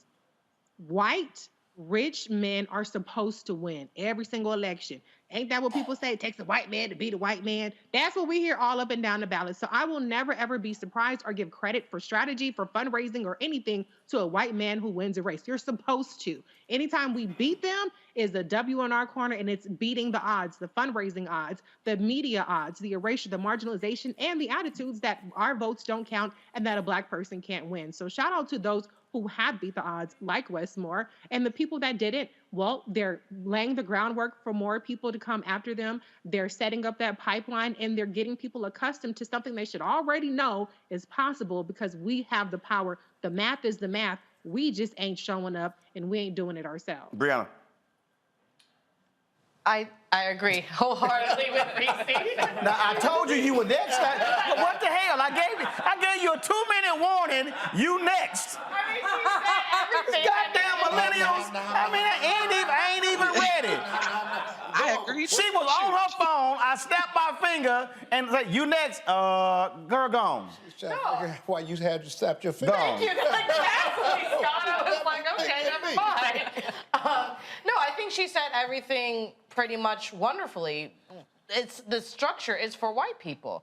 And so in the off season, if you put all the resources, which we've said over and over again today, how do you win these elections? Money. If you don't filter it to us, if you don't care about us, if you only wait till GOTV, it's going to come up with the same thing. But that sounds But Michael, hold on. You're blaming the institution versus the individual. Hold on. The individual, black people. Wow, Scott, that was deep. You had a shirt on earlier today. No, wait, Julian, wait.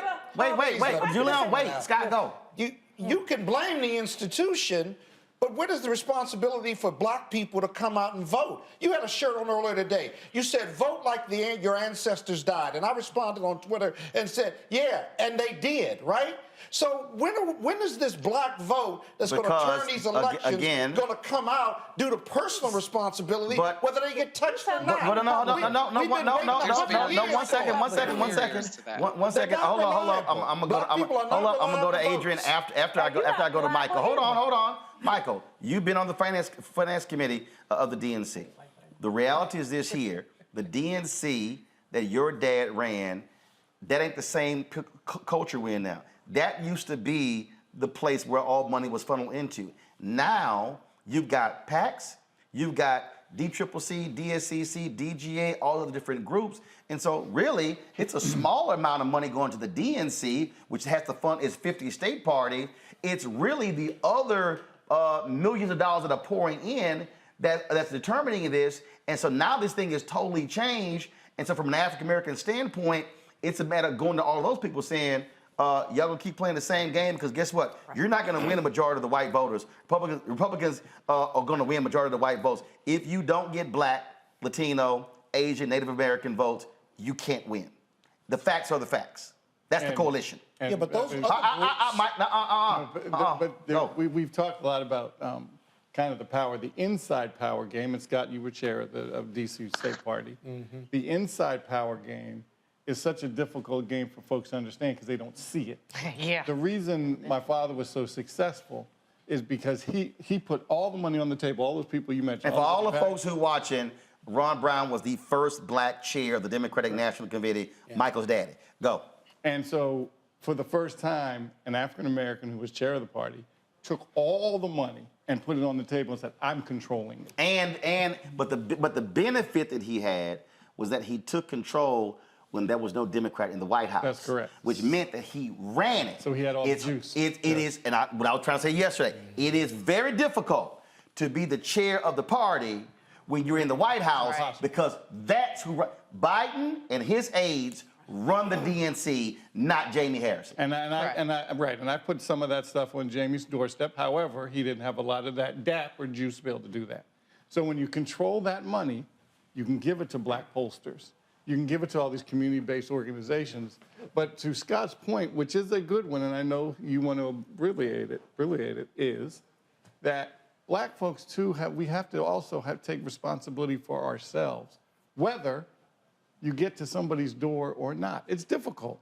Yes, it would be nice to have the hot dog things and the barbecues and all the things that what outreach means. But dang, how about just go vote because it's your responsibility? No, but here's before one last thing. I'm gonna pull in Adrian and I'm gonna pull in Greg. And Greg, I want to get the Stokely Carmichael piece ready because that's going to explain that. So go ahead, finish your point. And the guest that you had on right before us, I think, what was her name? Reese. I mentioned something about the kind of messaging, real quick on the messaging.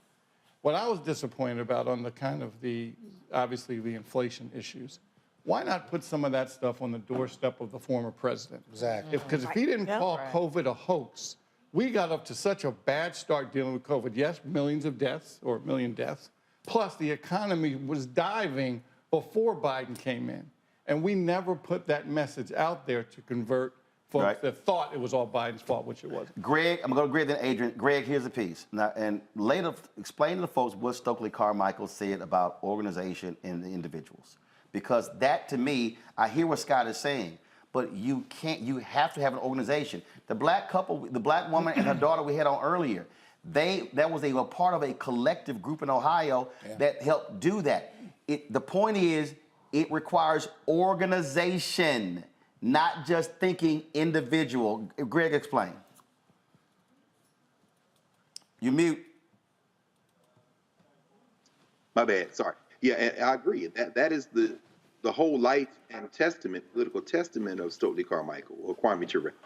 I mean, here's a young man who spent his young adulthood in Mississippi, in Alabama with the Lowndes County Freedom Organization, going door to door, organizing for political power. And when he made transition at age 57 in West Africa, he always said, I don't care what kind of organization you're in, join an organization. He understood political power. Now, he also was very critical of the duopoly, the Democrats and the Republicans, which he said are both the party of capital, one way or the other. Earlier in the evening, someone talked about the fact that one of the reasons Democrats won't go hard in the paint is because they're getting corporate dollars too. It's just a softer form. But I think what we can learn from Brother Stokely, from Kwame Ture, is that we cannot leave any tool in the drawer. We have to use all of our tools, including the vote. And as Tony Carmichael would say, it's not a privilege to vote, it is my right. And Scott, you raised something that's very critical, brother, when you asked the question, when will we kind of exert this compelling power that we keep talking about? Exactly. Well, we can look at Tony Carmichael finally and understand that we don't feel the same type of common oppression that we did with the Student Nonviolent Coordinating Committee and SCC and innovative people out there. And in fact, what we're seeing, and Roland, you made this point in Georgia with the voter that you talked about who was voting their economic interests, class has fractured that coalition in a way so that people can literally vote their economic interests over the collective interests of our community, and that could sound the death knell. The only way you fight that is what you said for Stokely Carmichael and the life of Kwame Ture, which is you got to go door to door, you got to organize, you got to educate, and then get out of the people's way, and you trust that the people will make the right decision once they have been organized. And Adrian, the point there is what that requires when you talk about the organization, you got to fund that. That can't be done by volunteers.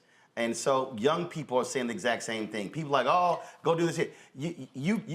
Those are jobs. If people study history, when SNCC was going into those places, those were jobs. CORE, those were jobs. I have literally said to Democratic funders, y'all have got to set aside 10, 20, 30, $50 million. Steve, you've been talking about this as well for quite some time. And actually pay people. Those are jobs, full-time jobs, not volunteer jobs. Adrian, go. Yeah, no, there's been a lot of really great nuggets thrown out here today. I just want to hold a little bit of space to celebrate all this melanin in the room and on the Zoom. Oh, this the Blackest show. That's how it ain't called the Black Star Network just for a reason. Yeah. For sure. Well, the things that have been talked about, but also to elevate into this space, that there are institutional barriers in place that keep people from going to the polls. Not everybody knows they get 2 hours by law to go and vote.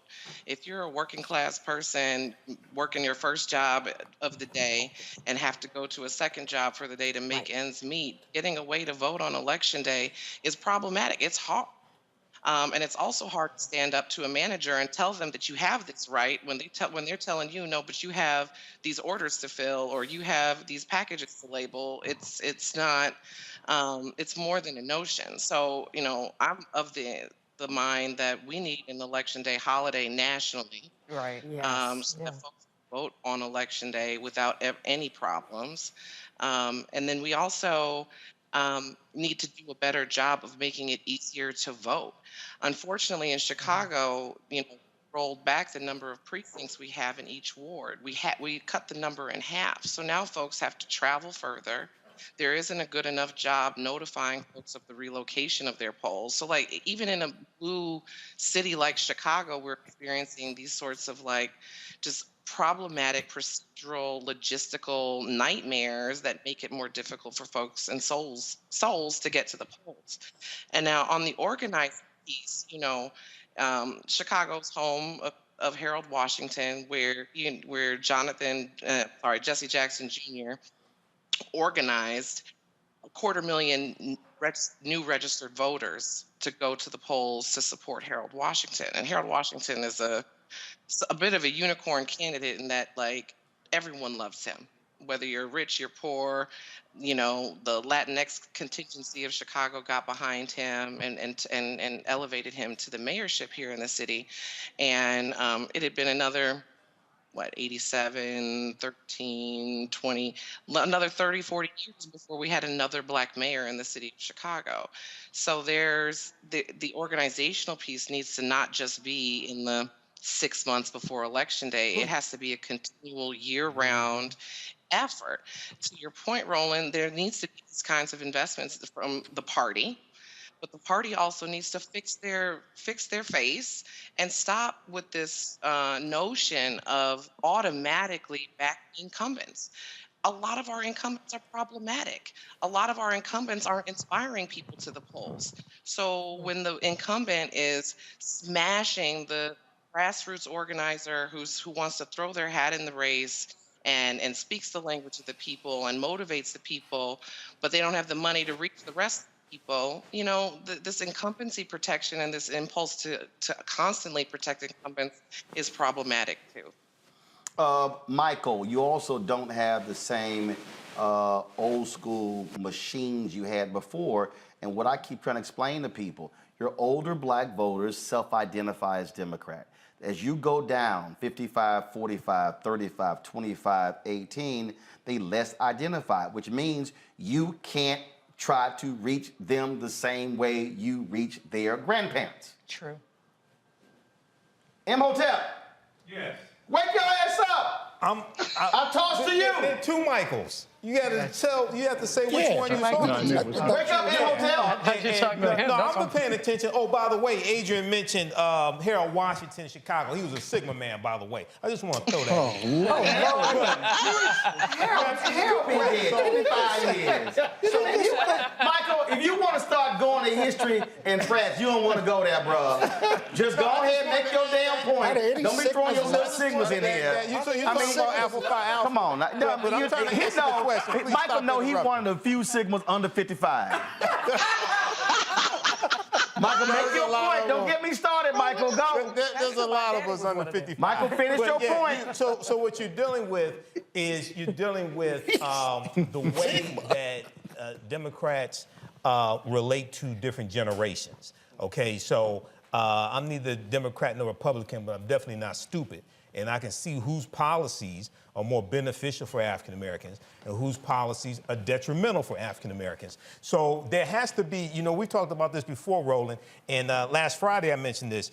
When you look at the Republican Party, they set up these information centers in Latino communities, these brick and mortar information centers. They did outreach, okay? Like in Arizona, like in Florida, they did outreach to the community. And they had continuous, they also had citizenship classes as well, okay? MSNBC did a story on this. So you have to have constant contact. You have to build that relationship. Okay, not 2 or 3 months before the election, but you have to do the investment. And also, you have to hire African-American organizations and agencies that have experience in making those relationships with the African-American community and turning out the African-American vote. So, lastly, you've got to speak to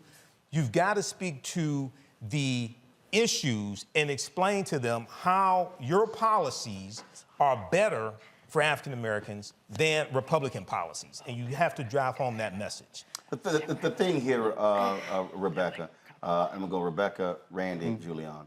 And then, trust me, I'm getting everybody. The thing here, and then I got you, Karen.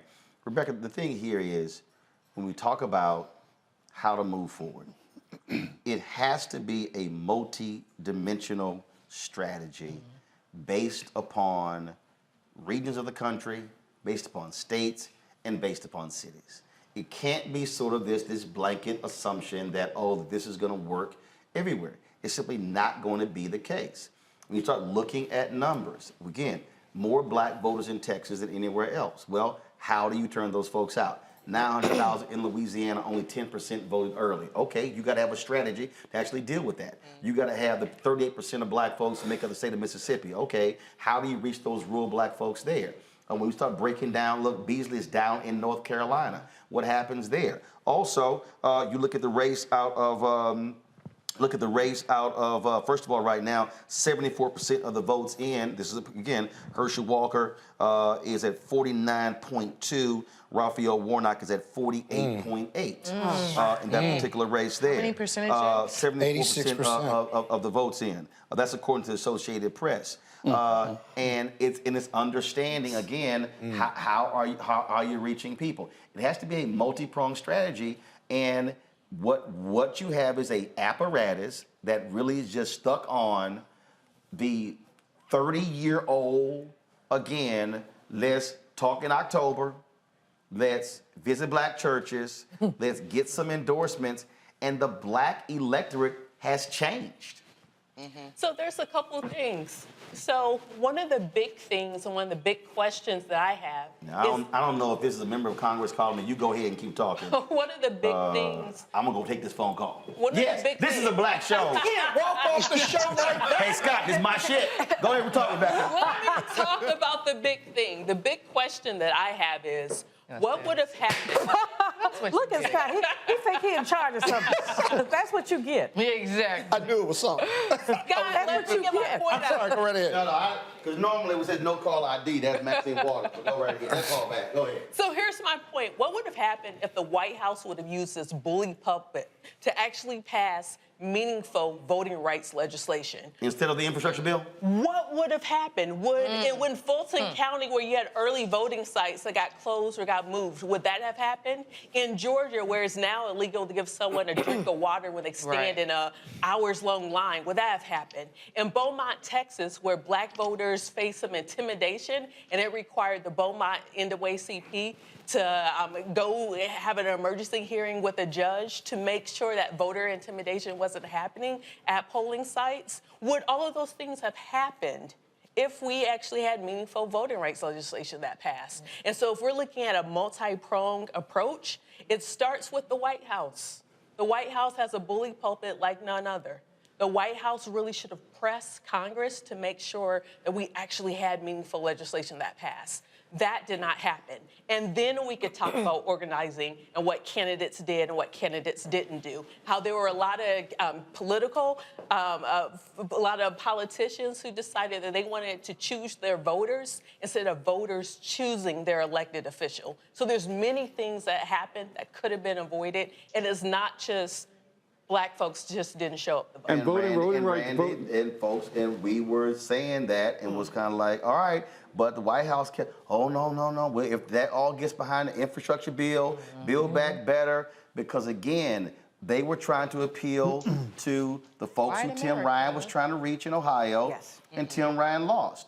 Right. And here's the whole deal. I can't wait to break down the Ryan race. They've already called the race for J.D. Vance. Right. And I can't wait to break that down, because I really want to go through and see how it performed, because I'm going to tell you right now, I know for a fact Tim Ryan did not work for the black vote. And when I say, no, I got receipts. I was texting him directly. Yeah. I tried to get Tim Ryan to come on this show 15 months ago. I offered to go do town halls in Ohio. He never even called Alicia Reese, who is the biggest vote getter in Hamilton County in Cincinnati. Can't say nobody told him, because I texted him directly. And so he was out trying to get those white votes, those blue collar white, them Trump folks voted for Trump. And then I got a call today. He was calling around, what can you do for the black vote? Say, player. Yeah, it's election day. An example of them taking us for granted. Where your like ass been for the last 8-9 goddamn months?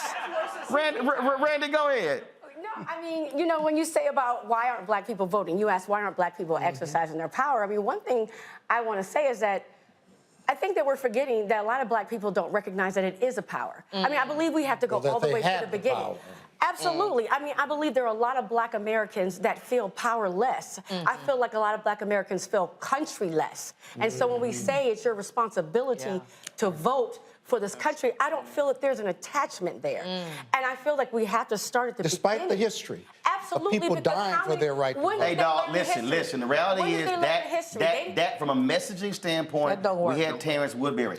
That does not work. It doesn't work. And in fact, Terrence was on, even using voter suppression doesn't work. No. Say it again, Adrian. Oh, I had a comment to make that dovetails off of what she just said. you're right. We feel countryless. Many of us feel countryless, but the other side is actually using that to their advantage to drive wedges even between us and our own communities. Yes. Like they're putting black men against black women, and we're seeing, and they're supporting these like online influencers, not just spouting disinformation and misinformation, but like hate, actual hate and division between black men and black women. Like this is unconscionable. But like I was working the polls today, not those polls. You know, I gotta be careful what I say on this show. Can I get a table dance? Can I get a table dance? Go ahead. I'm sorry. And, you know, She volunteered, not those polls. Black men would walk by and they were like, no, we're not voting. We're not voting again until Trump's back on the ballot. I'm like, what? Young man, this cannot be like actual whole groups of young men leaving the gym talking about they're not going to vote again until Trump's on the ballot. Their disinformation and misinformation has been very, very strategic, very laser focused and effective. Randy, finish your point. That's exactly what I was saying. We talked a lot about education, and education needs to begin there, where people get to understand how important it is for them to vote and how it affects them. You know, we have like Secretary of State running this year, and I don't think people understand this person can affect the vote. They can say, you know what? They can win or lose elections, right? But I don't think that the average person knows that. And we're not learning these things in high school. People have no information. And so it really does need to begin with just the average Blow Joe that has no idea, doesn't recognize the power, and says, what's the point? Why? Right? We have to get those people. And Randy, well, we have to speak in more in plainer language. Right. I mean, because I think that if the white working class that everybody keeps running behind, but if they understood how they're being exploited, perhaps they might vote properly. I know that there's tension between voting for their race and voting for their economic interests. Yes. But I see that as well with the black middle class. When you start looking at going up the income ladder, you look at how black people vote. I'm not picking on black men, but I recall when Michael Steele ran for lieutenant governor in Maryland, about 25% of black men voted Republican because a black man who was talking about minority business development was on the ballot. And that was his cook, minority business development. Why don't Democrats talk more about these economic issues? I hate it, y'all, but I will always come back. And being an economist, you probably want to hear that yet. Yeah, well, you know, and you know what's my favorite word, Roland? Predatory capitalism. Right. That's not your favorite word. That's not your favorite word. What's my favorite word? All right, that's too short. Right. You ain't gonna hear no too short reference on MSNBC. I'm just saying. Yeah, let me go on ahead and not say on the air. Hold on, Reese. Reese, hold on, Reese. Be yourself. What's that? Here's the point is that these economic issues, as we talk about them, then we have to talk about the frailty of our coalitions. I've heard, I don't know how many times this evening, people say, people of color. Well, let's get real. Black. I live in L.A. Black. I say black and everybody else. That's right. what I do. Because we have to be clear, especially when you're looking at L.A., Rick Caruso is wooing the Latino vote and paying for it. And guess what? If Karen loses, it will be the Latino swing.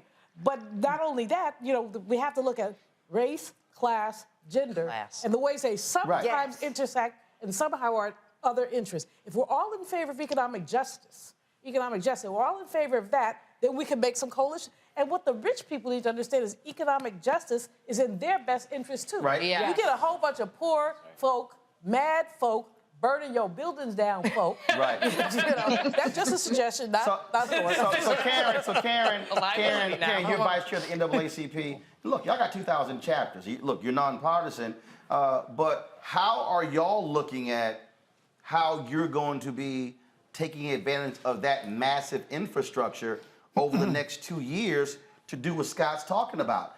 Because if we think of in our community, when we think about institutions that have the capacity to do that, it's NAACP. It's also fraternities and sororities. Dr. King talked about in his book, Where Do We Go From Here, Chaos or Community? He said there are 4 institutions that are primed to liberate black people. He said the Negro Church, the Negro Press, Negro fraternities and sororities, and Negro professional and business organizations. And he said neither one of them have ever fully committed themselves to the liberation of black people. What we're talking about is infrastructure. What Greg was talking about when I mentioned Toby Carmichael, it's organizations. When Scott was saying, hey, when are we gonna do it? I fundamentally believe, Karen, that our black organizations are not fully maximizing our infrastructure that's vertical and horizontal to actually do this. Your thoughts? Well, first, I want to say I didn't know that my fraternity brother was over there off camera. But hey, Mike. Well, oh, girl, don't even, go ahead. I don't even why you open that door, Karen. Karen, I don't know why you can open that door. That's right. Yeah, he lonely over there. But yes, you are. I got Monique, I've got Dr. Avis, and Dr. Larry over there. Yeah, you lonely as hell. And the Sigma within a million miles of it.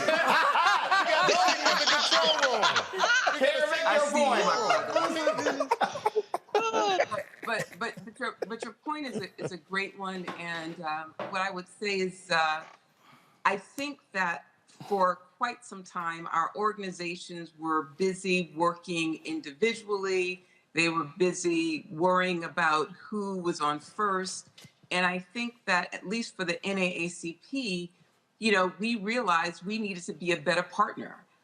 We've been around 113 years, and so it's not about competing with anyone. And I think in recent years, I think we've done a better job in terms of helping to use our infrastructure for not just ourselves, but for others.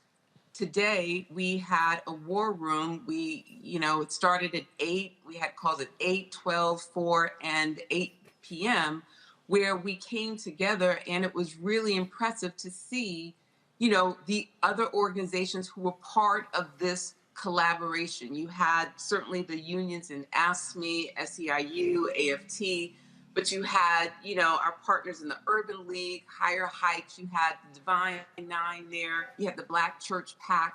I mean, at one point, we probably had up to 59 organizations sort of represented, where we were sharing information in real time, talking about what was going on. And we had our lawyers in, 12 of the targeted states, and just sharing it. This is what we have to do, because there's no one organization that is going to help us get out of this. And if we're not working together, we are doomed to continue to see some of the challenges that we continue to face. And we just got to get serious about it. I'm encouraged by the work that's happening. The links were in there. I mean, at the end of the day, everyone's doing something, but we have to do it together. And the Deloshes out of Ohio are a prime example of, you don't have to have no title. It's about really us influencing within the circles that we have within our family and our friends, and then our organizations being able. So this midterms, we distributed like $7 million to 55 groups. When did you ever really hear of the NAACP giving its money to organizations outside? I mean, these are the things that we have to now do in which to be able to impact our communities and impact the results of these elections. All right, Karen Towns, Vice Chair of the NAACP. Speaking of elections, they're calling some key races. Karen, we certainly appreciate you joining us. Thank you so very much. Reese, now you have to go. I want you to get your final comment here, but I'm going to set up with the question here. It's also, Reese, embracing non-traditional voices. And that is, and not just, falling for, the same folk. No, you have to understand, people are listening to different people in different ways, different platforms. Absolutely. And not all those people know what the hell they're talking about, but they can be very persuasive. And so I think, Roland, if you just look at your chat tonight, this is a critical night. It is 50% trolls. Yes. And that speaks to the deliberate relentlessness of the way that the Republican Party operatives, chaos agents, we had Russia interfering in our elections, Iran, China, other countries. They are all hands on deck every moment to try to suppress and get Black people to convince that their votes don't count, or they should be voting the other way. And so none of this is organic. None of this is happening by happenstance. And until Democrats really grapple with what they're up against, we're going to continue to be outgunned. But the last thing I'll say is, looking ahead, you guys have talked a little bit about how this is going to turn into a state's issue for now, until they get the majority in the House and the Senate and the White House. And so the charge for the next couple of years now is to go to your local school board meetings, to your council meetings, to your hold your legislatures accountable at the state level, participate in your primaries. Congress is up for election every 2 years, so we're going to be back here. If you have off your elections like in Virginia, your work is not done. There's some runoffs coming up likely. So you have to still keep your foot on the pedal. I hate to say it because I'm tired of begging and pleading for everybody to vote, but that's just the reality that we're in because this is the easiest thing that we can do to vote. But then after that, we have to stay engaged. And then just one more thing I have to say is just like credibility is a cumulative thing. You cannot have Tim Ryan texting you, Roland, or whoever texting on the day of election looking for a get out of jail free card. They have to, starting tomorrow, if you lost today and you ran again, you need to be on Black media. If you won, you need to be on Black media so that you can win again. These folks that think that they're just going to do an MSNBC interview, a CNN interview, or whoever, you are going to continue to lose ground. The Republicans cultivate their base. They cultivate their media, the Kirks, the Owens, the crackpots. They're on there every time, and we have to beg and plead to get these folks to come to us. And so this is the evidence. Some of it is the campaign, some of it is the structure, but the reality is to the extent that the candidates can improve their lot, they have to start by building credibility in our communities, and that starts with Black media. Well, if everybody in the room, y'all could give Reese a standing ovation, because she didn't use the F word one time. It wasn't no ML. She didn't use the F word. I mean, I was waiting. I was like, not one. Damn, Reese, you must got company over. You must got your mama, your people must be over. You ain't cuz your baby sitting right next to you. I mean, she not one time. I'm behaving. Shocking. Oh my God. You must have took like a Benadryl or something before the show. All right, Reese, we appreciate it. Thanks so much. Adrian, final comment. Steve, final comment. And then I'm gonna go to a break, then come back, continue the conversation. Adrian, go. Yeah, no, I just wanted to let you know that 538 is projecting a few of these races already. Kathy Hochul in New York, Brian Kemp in Georgia, and Joe Shapiro is going to win in Pennsylvania. Yeah, I like 538. Their data is really wonky, but they just called it about 5-6 minutes ago. All right, then. Adrian, we appreciate it. Thanks a bunch. Look forward to having you back on the Blackest show out here. Oh, one more thing. I just wanted to tell you that Jonathan Jackson told me to tell you hi at his victory party. Tell Jonathan what's up. Look forward to seeing him. Congressman Jackson. Yes, Congressman-elect Jonathan Jackson. I appreciate it. Thanks a bunch. Steve, look, you've been talking about it. It comes down to the money, Steve. You got to put it where it's supposed to go. You do, and you also have to fight the issues and inspire people to actually turn out. And then I hadn't seen whether there's a Kemp call or not, but the reporters were already calling me about trying to do Stacey's political obituary, which caused me to go, this is a Black show, to go and look up the statewide election track record of the Secretary of Transportation, who, when he ran in Indiana, got 37% of the vote. And yet people are still talking about Buttigieg should be the next president of the United States. So there is this whole issue, but it comes down to investment, right? The chapter on Georgia in my book is called Georgia, That's Not One We Expected, which is what Joe Biden said on election night, which is a reflection of the fact that they did not invest in or expect to win in Georgia. And so, I'm thinking about the whole Stacey conclusion is that all hail the house that Stacey built. Starting with Joe Biden sitting in the White House and Chuck Schumer running the Senate, that infrastructure that she has built. But she had to do it on her own. And I know because I was trying to help her build it. And so this is the real challenge. And you've been on this, tip for a long time, Roland. And this is what we really need to move forward, going forward. There's hundreds of millions of dollars that are being spent by these different Democratic Party committees. And almost all of it goes to television. Yep. Whereas we would actually invest in hiring up this infrastructure in the states, is what we need to do. And we can, over the course of the next few years, continue the progress in Georgia, continue the progress in Texas, and Florida, North Carolina, potentially Arizona, where this maybe actually be some surprising results. So that's the fundamental point, and then I'll just leave you with the shout out. I'm not in a fraternity, so I'm not going to get into that game. But to let you know that my nephew Christian Phillips is a sophomore now at Texas A&M. So I want to let you know. All right then, gig 'em. I appreciate it, Steve. Thanks a bunch. All right, folks, we're going to do a reset. Going to go to a break. Folks, hold tight. Great conversation. We're going to have more. I'm going to give you an update on some races. They're calling some races. Give you an update on the Senate race in Georgia. Update on the Senate race in North Carolina. We'll check in and see what's happening in Wisconsin. Also, Pennsylvania. They call the governor's race. But we'll give you an update on what's happening in that U.S. Senate race. And so it's still up in the air who's going to control the United States Senate. We're also watching the Senate race in Nevada and Arizona as well. Those polls closed not long ago. We should start seeing numbers come in there as well. And so, folks, you're watching the Blackest Election Night coverage out there on the Black Star Network. Nobody else is doing the way we're doing it. And trust me, y'all know ain't no color on those other networks at all. At all. And surely no Too Short references. You're watching the Black Star Network. Back in a moment.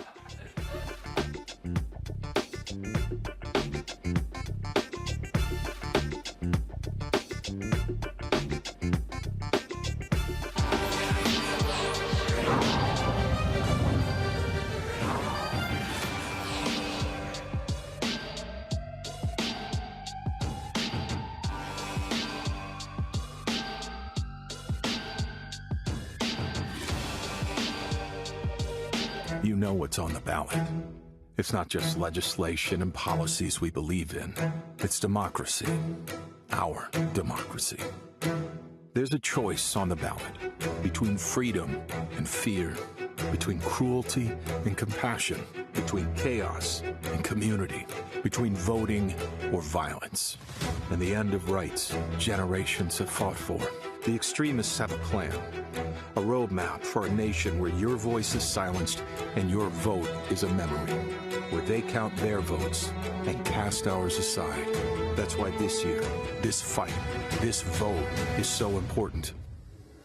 Register, engage, volunteer, fight back against the disinformation and despair, and most of all, vote, because your vote is all that stands between our future and theirs. It doesn't happen like we think it does. No one rolls the tanks. No armies meet in pitched battle. It happens quietly, little by little. And because so many think it can't happen, it does happen. Little by little, the rules change. It doesn't seem shocking or sudden. And that's the point. Fewer places to vote, longer lines. Don't worry, they say. We're just improving the system. They hope we won't notice the rules are changing because they lost the last election. They hope we just won't care enough to stop them. They believe they can take America away from us, and we won't even notice. We know who they are. We know what they want. The question is, who are we? Do we let them get away with it, or do we fight? Democracy is on the ballot. Vote while your vote still counts. The Lincoln Project is responsible for the content of this advertising. We've got to stand up. Republicans are banning abortion rights, tearing down democracy, blocking progress. But when Democrats stand together, we win. Because we voted, Democrats stood up for Black lives, voting to ban police chokeholds, stood up for Black women, putting one on the Supreme Court, stood up for our families, lowering cost of health care and prescriptions and capping insulin, and stood up for millions by slashing student debt. This November, let's stand up together and keep making progress.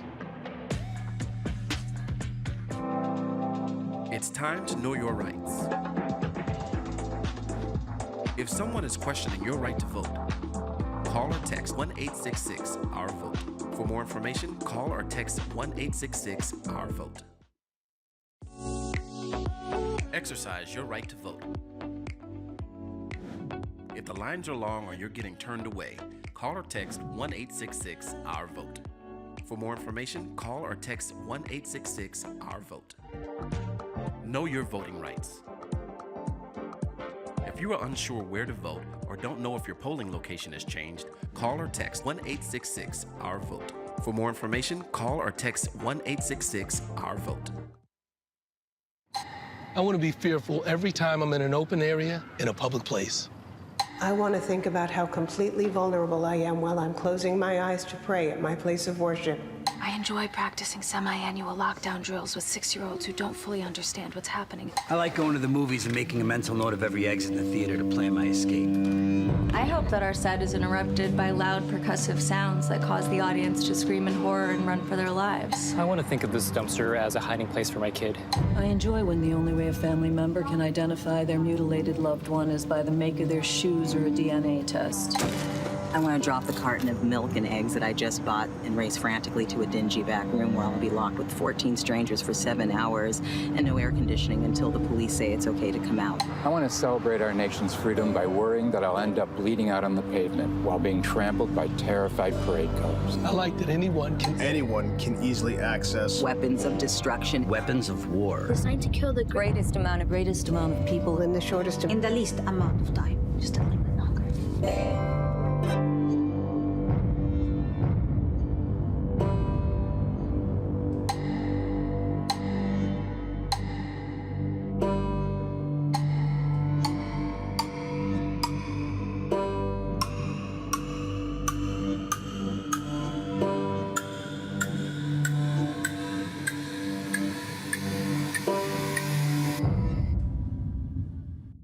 Hatred on the streets, a horrific scene, a white nationalist rally that descended into deadly violence.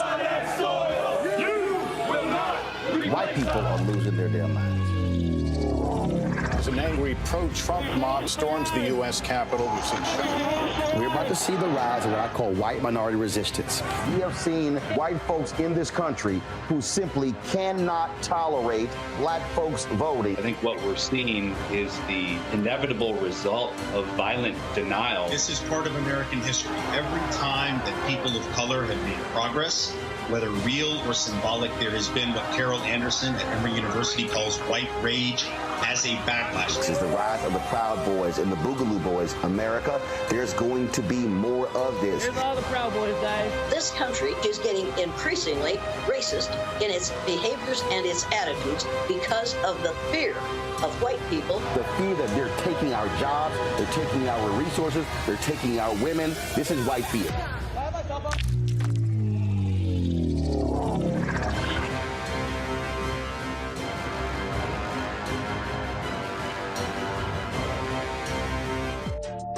Know your rights before you vote. If you have any questions or a problem voting, call or text 1-866-OUR-VOTE.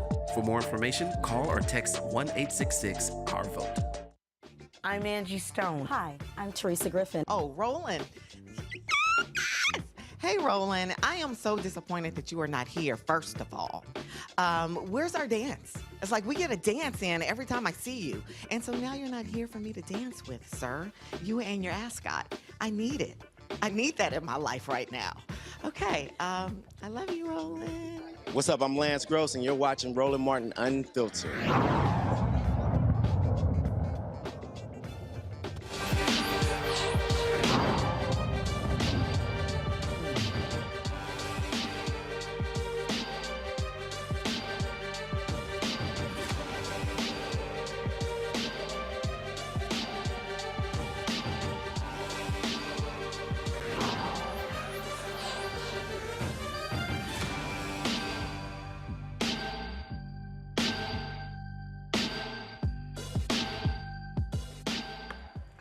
All right, folks, welcome back to Black Star Network's election night coverage here. Black Votes Matter. We went on the air at 7 o'clock. It's been 4.5 hours.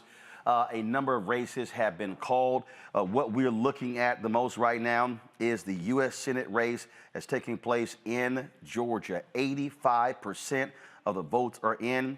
It is 49-49. Herschel Walker with 1,758,016 votes. Incumbent Senator Raphael Warnock, 1,757,310 votes. That's a difference of about 700 votes. The race has been called in the Georgia race for governor. Brian Kemp with 85% of the vote in. Brian Kemp is at 53.8%. Stacey Abrams is at 45.5%. She lost that race by 30,000 votes 4 years ago. Tonight, she's losing by 300,000 votes.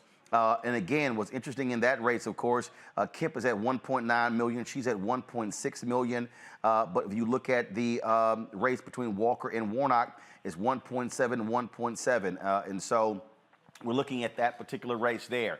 A lot of folks were talking about a potential upset in the New York governor's race, but Kathy Hochul, she is winning there, and so Democrats will hold on to the governor's mansion in New York. We've also been looking at the U.S. Senate race first of all, in North Carolina. It was looking good early on for quite some time, but it looks like Sherry Beasley is falling further and further behind, but she's down by about 140,000 votes.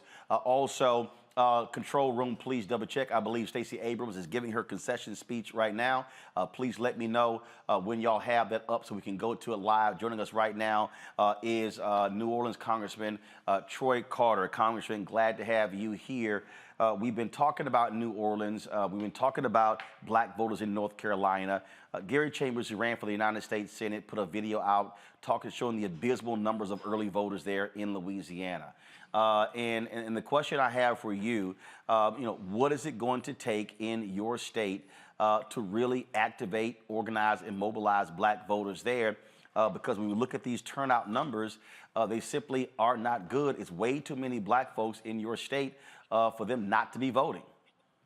Roland, we've got to continue to take our message to the streets. We've got to continue to get into the classrooms, the schoolhouses, the communities, and make people understand that when we vote, we win. And when we stay home, we lose. It's just that simple.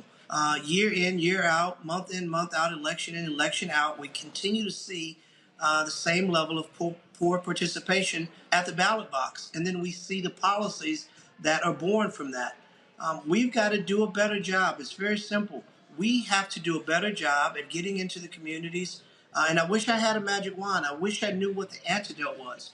We know every election cycle we push, we go out, we encourage people. They see the damage of what happens when we stay home, yet we continue to barely reach 50% on good years. And that's not good. When 50% of the people stay home, we have critical elections that impact policy, that impact the kind of things that are important to people at their kitchen tables, in their homes, in their communities. Yet we continue to see less than energetic people going to the polls.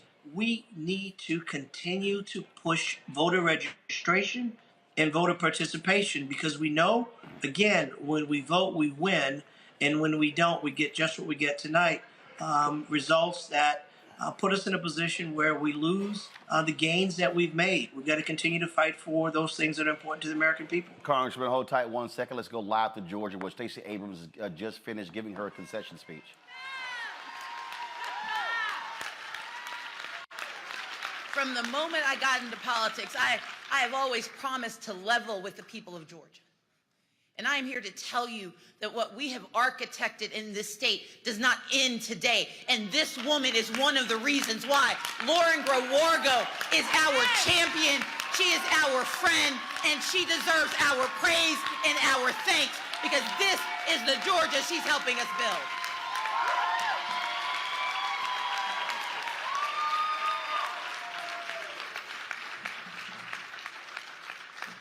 I'm here because my friend Allegra Lawrence Hardy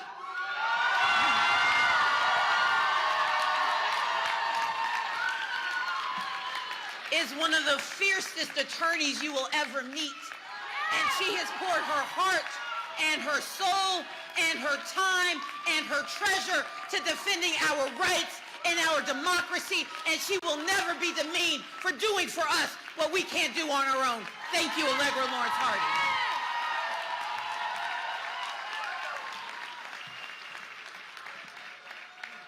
I see in this crowd women and men who have been a part of this journey since I put my name on a ballot in 2006. And while I may not have crossed the finish line, that does not mean we will ever stop running for a better Georgia.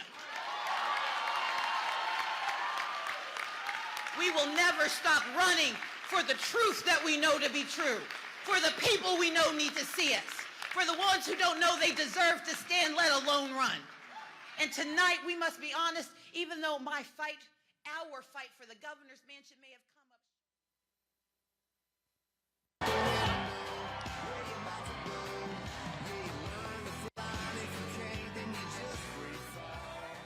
I don't give a damn about Brian.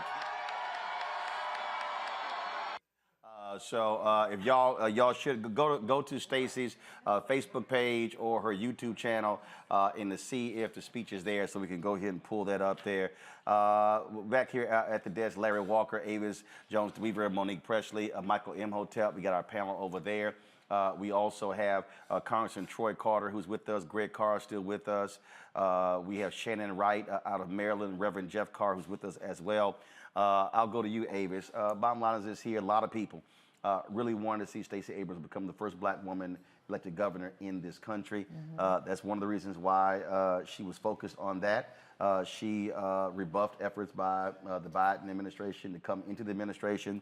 And again, she loses by 300,000 votes tonight, a stark contrast from 4 years ago when it was 30,000 votes. Absolutely, and it's really unfortunate because, you know, she, along with other key organizations, were really responsible for putting together the infrastructure and the voter engagement that led to the two Democratic senators that sits in the Senate right now from the state of Georgia. And so it's unfortunate that whatever momentum was in the air at that moment seems to have dwindled down, unfortunately, where you have people who have literally split their ticket, not supporting her, but supporting, it seems, Warnock. So there needs to be some focus on what's going on with the black vote specifically, and black male vote, I would argue, specifically in Georgia, as well as others. We saw some huge pullback with regards to support around Stacey Abrams' campaign. It's also hard, Monique, when you run against incumbency. The reality is when you're the incumbent, when you're the governor, you have the power of the governor's mansion. There are things that you can do when you're running. There are stuff that you can dole out, places you can go. And then, you know, it's always harder to take down an incumbent. You look what happened. Ron DeSantis barely wins against Andrew Gillum, 30,000 votes 4 years ago. Tonight, he beat Charlie Crist by 1.5 million. Yeah, but I mean, it's also, you're looking at Georgia on the backdrop of all of these people who just voted for Herschel Walker. I mean, it's a little bit berserk. Actually, you know what? It's not, because here's what I keep saying. The other side, they don't give a damn about character, morals, values, ethics, principles. It's about power. Yeah. And right. so, my point was, I don't think it's incumbency alone. I think it's the fact that we are dealing with a grouping of people and cultish personalities that are not at all interested in what is for the good of their state or what is for the good of the country. But all that aside, I do have two things I want to say. There's no red wave. Since we're doing a reset, and I feel like we've been, you know, on everything the Dems did wrong for about 4 hours now. So I'm just going to say, in the do right of it, all of the predictions of the red wave were wrong. in fact, Eric Erickson actually had tweeted out early. He's like, "Sorry, I was wrong." And I was like, "Well, actually, we told you." He was like, "# we tried to tell you." Yeah. Because again, I mean, there have been a lot of bright spots for Democrats. Lawrence O'Donnell actually said something, tweeted something. He said, "Joe Biden probably is going to be the most effective president during a midterm in a very long time, because normally in a midterm elections, the party in power controlling Congress and the White House gets crushed." Yeah, I mean, and it's looking like Lauren Boebert is going to lose. And so that alone is going to make me sleep just like a baby tonight at whatever time I go to unfortunately, that sleep. idiot Marjorie Taylor Greene, she beat the brother Marcus Flowers. Still good. But yeah, but yes, they're counting the numbers now. Boebert losing, yeah, that's a good night. Yeah, and it looks like if they get the House, it looks like it's like 10 or less. And some of them, 40. And some of them are still too close to call. So if Kevin McCarthy gets his whole dream, he's going to be unable to do anything, because at any given time in the U.S. House of Representatives, you can snatch 10 Republicans to at least get a budget passed, right? And also we're also looking at and there's going to be some pimp slapping going on if Patrick Maloney is unable to, Sean Maloney is unable to hold that damn seat because he ran out Mondaire Jones. Right. And when he got carved up, and so Maloney runs, even though he was over the DCCC, did not step down, and he's going to look real foolish not being able to hold that seat when the brother could have actually held that seat. So it's going to be a lot of folk, Congressman Carter, who are going to be asking some serious questions. If you're going to step out there and run the brother off, you damn sure better defend that seat. And so we're following that race very closely. And so, you know, to Monique's point, the bloodbath many expected has not happened. And again, when we look at the United States Senate, we're still watching the race in Pennsylvania, but this thing may come down to, again, a runoff in Georgia. Mm-hmm. Congressman Carter? Yeah, listen, it should not be as close as it is. It's unfortunate that we would be talking about a race that should be very clear between two people, one that clearly has the experience, the energy, the commitment to be able to serve and not be a puppet for a party. And it's a shame, and it really speaks to, once again, what we talked about before, and that is the level of apathy in our community. We saw a few years ago where Stacey Abrams motivated and energized the entire state, and we saw the result of that. Unfortunately, we were not able to replicate it today, and that's unfortunate. We've got to be able to bottle this enthusiasm. We've got to be able to bottle this energy that says when we vote, we win. When we demand excellence in policy changes, we get excellence in policy changes.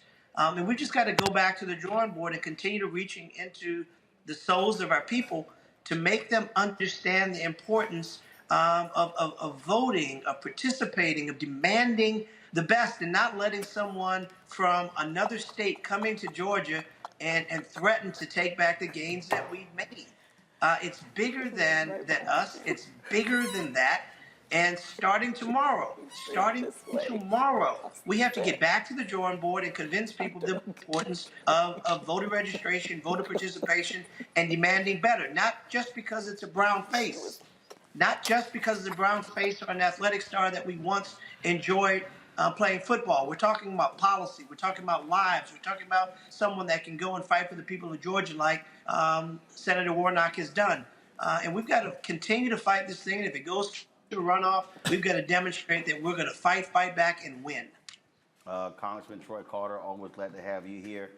We appreciate it. I really believe that there needs to be some folks in Louisiana need to be sitting down and bringing in the folks in Georgia, said, let's replicate what y'all did in Georgia here in Louisiana. The potential is there, especially when it comes to the need. Hopefully the Supreme Court won't act the fool and will give Louisiana that another black congressional district, but it's just waiting. And we're going to be fighting to make that happen because the math is very clear. We deserve, it's basic math that Louisiana should have 2 minority-majority districts, and we'll continue to fight and take our message to the courts and ultimately to the people. And it's also basic math that not enough of us are voting black folks in Louisiana. So let's do something about that. Congressman, we appreciate it. Thanks so much. God bless you, brother. Keep up the great work. Thank you very much. Larry, here's a perfect example of what happens when you focus on local elections. Go to my iPad. A criminal justice reformer wins the DA's race in Iowa, Polk County, where Des Moines is. And folks at Bolt Mag said in June, she told Bolts that she was inspired to run after hearing Rachel Rollins, the former Boston former reform DA. She's now, of course, the U.S. attorney there. And this is a perfect example. When you talk about mass incarceration, criminal justice reform, here's a perfect example. You have to take those DA races, and yeah, you got these people who are targeting Alvin Bragg in New York. They targeted Chase in San Francisco. They've been targeting different people. Unfortunately, Aramis Ayala tonight lost as Attorney General there in Florida.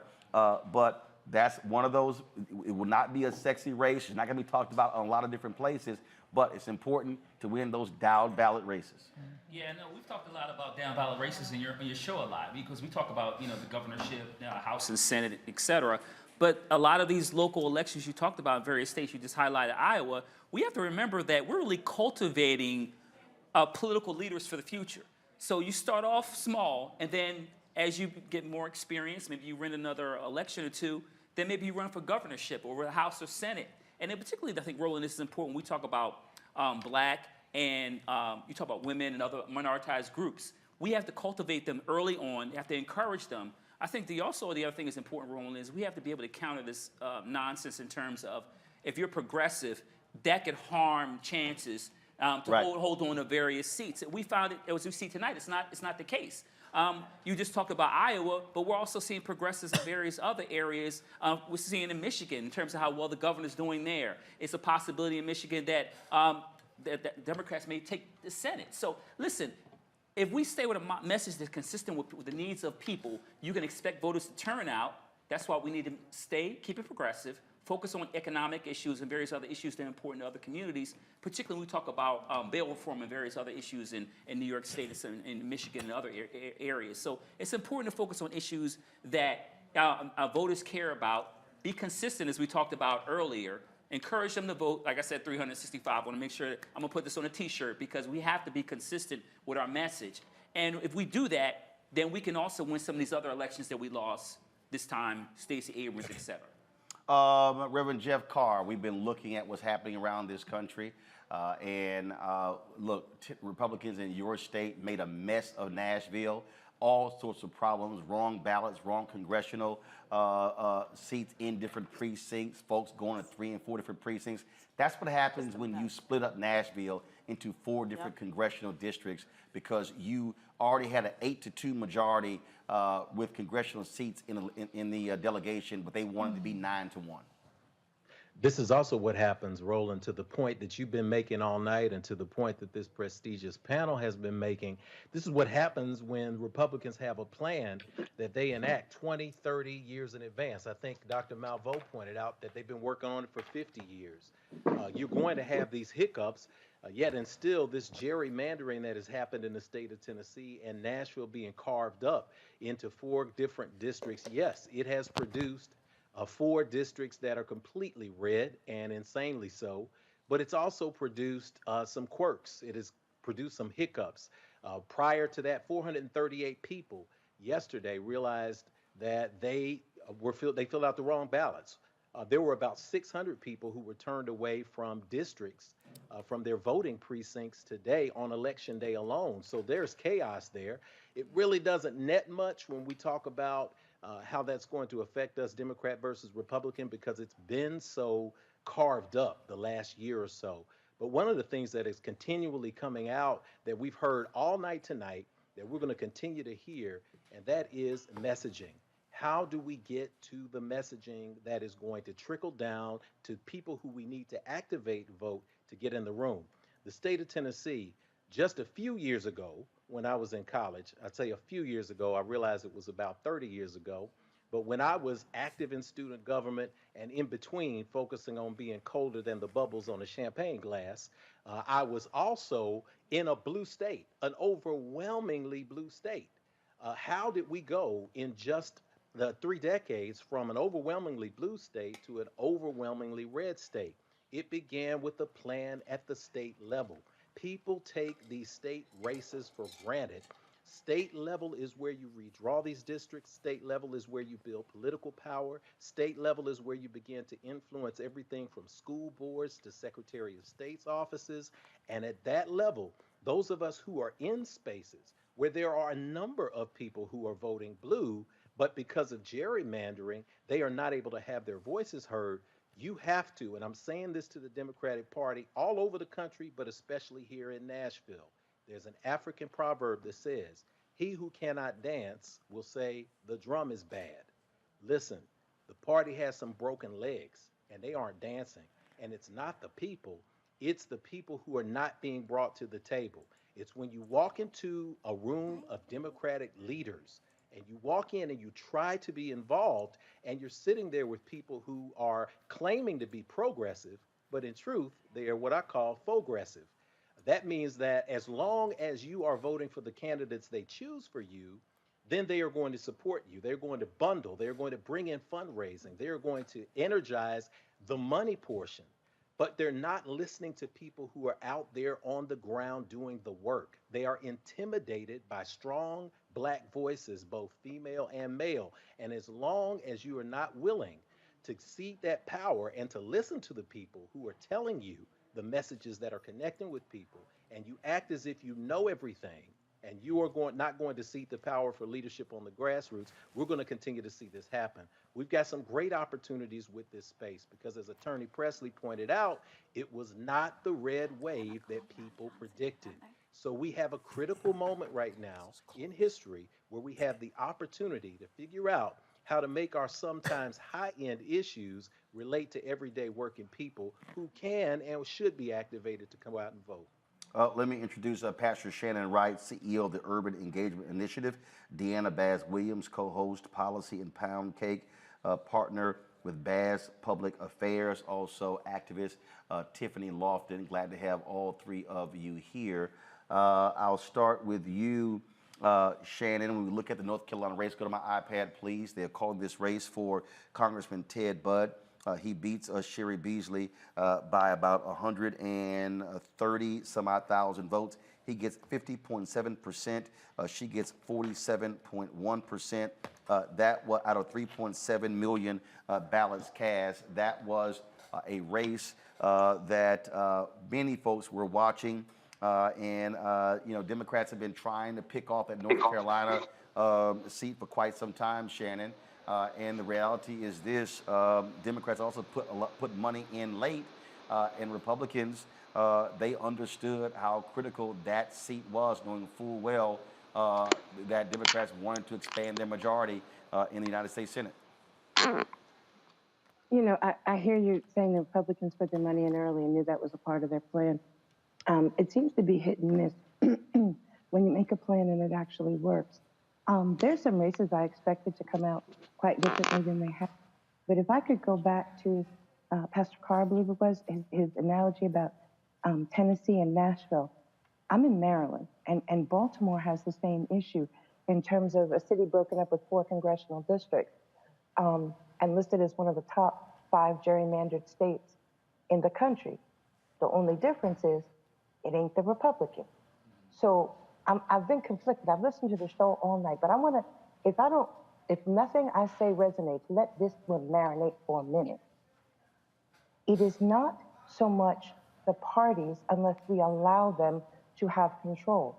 It's us taking control of policy and not just sticking to one party, but recruiting, training, teaching, mentoring in both parties.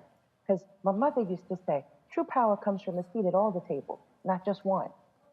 So just as we're seeing a lot of the gerrymandering and a lot of the political gamesmanship in some areas, we're seeing it in other areas, and it's both parties.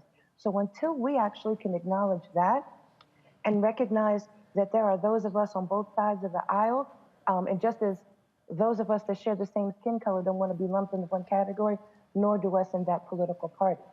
We have to address policy. We have to teach folks how to create policy that positively impacts people. And when we do that is when we take control of both sides. Deanna Baz, we're looking at the Pennsylvania race. 82% of the votes are in. John Fetterman is at 49.5%. Mehmet Oz is at 48.1%. It's about 65,000 or so votes separating them out of 4.55 million that have been cast. Your assessment of what has happened tonight? I've also been listening to the show, Roland, and thanks so much for having me join this conversation. And I never thought that that we were going to have a red wave. While I wanted a red wave, I think that because we've seen that voters have been so evenly divided on so many very important issues. Like, I'm not surprised about what we're seeing in Pennsylvania, the razor close margins there. I'm not surprised about, I'm not even surprised about what we're seeing in Georgia, my home state. And the last time I checked, just before we came on, I think it was 49-49. So I'm not surprised by these things. But what I am surprised by is the conversation that I've been hearing on your show, and I love the rich conversation, but what surprises me is this this shock that Black Americans are all of a sudden, that Black Americans are considering other options other than the Democratic Party. And so I think that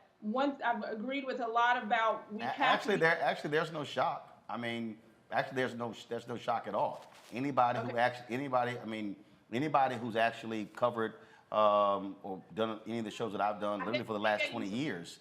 No, I'm saying that there's no shock. I think pardon me, I used the wrong word. I probably should have said it. For me, it seems like there's dismay or that Black Americans are not in lockstep with Democrats. And I think, as your panelists have talked about messaging, I think that Democrats have certainly missed opportunities to share how things like inflation and those things are impacting Black Americans, and those issues have been really important to Black people as they have been to all Americans. So I think, again, I'm not shocked by the pink wave, but I think that in the next hopefully 12 hours we'll have more clarity. But I definitely not shocked. Well, here's what I mean by that. I would dare say, going back to, let's say, 1989. 1989. I have laid out this exact same thing, and that is, as you get further and further away from the Black freedom movement, you are seeing African Americans less self-identify. I remember having a conversation with my parents and others of races in Texas when I was in college, and I was relaying the conversations that Black college students were having that were different from their parents. The difference, what we're actually stating is that Democrats haven't been listening. They haven't actually been listening to Black people. And what they've done is they've actually ignored what folks have been saying, like Tiffany. You look at, again, the number of young African Americans who do not self-identify as either party. Now, they may lean a certain way, but then when somebody does not self-identify, the usual ways for you to communicate them don't work. And if you're unwilling to communicate with them in a different way, if you're unwilling to actually meet them where they are, you're going to have a problem, because the problem they have isn't even a significant number of Black folks voting Republican. Their greatest problem are folks checking out the process totally.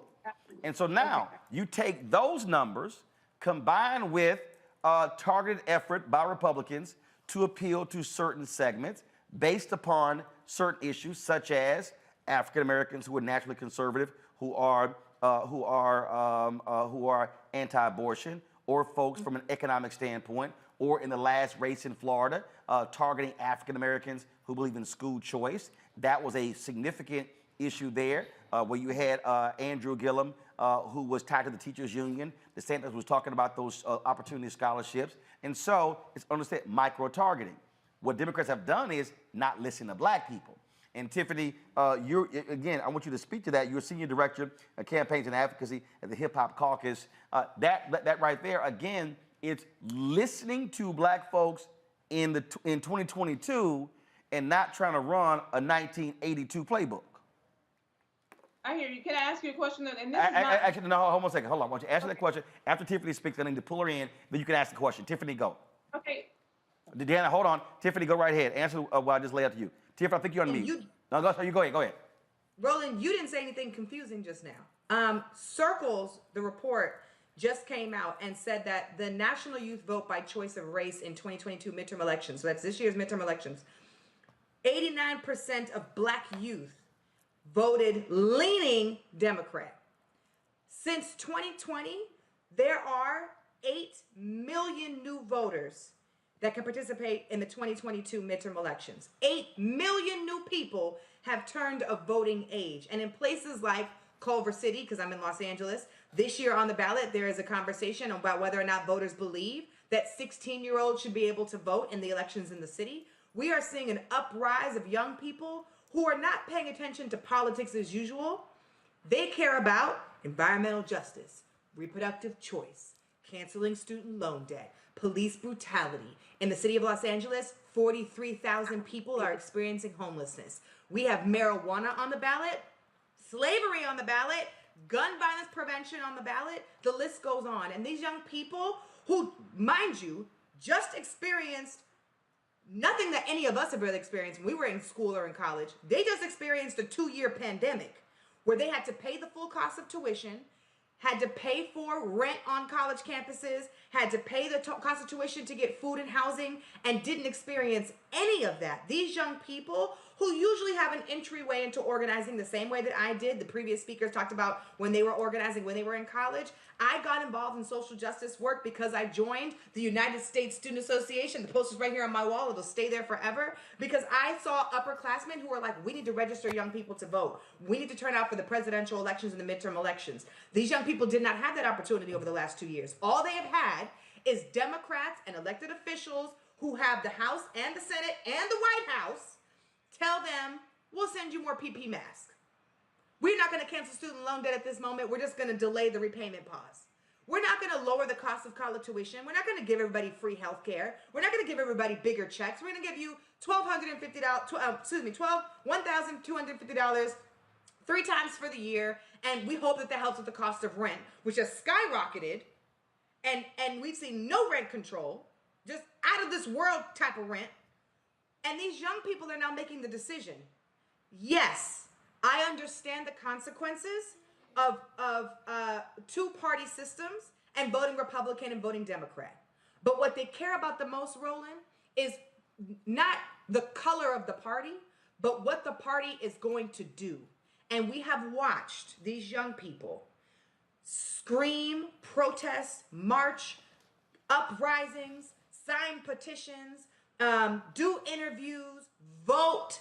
They are having conversations with this political party, to your point, which has ignored them and taken them for granted. And I am certain that tonight, with the losses and the wins, but the losses that we have seen, that these young folks who are getting ready for the 2024 election, these young people are having those conversations right now, but what they're not going to do and what they are going to do. There are over 330 million people in America, and we only usually get about there are 330 million people in America. We usually only get about 43 million people to participate in the midterm elections. There is a gap. And more people are falling into that gap where they're like, this political system doesn't even help me. They don't care about me. They don't ask me what I think. They don't do what I tell them to do when I put them in office. They don't listen to me when they're running for re-election. They don't come to hang out in my hood. They don't talk to me in my communities. And they are tired. And we hear the jargon, vote for us, don't vote for them. Scare tactics, don't vote for them because they're going to take away your rights. Well, when I vote for you, you ain't give me no more rights. These young people that I teach at UC Santa Cruz, the folks that I organize at the University of Toledo in Ohio, the students at FAMU that I work with, the people at the NAACP who are organizing young folks across the country, the University of California Student Association, the United States Student Association, these folks who are working with these young people, they're tired. They've been tired. Every election season is the most important election season, but they're tired and they want something different. And I believe, last thing I'll say, that in the spirit and honor of Fannie Lou Hamer, who I love and adore and is on the cover of my notebook, that people who are sick and tired of being sick and tired will do something different. And as a 33-year-old millennial who is supporting the training and development of that apparatus, of that base, whatever that is, it is going to not only help these young people, it's going to save America.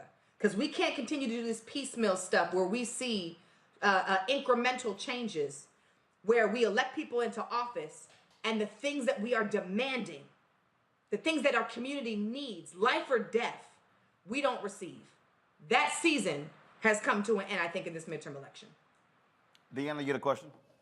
Yeah, I'm so excited to hear your panelists say these things. And I'm really, Roland, the thing that concerns me most is that what I hear her talking about in terms of being taken for granted, and I know that's like Republicans always say that blacks are being taken for granted by the Democratic Party. I believe that, but I'm on the right, and I want Republicans to begin to invest more in Black press. Dee Dee and I are literally every day working to encourage conservative organizations to invest in Black press. We're making a little incremental change, but we will but make. Deanna, they won't even talk. I mean, let's look.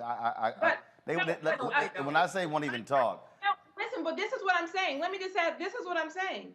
If you on the not you, Roland, but if people on the left are saying that Democrats are not listening to Blacks and taking Blacks for granted, or you've been working and now you've been shifted. Like, my question is, like, I love Black America. I am a Black woman. I want what is best for Black people. I'm working for that on the right side of the aisle. Whether my sisters and brothers on the left side believe it or not, I'm working for that on the right side of the aisle. But I feel like, I honestly believe that somehow we on the right and the left have to demand more, because if you're not getting it on the left and we are, like, the thing that worries me about sis, and I love your sweater. Sis, the alternative is not the right.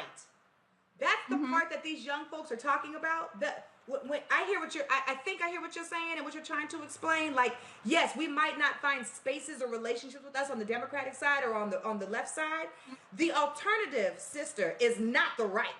Because we would have been over there already. And we're not going over there. Wait, hold on, though. The So I think you're misunderstanding what she's saying. The alternative that we have right now is the Democratic Party is not being held accountable. Republicans ain't never cared about Black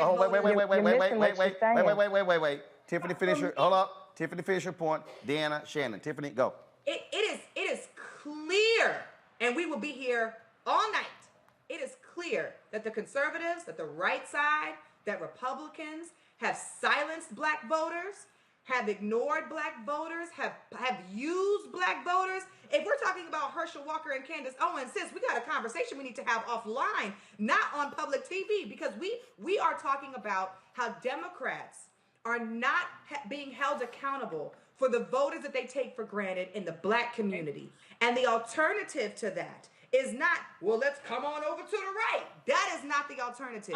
The alternative is these young people are creating freedom dreams and a bigger vision of what these issues that I named, marijuana, women's reproductive choice, student debt cancellation, ending gun violence, slavery, environmental justice, and the list goes on. That conversation is being had, and you are seeing young people like Maxwell Frost, who is a Generation Z, Afro-Cuban Democrat, who is saying, listen, y'all not listening to me? So I'm going to run for office so that I can support my community. Got it. He's not running on the right side. This is not even about left and right. And if we continue to trap Black people... No, wait, hold on. So, Tiffany, 10 seconds. 10 seconds, Tiffany. You got it. If we continue to trap Black people in left and right, America will not go anywhere. We need to have a conversation about what we need to do to encourage the people who are not voting, because there are millions of people who don't participate in the electoral process, partially because of the party. Hold on, Deanna, Tiffany, decide what America's that longer than 10 seconds. Deanna, then Shannon. Deanna, go. Okay, so this is the thing, Tiffany.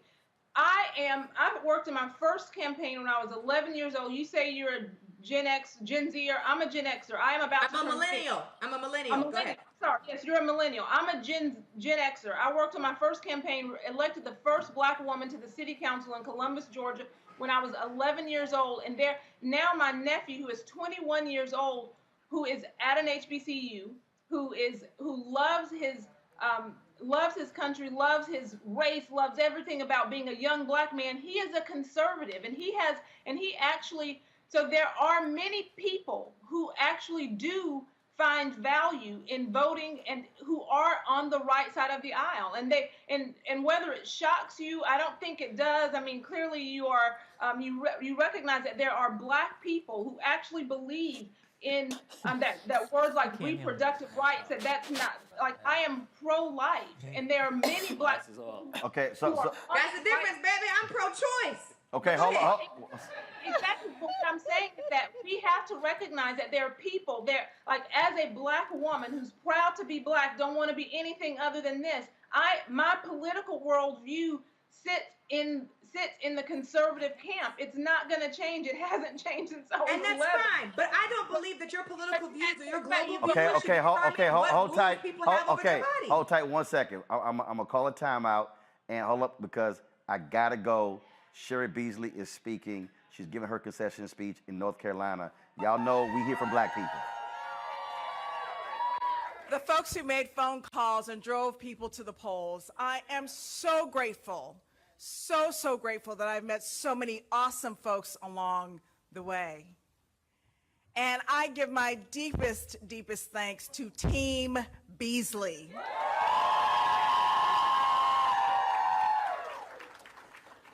I thank my husband, Kurt,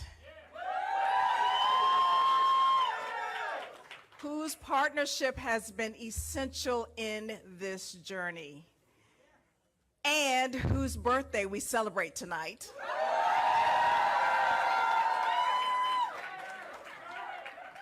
Happy birthday, Kurt. I love you dearly. And to our sons, Matthew and Thomas, who inspire me every single day. I could not have done it without the support of my men, and I love them so very much, and very thankful. A few minutes ago, I called Senator-elect Bud to congratulate him. And I offered him my support and encouraged him to stand in the tradition of our state, to be an independent leader that puts North Carolina first. And I hope he will. I hope he will. I am so proud of the race that we ran. I'm proud that all along we stayed true to our mission, that this race would be about the people and not politics. And even when others didn't, we believed in North Carolina. And I still do. This isn't the outcome that we wanted, but we have made history in North Carolina. And tonight I'm thinking of those who blazed trails before me so that I could reach this moment with you all here this evening. I'm thinking of my late mother, Lou Beasley, who showed me the importance of public service, of working for justice for all, and for standing for what's right. She was an amazing example and amazing woman. She knew the importance of staying the course and valuing the right to vote. My mother was granted the right to vote 57 years ago by the passage of the Voting Rights Act. And 57 years later, the work to make voting truly accessible continues. I'm thinking of my granddaddy Clarence and my grandmother Mimi, Rebecca, from Alabama, who married very young and searched for a better life for their family. With 76 cents in his pocket, Granddaddy Clarence hopped a train to Nashville, Tennessee, with dreams of a better future in his heart. He worked on the railroad all of his life, believing that for all of his sacrifice, his children and grandchildren would have it better. Granddaddy Clarence and Mimi believed firmly in the American dream. And despite the challenges they faced and the injustices they weathered, my grandparents worked hard to build a better future for their children and grandchildren. I am my grandparents' American dream.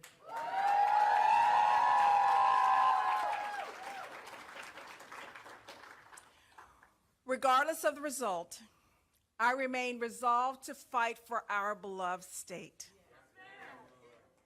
Because North Carolina is worth fighting for.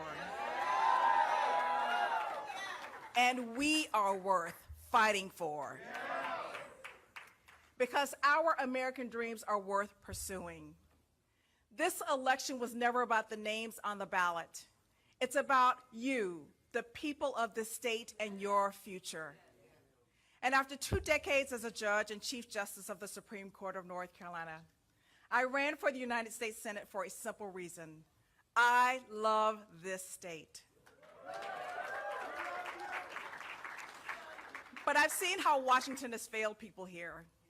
And over the last 19 months, I've met North Carolinians in all 100 counties. You've shared with me your struggles, from jobs that don't pay the rent, to medication that costs too much, to loved ones who need health care but couldn't afford it, to small business owners who are the backbone of our economy and who need leaders with a backbone to do what's best for them. I've spoken with farmers who Sarah Beasley, of course, giving her concession speech, she loses in North Carolina. Democrats have been trying to win a seat there since 2008. I'm going to say this again. Reverend Barber was on earlier, and we make the point over and over and over again. If you do not make the investments into that state and build your infrastructure outside of your large counties, you're not going to be able to win. I can't wait to go inside of that race to start breaking apart the numbers, see what happened in different parts of the state, see what the black turnout was in that particular state. But that's just at the end of the day, if you want to win in North Carolina, look, you had a Democratic governor there. You've had Democrats who won statewide, but you have to actually focus on those areas. Significant black population in North Carolina. The question is, did they maximize their voting power there? We were having a conversation, Tiffany, Deanna, Shannon. Shannon, I want you to comment, and then I saw Greg Carr's reaction, and I thought Greg was literally about to start burning some books. So let me let Shannon make her point, and Greg definitely has something to say. Trust me, Shannon, go ahead. Please put down the match and the lighter first before I continue. No. Greg didn't have a match. Greg had a blowtorch. Yeah, flamethrower, all of that. So here's the thing: when we when we put ourselves in separate camps and we talk about, well, the Democrats are ignoring us, but the right's not the answer, this, that, and the other. When we argue against our own interests, those that don't want us to succeed win. So when I said it in my initial statement was, if we can, first of all, I'm a Republican, and yes, I'm a conservative, but before that, I am a Bible-believing Christian. So that means I believe there are certain ways you need to treat widows and orphans and all sorts of folks that is higher than and very different from either political party. So I'll say again, when we can stop fighting for a label or a color and fight for our own self-interest of our people, that is when we succeid. But Shannon, I got to ask you a question. I right here, okay? I heard what you just said. Yet when I looked at when votes were taken in the House, when it came to after the shooting of Buffalo, to condemn white supremacy, Republicans wouldn't vote for that. When I looked at the vote to cap insulin at $35, Republicans wouldn't vote for that. When I looked at the demonization of the poor in this country, when Trump was in there and they were literally trying to change the SNAP benefits, Republicans wouldn't vote for that. I get being a conservative, being a Republican. When you talk about the widows and the orphans, it's amazing how Republicans absolutely ignore those widows and orphans when it comes to public policy. Yeah, not all of us do. That's number one. No. I'm not saying all of you, but I'm talking about those who are actually in power. I'm talking about those who are in the House, those who are in the Senate, those who so my question for you is, being a Bible-believing Christian and believing that, how do you stand with people who call themselves Christians but don't actually represent Christian values in how they vote, but they claim to? By trying to change that from the inside. Got it. You can't, it goes back to what I said. True power is a seat at all the tables, not just one or the other. So if I see Democrats are ignoring black folks, but I see on the Republican side, black folks are invisible, then what I'm going to do is I'm going to go over here and I'm going to say, okay, when y'all lost this race, what was the margin? What was the margin of black folks that could have voted in that race? Now, so I'm going to look at it from the inside out to be able to show you what you could have been picking up and how things could have changed. And then talk about how you actually speak to people by speaking to their needs and the policies and the issues. But that doesn't happen on the outside. That happens from understanding and then trying to change hearts and minds. You can't always do that from the outside. Greg, so my goal is to do that from the inside. We Greg, don't need a Christian country. Greg Carr, you want to, you've been waiting to weigh in. No, I'm just sitting here. In fact, I really, could have very easily said nothing because I think, the distance between fantasy and real politics is what we're talking about right now. When the results come in with this election in Georgia, it'll be clear that the overwhelming majority of white evangelicals will have voted for a man that is paid for serial terminations of pregnancies because they believe that he will help the white nationalists in the federal legislature get one step closer to executing a national ban on abortion. That's a theocracy. That's a theocracy. Let's be very clear about this. This isn't about politics. We're not talking about imposing our will on other people. Wherever we come down on the question of a woman's right to choose, I don't know that anybody would say that they should be able to tell other people what they should choose. Now, if that's the case, then yeah, we're talking about a Marjorie Taylor Greene, who is an avowed white Christian nationalist. Now, in Wisconsin, I would have asked Representative Carter out of Louisiana, why don't you have an infrastructure in Louisiana? And I agree with my sister Tiff. At the end of the day, the Democratic Party takes black people for granted. However, the answer, as she said, is not going to the right because we're not talking about principles. We're not talking about culture. We're talking about power. And Ron Johnson, this ghoul, who is about to be returned to the federal legislature, is going to be hell-bent to destroy Social Security, privatize Medicare.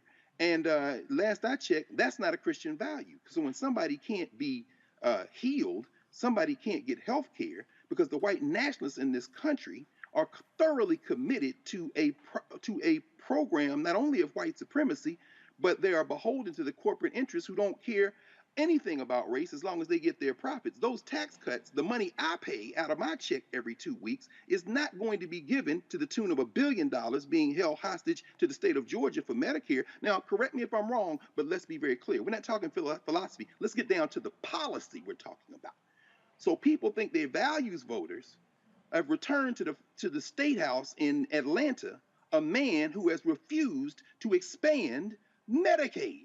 $1 billion of our tax money not going to people in Georgia who claim to be Christians but might have a foot cut off because of diabetes or can't get their blood pressure medicine or can't go to a trauma center because the white nationalists have declared that they don't give a damn about human beings. Finally, I'll just end with this because, again, I didn't have to say anything because it's just absurd to me the difference between idealism and the reality. The real politic of the moment is this. The very same people who would say they can't vote for a black person no matter how hard you try to win their hearts or minds, there are ballot initiatives all over this country right now. Right now in South Dakota, they're going to vote for Medicaid expansion. But they're going to put back in the state house a white nationalist. Somebody on the quote-unquote right explain to me how the same white people who will not vote for Democrats because they are communists and CRT and all the rest of that stuff will, when they understand the policy value, vote for things like expanding Medicaid, but won't give power to the people who at least are in a party that are trying to push for the types of social programs that would benefit them. Is somebody explaining that to me other than racism? Deanna and Shannon, y'all want to take a shot? I think I'm highly confused, and I'll openly admit, when you say that we are talking about things that are not real, and when values voters actually vote for issues like pro-life issues, and so for me, and I'm not a one-issue voter, but I will say that for me, the issue of whether or not what lives within a woman's womb is actually a life, to me, that is enough. That's as real as diabetes and someone having their foot amputated. Like that, like the actual, those real life humans living in the womb of a woman, to me, that is as real as and I agree with Shannon in that on the right side of the aisle, Christians, and I count myself one, we need to hold our party accountable for for votes and values that do not line up with the things that we support. And so Shannon and I know Shannon well, she's vocal and she's outspoken about these things. And so on the right side of the aisle, we as Black Americans, we as Christians, we as people who value life and who respect humanity, yes, we need to be vocal on the right. But I would argue that on the left, the same is true. And so I'm not like I refuse to be made to be the like our because we vote for conservatives or Republicans, every single thing that they do is great. Absolutely not. But I'm certain that on the left, you can't tick down the list and say that you support everything that your candidates on the left vote for either. So for me, and this is something that is without question, for me, my values match most without question conservative values. So I have no problem with that. But I do have a problem with this idea that I have to agree with every single thing that Republicans do. And I do have a problem with this idea that that somehow I am disconnected from the Black community or reality, because I think that there should be Blacks advocating for Blacks in the conservative movement and in the Republican Party. Tiffany, I think Tiffany, you wanted to go ahead and hop in there and make a. Yeah, I'm enjoying your conversation. Let me eat this cupcake. What while are I'm you doing eating? I'm eating a red velvet cake. Who made those and brought them to the studio? Why we didn't get mailed a cupcake? First of all, that's what happened when your ass moved to California. You should have kept your ass in D.C. But you want to go to L.A. But go ahead and make your little comment. Yes, and y'all, it's a Black caterer who did our food. Uncle Roland said, make your little comment. Now, you know when Black people put little in front of anything. Hey, Lil. I I didn't say little, I said Lil. I said Lil. Lil comment. You didn't even give it a 2 T's. Lil. So go ahead. Let me enjoy my cupcake. Go ahead and make your comment. Go ahead. Let me say this. Monique, what you want? Monique. Whether or not you are right or you are left in this moment is actually irrelevant to me, since there are people in this panel and maybe even in the space that do not believe that women should have the autonomy what they're going to do with their own bodies. So yes, we have a mutual problem. You don't like everything your party do, and I don't like everything the party that I'm assigned to does. Mm-hmm. But what I am clear on is that some of us in this space are not even on the same team, even though we are Black people. I do not believe, because I am a Christian inclusivist, I do not believe that my Christian values should become the policy that determines how everybody in America should live. I don't believe that either. There are other people in this country. I don't believe that at all. I do not believe that my Christian values should dictate what anyone does. And I make it a point. And that's not what either one of us is saying. When I make a very clear. Both of y'all said that. No, ma'am. You need to listen to both of y'all said that abortion rights and that pro-life was just as important as diabetes. So I'm trying to hold up, can't nobody hear nobody talking. So Tiffany, you're gonna go for 30 seconds, then Shannon, then Deanna. I'm gonna pull in Reverend Jeff Carr, but go on right ahead. Tiffany, go, 30 seconds. I can do this in 10 seconds like I did last time. Last time wasn't 10 seconds. Help me understand why you made the comparison between being pro-life and diabetes as policy and decision and values that we are making as Black people in the elections. We're talking about elections and people voting. Why'd you make the comparison? Deanna, go. I specifically made that analogy because Mr. Carr mentioned diabetes and the moral decision to not support expansions that would help people with diabetes. So to me, I made that comparison. But as it relates to my faith, like our house, we operate under a pro-life model, right? But I don't believe that, and I do that because I believe as a Christian, that is my belief. But I should not take my belief, my faith belief in the public square and force other people to live out my faith. But your party does that. But I believe it is science for me. I believe that and I want to have open, legitimate, fair conversations about life. And for me, I want to be clear about what lives inside of a woman's womb And at some point, I believe. I don't believe it's your party's job to Roland, determine she what gets so other, much with other time. women's Hold on, rules do. Tiffany, hold on. Deanna, you got 20 seconds. You win a minute. Okay. You got 20 seconds. I'm gonna let Shannon speak. I'm gonna pull in Reverend Card, and then I'm gonna wrap this up because I'm going over to the wild bunch over there. So for me, if at any point we as a community can decide that what lives inside of a woman's womb is actually a life, I believe it's a life at conception. I know most people don't, but at some point, what is in a woman's womb is actually a human being. And if it is in fact a human being, then it deserves a voice and it deserves to be protected. And so the science says at some point it's a human being. And so I don't argue this from my standpoint as a Christian. I argue it from science, and I don't believe we should kill humans. So that's where I come to this point of view. And you know, again, my faith is hugely important to me, but I don't believe that I should force it on anyone. All right, Shannon. Just did. So, to be clear, to straighten it out and remove some of the confusion, when you believe that when you are a Christian and you have your beliefs, if you believe the whole Bible, one of the things that you don't do is try and browbeat or convince people. My job is to plant a seed. Whether you pick it up and water it is your business. You're going to deal with that with whoever you believe in when you get wherever you're going. So that's not my job. My job is to make sure that you have all the information you need on both sides to make an informed decision on whatever the issue may be. That's number one. Now, number two, where Deanna equated the what's in a woman's womb to the diabetes and the foot amputation was her correlation that they are all medical issues that need to be addressed in a scientific manner. Now, when we go back to Medicaid, let me ask you a question. Why are we sitting here talking about expanding Medicaid, which is the bottom of the scale, instead of talking about some actual medical equity so that we can have equal care and don't nobody got to think about cutting off nothing? Well, actually, because the Republican Party largely was against the Affordable Care Act, which played a crucial role in decreasing the number of African Americans and others who have health insurance. And one of the reasons we're talking about Medicaid expansion, because it was in those same red states where they actually were vehemently opposed to it.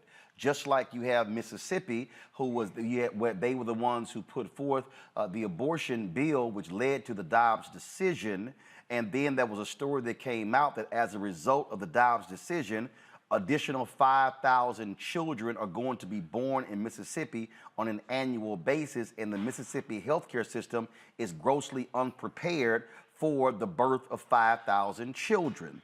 And so when I make the point about the Republicans, and I hear you, Deanna, and I hear you, Shannon, being pro-life and anti-abortion are two separate things. I believe the Republican Party is largely an anti-abortion party and not a pro-life party, because you cannot be a pro-life party and you stand in the way of health care. You cannot be a pro-life party and stand in the way of Medicaid expansion. You cannot be a pro-life party when you're unwilling to address the infant mortality rates and the number of black women who are dying in childbirth. When you look at the lack of midwives and OBGYNs in the state of Mississippi. And so if we're gonna have a pro-life conversation, then I'm gonna need Republicans and conservatives, to be honest, to say something when somebody who's unarmed gets shot and killed by a cop, because ain't that life? And so we can have a pro-life conversation or an anti-abortion conversation, but I will never correlate the two. Reverend Jeff Carr, Reverend Jeff Carr, you now have the floor. What we're witnessing right now, and let me pause to say that this is in no way ad hominem. So if you throw a rock up and it hits into the crowd, it's only going to hit, only the hit person's going to holler. So please, I don't want anybody to take this personally. Apply what applies and leave alone what doesn't.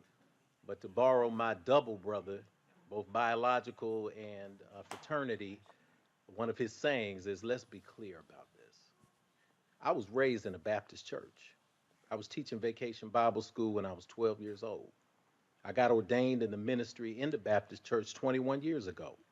I also traveled to Kemet under Dr. Yosef Ben Yakin and got initiated into the ancient craft of priesthood when I was in my 20s. I studied with the Lakota tradition and got initiated into the sacred sciences of the Sweat Lodge. And I've pulled together an interfaith ministry that brings everyone to the table regardless of their race, their color, their background, their religious tradition, or their beliefs. I also am a father. My wife and I have 5 children. We had midwives in the room. I have caught the children in my own hands and cut the cord while my own mother was in the corner praying them through. All of that said, I would never, as a man, regardless of what beliefs I have, vote for any policy that denies a woman the right to do whatever she chooses to do with her body, because I have the right to do what I want to do with my body. When we're talking about beliefs, that's one thing. But belief is often something that exists in the absence of provable fact. That's why spiritual practice to me is more important. Spiritual practice allows us to expand and say, regardless of our beliefs, are we really willing to impose our personal beliefs on other people in a country that is supposed to be the land of the free and the home of the brave? I say no. If you want to practice personal beliefs, practice them and enjoy the freedom that we have to practice them. But you do not have the right, none of us, myself included, to impose my personal beliefs and codify it into a law so that it takes away the rights of other people to choose what they want to do in a free and open society. Those are the people who talk about pro-life but are also anti-abortion and who want to restrict other people. Many of them have never sat in the seat that I've sat in, where I've had to counsel young people, young women in particular, who have been raped, who have been molested, who have been abused, many of them in a so-called religious environment, and have to live with a pregnancy because the church elders and the church leaders bring them before people and humiliate them without even having a conversation about the associate minister or the youth pastor who abused them. This gives us a chance. When we talk about policy, we begin to talk about giving ourselves equity and freedom. So while we have respect for life and human rights, it is hypocritical for us to then move toward any space politically or culturally that creates a theocracy. If the Muslim community, if the Hindu community were talking about doing the same thing in America, we would cry heresy. So if we proclaim ourselves to be whatever our faith tradition is, we cannot fall into a space where we want to impose our personal beliefs through law on other people. That is not a true democracy, and although it's aspirational in America right now, it is not something that we want to go into. It's not a road we want to travel down. It's dangerous, and that's what I have to say about that space. We're talking about belief versus policy, and as Sister Tiffany has outlined, these young people are not going for it. They're looking at how policy affects them. The entire night's conversation has been about how do we find our way forward in this space that we call America. That is going to require all sides. It is going to require all conversations, conversations that are uncomfortable. It is going to require independent funding. It is going to require independent thinking, and it is going to require us not being demagogues, not being sycophants, and not being people who are willing to give up our lumbar spine and open a portal so that other people, whether they're corporations or political parties, can insert their political arms and work us like puppet masters have in this United States of America. I need a microphone. So here's what I'm gonna do. Tiffany said cut the commercial. All right, so here's what I'm gonna do. It's gonna be 30 seconds, final comments, and then I'm going.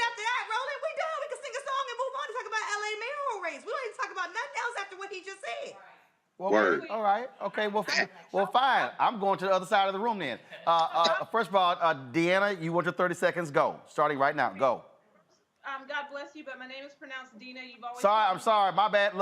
Look. It's 25 people in the studio. I know, so go ahead. Go. Girl, you taking your time. Okay.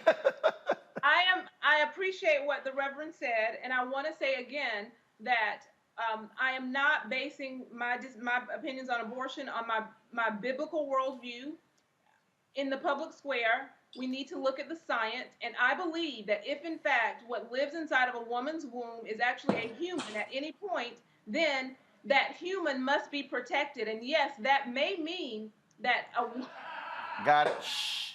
Okay, Tiffany, I would love to meet. No. That wasn't even Tiffany. That's folks in the studio here. Okay, you got. I I'm talking about Tiffany. Oh yeah. Okay, I all wasn't right. saying nothing, but I was saying. Okay, all right. Okay, first of all, okay, actually, time's up. Shannon, go. So, first of all, I didn't come out with the topic of abortion. Like I said, my job, I think what I think. People are entitled to what they think. It is not my job to change anybody's mind. Their maker will do that when they get wherever they're going. But as far as here, if we can't stop arguing amongst ourselves to realize that we have some things that we actually need to be working on, in 4 years, we're going to be having the same daggone conversations. The topic was brought up of Medicaid. And again, I say, if we're really going to organize apparatus and we're really going to develop systems to be able to move the needle and get people to vote, why are we looking at the bottom, Medicaid? Why are we not looking at medical equity? So, and before anybody says, well, that's easy to say, you're a Republican and this and that. I'm a Republican who is married to a Republican who's trying to find a kidney donor because he needs a transplant. So when I look at the medical industry right about now, I'm not looking at it from a political perspective. I am looking at it from a people perspective. Expanding Medicaid in that scope is not the answer. Actually closing the gap of medical equity is. Dealing with prescription drug prices, and we know which party wanted to roll that back. I mean, look, we can talk about all we want to, but we've got to also deal with some facts on where folks are actually voting in parties. Shannon, Dina, Tiffany, Jeff, Greg, we appreciate it. Thank you so very much for joining us. I'm about to go to the other side of the room. While I'm doing that, folks, the race in Georgia, give me 1 second. Let me try to pull this up here. Senator Raphael Warnock is back in the lead in Georgia.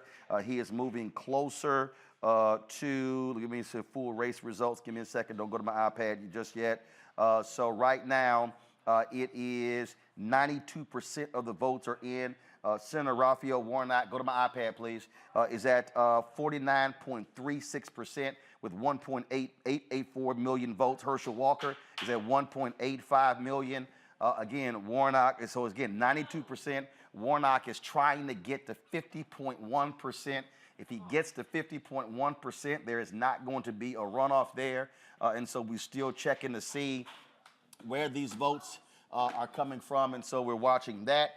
In the Pennsylvania race, Fetterman is leading there as well. Senator Ron Johnson has about a 75,000 vote lead there in Wisconsin. And the thing that, first of all, we're joined by Lauren Victoria Burke, NNPA, and of course, everybody else has already been here. So here's the thing. We were talking about, again, black voters earlier, Lauren, and Milwaukee is a perfect example. You had 2018, 176,000 folks who voted on the governor's race. And then, of course, it went to 200,000, 214,000. This year, they're under 200,000. Only 176,000 actual votes in Milwaukee. It's a perfect, now, I don't know what the hell happened in Milwaukee. I don't know whether or not anybody paid any attention. But if you are a Democrat and you're trying to win a U.S. Senate race in Wisconsin, you need to maximize Milwaukee. And if only 176,000 folks are voting in Milwaukee, somebody doing a damn job. How about that? Well, all the attention went to Fetterman, Pennsylvania, over and over again, and not places like North Carolina, as you have previously But Mandela mentioned. Barnes has raised a ton of money. That's right. If you're Barnes, a black man running, you got to maximize Milwaukee. Oh, I know. People make these weird tactical errors that nobody can figure out for these elections. I cannot figure out. We're looking at race by race and seeing that, for example, the House is close enough that Kevin McCarthy is not going to be able to have control of the situation. But really, the entire night is a referendum and not paying attention to the polls, not paying attention to these media narratives that turn out to be nonsense tonight. Right. Now we're finding out that the House is way closer than it should have been. Right. That, of course, Sherry Beasley, as we had all been talking about on this show a million times, should have been helped out and was not. I mean, she didn't even get a Biden visit or an Obama visit, which is like the typical standard thing. Yeah. She didn't even get that. And it makes absolutely no sense. When you're playing on a map, you know the Senate's 50-50. You only really needed 2 votes. If you had North Carolina, You wouldn't have to have worried about Fetterman. You wouldn't have to worry about all these other things. Right. Carrie Lake is going down hard. That's another one. That's Praise the Lord. Another media creation. Carrie, But Carrie Lake over and over. Right, and all these folks are like, but here's the thing that, again, is stupid to me. Obama wins North Carolina by 14,100 votes. This is 2008. Unbelievable. He loses in 2012. They lose in 2016. They lose in 2020. He's black. Beasley's black. You might want, and here's the other deal. This is just me. Look, I know he busy doing Netflix documentaries and podcasts and shit, but I'm sorry. You don't just do a rally in the final week of the campaign. How about you do one in September, and you come back the next month and do one then? I really don't understand and how the hell you not seeing Kamala Harris, North Carolina? Listen, to an HBCU. Come on. This is one of the challenges. But you know, this is an indictment. Oh, wait, hold up. Can't have the people talking. I said, I'm a Congo. I'm going to go here. I'm going to go here. I'm going to go here. Go. This is one of the challenges that we have. We can't keep talking about supporting black women and uplifting black women's voices if we're not going to do it where and when it counts. Right. You know, you had the sister who was doing this from the beginning, and you talk about people coming in late, you know, to the game. They should have been there from beginning to end. But again, all night we've been talking about this. People are not listening to black voices. No, but also, because I mean, I got some receipts there too. All right, but here's the thing. I think that when we talk about going into, I'm just saying, I can tell you, I've been personally talking to the candidate for 8 months, saying, we'll bring the show, we'll come in. I went to Raleigh. You talking about who you talking about? Beasley. Oh, Beasley. Okay. She didn't want you to come. They never. I literally got a phone call, October 23rd. Hey, let's do something. My campaign be reaching out. They reach out. Hey, he trying to set up an interview. I'm like, no, that's not what I'm trying to do. And then I lay out what it entails. Never heard back. Wow. And I'm telling you, Reverend Barber was very frustrated there as well. Here's what happened. I'm telling you what happened there. White consultants were running her campaign. They act, no. We don't really want to play up this black thing. I'm telling y'all what happened. Again, that's what I'm saying. Folks don't want me to start pulling out receipts showing timestamp text messages. This is what people have to take from tonight. You said this, Rebecca's alluded to it. We've alluded to it a couple of times. These posters. That whole thing you mentioned about Cornell Belcher and the people he trained making more money than him, I didn't know that. It kind of blew my mind, but it makes sense. If these people are not going to start listening to black voices and black posters, you can forget 2024. Because one thing we're realizing tonight, especially when it comes to these governor races, the Republicans, they've gotten the governor prototype with the DeWines, with the DeSantis, with the Kemp. They realize the Lakes and the types are not going to take governor's races. So they don't even need Trump in 2024. Right. If they just get a bunch of Kemp, DeSantis types and everything. So people are going to start trying to go to Tim Ryan route and not pay attention to black voices until it's too late. Black and brown voices. 2024 is a wrap. Look, here's what has to happen, Eugene. And I'll be very clear. Black candidates have got to operate as the CEO of their campaign. Yes. Right. Black candidates. Yes. Black candidates have got to say, have y'all bought black on media? Yep. Who's coming in? Who's doing what? That has to happen. But they purposely separate the black candidate from. You just gonna sit over there and you just go do what you do. We're running this. And I'm just gonna give people a real quick story. In the Obama campaign, 2008, he was catching hell because of the lack of black on media spend. They have a meeting. He says, we need to be buying black on media. I think it was Pluff in his book. It had that's right in his book. Obama says do it. Him and Axelrod after the meeting were like, we're not gonna do it. Oh, I've been in that. What? And didn't do it. Again, this is where black candidates are going to have to say, after the election, my ass the one lose. Right. Y'all going to cash checks. Yep. So actually we got two great examples from tonight, right? What Wes Moore did over the last 18 months is exactly that, to a large degree. He wasn't supposed to win that primary. The whole world was betting on Peter Franchot. Franchot had the money. Hold up, Franchot, Tom Perez. Tom Perez. You know, there was a whole gang of Rashawn, even Rashawn Baker. So, you know, but Wes Moore built out a black donor network. He built out black media relationships. He literally treated his campaign the same way he treated the Robin Hood Foundation to a large degree. And we saw how that drove him through a primary that he was not supposed to win. Folk were looking at this race the same way they looked at Carton and Fume 06. That was the conversation we were having every day.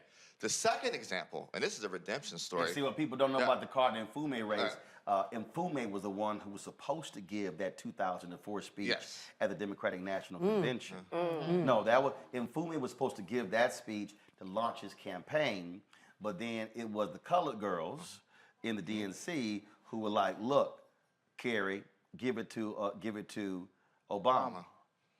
And so the thing is this: that vaults Obama. That's what happened there. Just for everybody who watching, I told y'all we know shit. just letting y'all know we know stuff. But go ahead. So the thing is this, right? So the second example that speaks to the point more poignantly, 2014, Robert Terry Anthony Brown messes up. His base is in Prince George's County. Before he was lieutenant governor, he was a delegate from PG County. All right, during his run, he does jack shit for black voters in Maryland. He assumed he was going to get black support. He brings in both Barack and Michelle. At the same time, he gets one of the rare joint dual visits, right?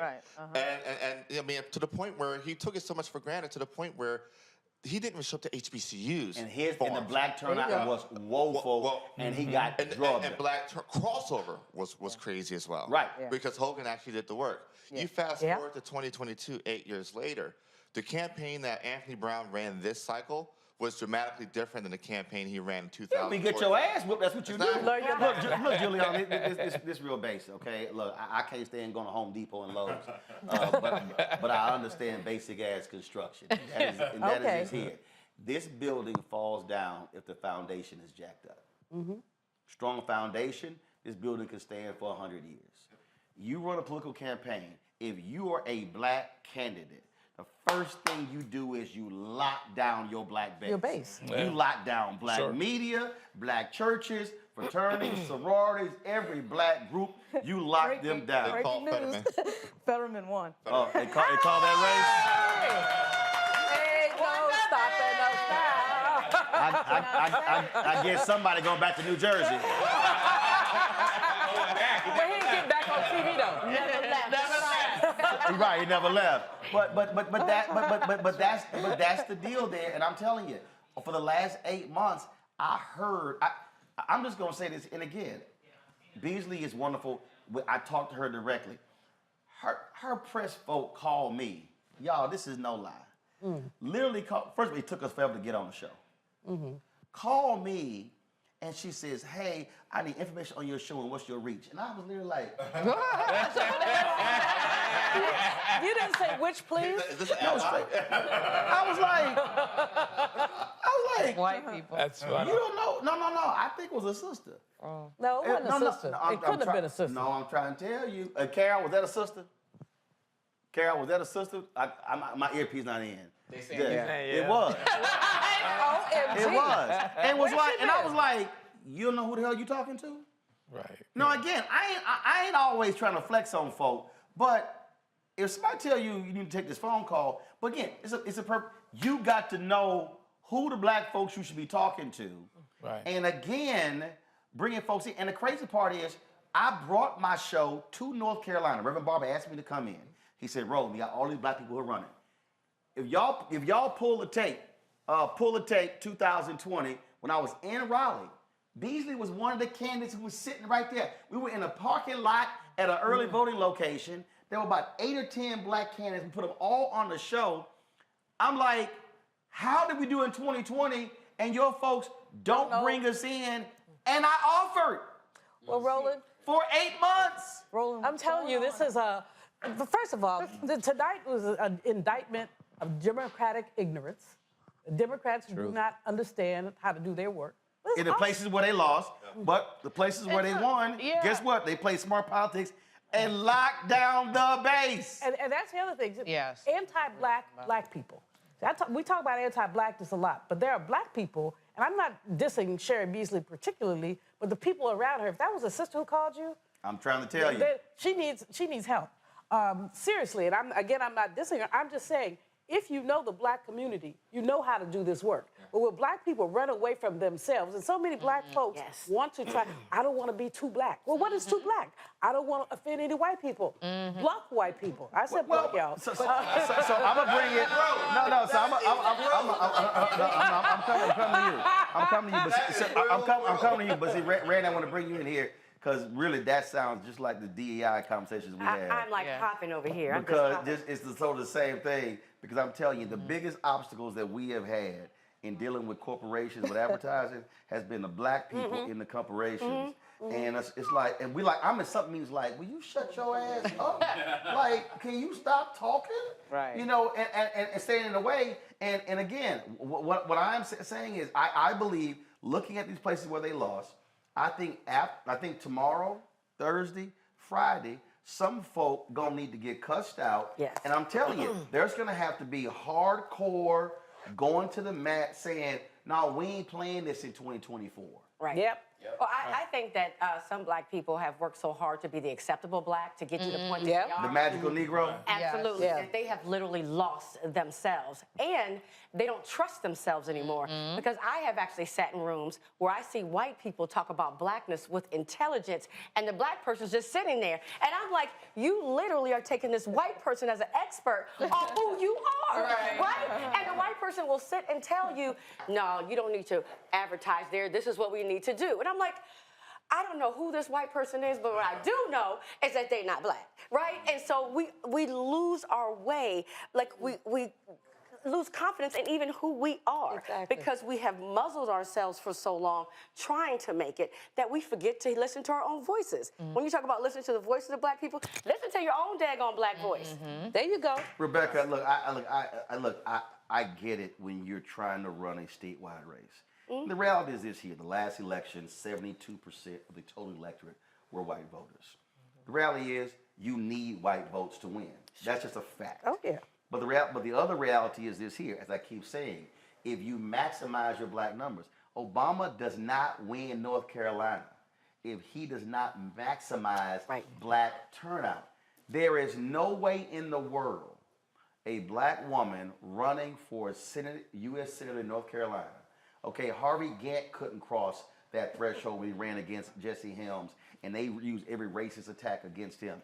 And running against this person here, again, I can't wait to break apart, you know, the different precincts and the areas, but the reality is this here. We're talking about a state with a lot of black people, and I did not see a very overt campaign that was very black specific to maximize the black turnout in North Carolina for Beasley. And I just don't quite understand what their strategies were doing. And you were talking about you got to have black campaign managers and African Americans in senior positions with authority to make calls. Right. You know, Rose, she lost by just 3%. Wait. But just 3%, it was just a 3% margin. That's all I want to say. It's Yeah, a but no, I don't look at margin. percent. It was 140,000 votes. Yeah. So my whole deal is I want to look at where the votes were. Where they That's could've been, my deal is that, because again, I want to know number of black people who were registered, number of black people who were eligible, and who voted and who didn't vote, and they maximized numbers.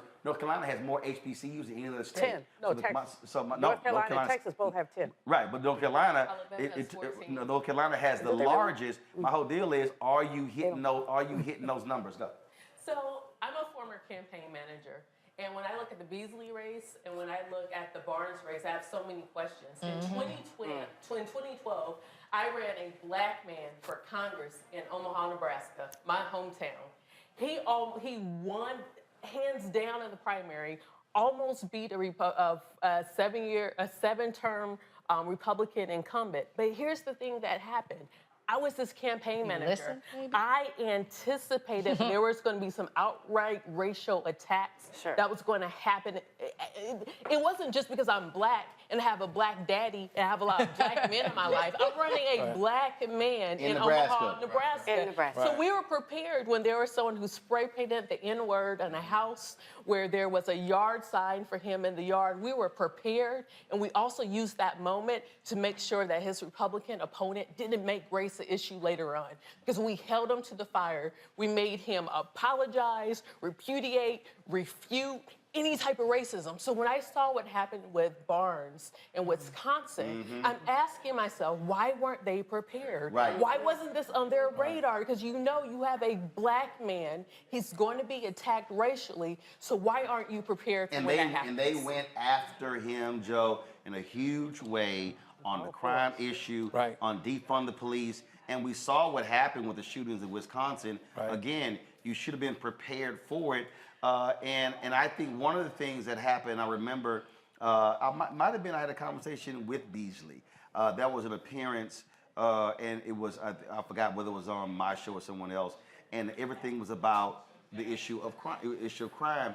And when I heard it, I knew she was talking with the strategists were saying.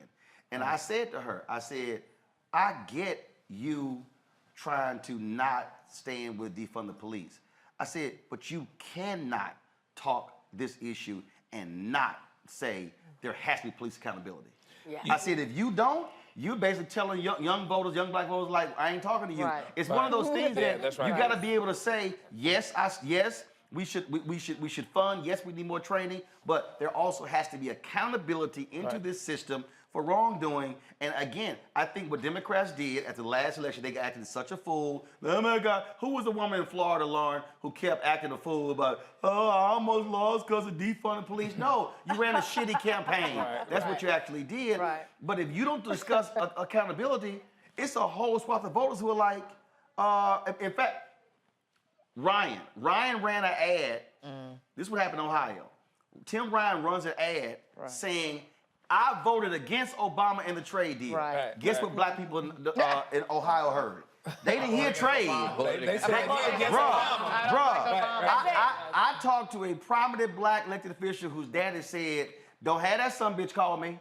All he heard was, I voted against Obama. That's right. And so it's one of those things where, I get why Ryan said it. Okay. He's in a red state. But it's like, you think you're appealing to them blue collar voters, but guess what? Them black people like, oh, okay, we heard you too. You can't swim in another pond and forget about what you know. This is why black campaign managers and black folks in campaigns with authority is really important. We've had to survive in corporate America with a whole lot of people that don't look like us. We had to survive in elementary school sometimes, or in class X or class Y, class E. The game is the same. Okay, now I'm running for office.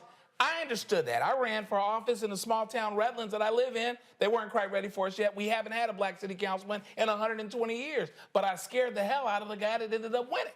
And I knew what to do when he did his race thing, which he was going to do. I was out driving with the fire department. That's what I did, and they supported me. So I say that to say, you can't, if you're Bandela Barnes, or if you're a black candidate, you have to have enough ownership in your campaign to say, I know they're going to do this because they did this. They've been doing this for years. And so therefore, not just looking to the corner, but looking around it, I'm going to decide, here's how I'm going to handle this. And listen, you know, white, professional, you know, your friend, you do what you do on the campaign or whatever else. I know this issue. It's my campaign. This is how we gonna handle this. Because at the end of the day, my name's on the ballot, and it's gonna go up and down with me anyway. You ain't gonna win without me. You know, here's what I thought was interesting, Brandon. I had some folks who said, I'm on this group chat, and they were like, North Carolina race should be getting lots more attention. And then somebody said, well, no, actually it's great. It's undercover. And I was like, no. I mean, so again, so this is one of those things. And again, I'm just throwing out here, prominent black entertainer in North Carolina, Fantasia, Anthony Hamilton. I can go. Who moved? I think Branford Marsalis moved to Charlotte. I mean, I can go on and on and on. Yep. Michael Jordan in I 1992. don't.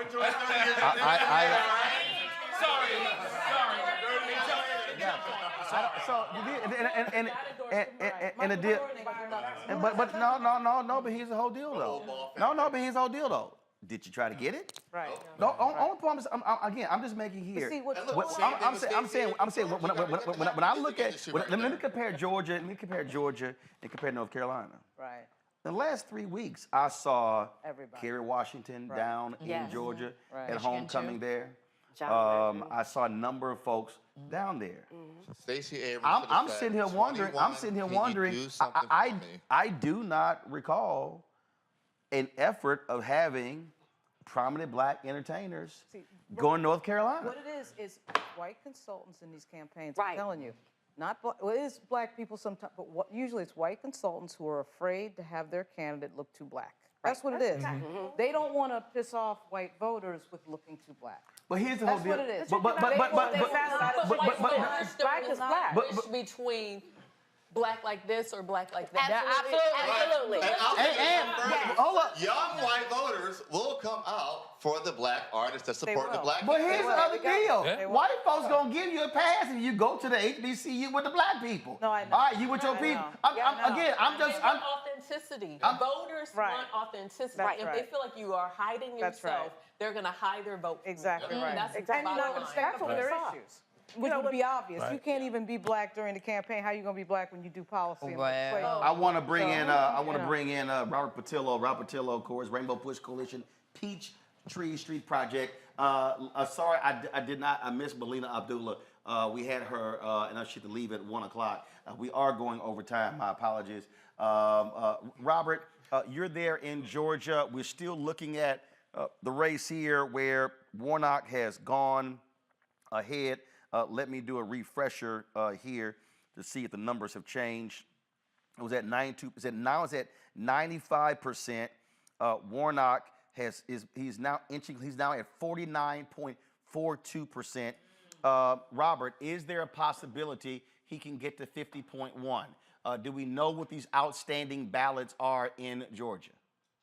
Absolutely, Roland. It looks like about 20% of the ballots in Fulton County have not been counted yet, and around 20% of ballots there in Clayton County. So it looks like it's mainly Whoa. You said 20% of the ballots in Fulton? Yeah, have not been counted yet. And 20% in Clayton? Not Clayton, but Cobb County, rather, have not been counted yet. So those are both going to be strong Democratic counties. There is a strong chance of Senator Warnock will pull this out without a runoff. Now he has to get to 50.1, not 51, correct? Correct. He has to have any number over 50%. So being at 49.4% currently, if you pull out another 20,000-ish votes in county, in addition to what comes in from some other larger cities such as Columbus, Macon, Augusta, where normally those votes come in a little bit later. Probably by tomorrow afternoon, once we get everything in, we should know the final vote tally. But there's a decent chance of Senator Warnock pulling this out without a runoff. Stacey Abrams lost by 300,000 votes. What happened?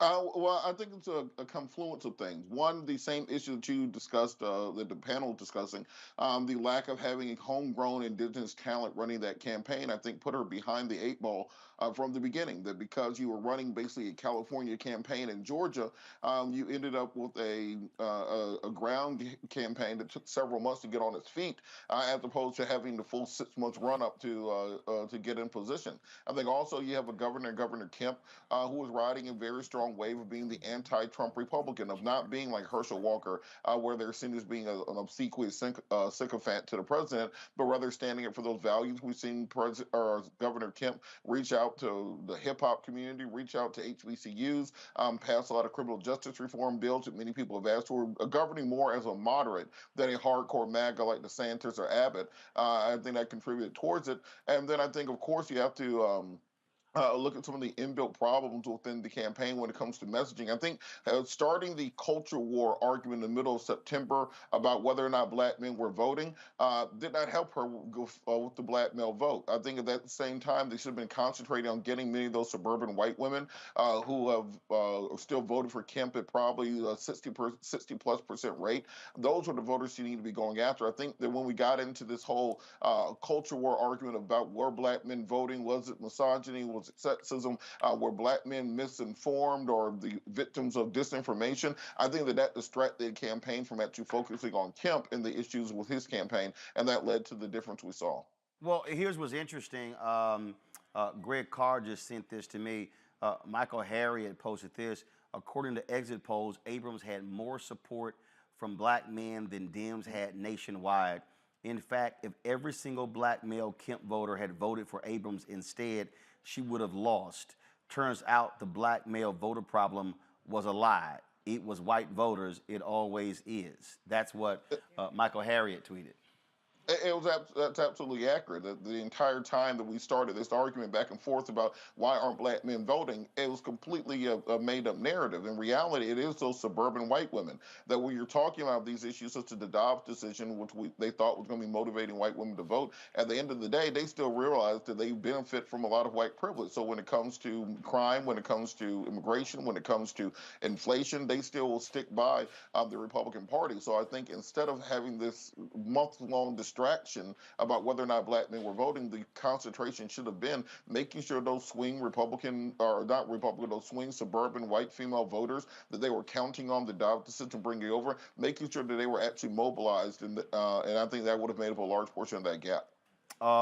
Greg Carr, when we look at, again, it was all of this talk, red wave, as we look at these various races here. I am trying to go to, so here's a perfect example, Greg, and we're still waiting Arizona, but right now, go to my iPad, it'll show in Arizona, 50% of the votes are in Hobbs. Katie Hobbs is leading with 55.9% of the vote, and Carrie Lake is leading, has 44.1%. If you listen to all of these crazies, all we kept hearing about how the media narrative, and this is where it's real dangerous. And I tell people all the time, this is why people got to stop watching a lot of this crap, these mainstream media networks. They were hyping this thing up. Oh my goodness, Carrie Lake is going to drag Blake Masters over the finish line. Oh my goodness, the amount of attention that she was getting. In fact, Greg, let me show you this here. Is a perfect example. I mean, this is the level of hype that we were hearing. We were hearing about how, again, oh my God, how Blake Masters was doing so well. Now, mind you, it's still 53% of the vote is in. He is getting his ass whooped. Mark Kelly has 57% of the vote. Blake Masters has 40.7% of the vote. That's an ass whooping. And again, and we know how typically elections go. That ain't Democrat counties that those votes are in. And so we'll see what happens when it gets to 75, 80%. This is why people, and the last point, somebody made it earlier, all of these different real clear politic polling averages. Here's what happened, Greg. All of the Republicans have figured it out. If you just flood the zone with new polls, the media are like crack addicts, where they will jump on that sucker and report every new poll. Well, what do they then do? It then becomes, oh my goodness, this is what it's saying. And so they figured out every time we drop a poll, that's a new story. It's a new narrative. And so then it just kept the drumbeat. Now, maybe the opposite worked where it pissed off Democrat voters and they said, shit, let's go out and vote. Because we saw in Wisconsin, the number of young voters that was up dramatically, some 300+%. But this is the nonsense that people have to watch out for when you see these political shows that hype up this Republican drama because they like the drama. I believe a lot of them want to see Trump run. They want to see the fist fights and the crazy stuff because they get off on that, because you already see them calling Biden, he's too boring. That's the kind of nonsense they say. But absolutely, of course, they make more money. But these numbers right here show you all that crap. was utter nonsense. Hold on. Great car. Go ahead. Absolutely. In fact, Roland, there's nothing. There's nothing on network television. There's nothing on cable. There's nothing streaming that comes close to the coverage that you've been doing tonight. This has been an honest and compelling conversation, and we have to remember that this is not only not far from over, the Democrats looks like it's going to, when the story is told, whenever, tomorrow, the next week, whenever, the Democrats not only survive, they may have pulled this off. The House may go Republican, it may not. Again, the late breaking votes, if Lauren Barber going to lose her seat, there have been a couple of flips, including black women.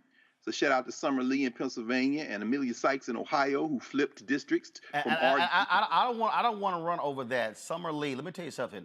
AIPAC dropped first of all, they dropped $1 million against her in her primary. She wins. Yes, sir. AIPAC dropped $3 million against her in this race, propping up the Republican. They wanted to take Summer Lee out. She fought back. She was leading in double digits. It went down to like 4 or 5 points. She wins tonight. AIPAC lost a lot of money trying to take that sister out.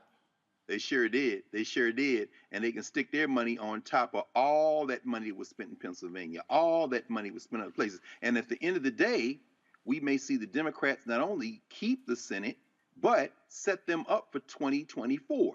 This was the chance that the Republicans had to get some momentum going to 2024. And sure, if Kevin McCarthy, that nut, ends up as a Speaker of the House and sticks Jim Jordan on a chair of a committee and they start investigating Hunter Biden's laptop and impeaching Biden, all that's going to do is create more momentum for 2024 to push back against them. Now, those down ballot races, you had constitutional amendments to preserve a woman's right to choose that passed in Michigan, that passed in Vermont, that will pass in California.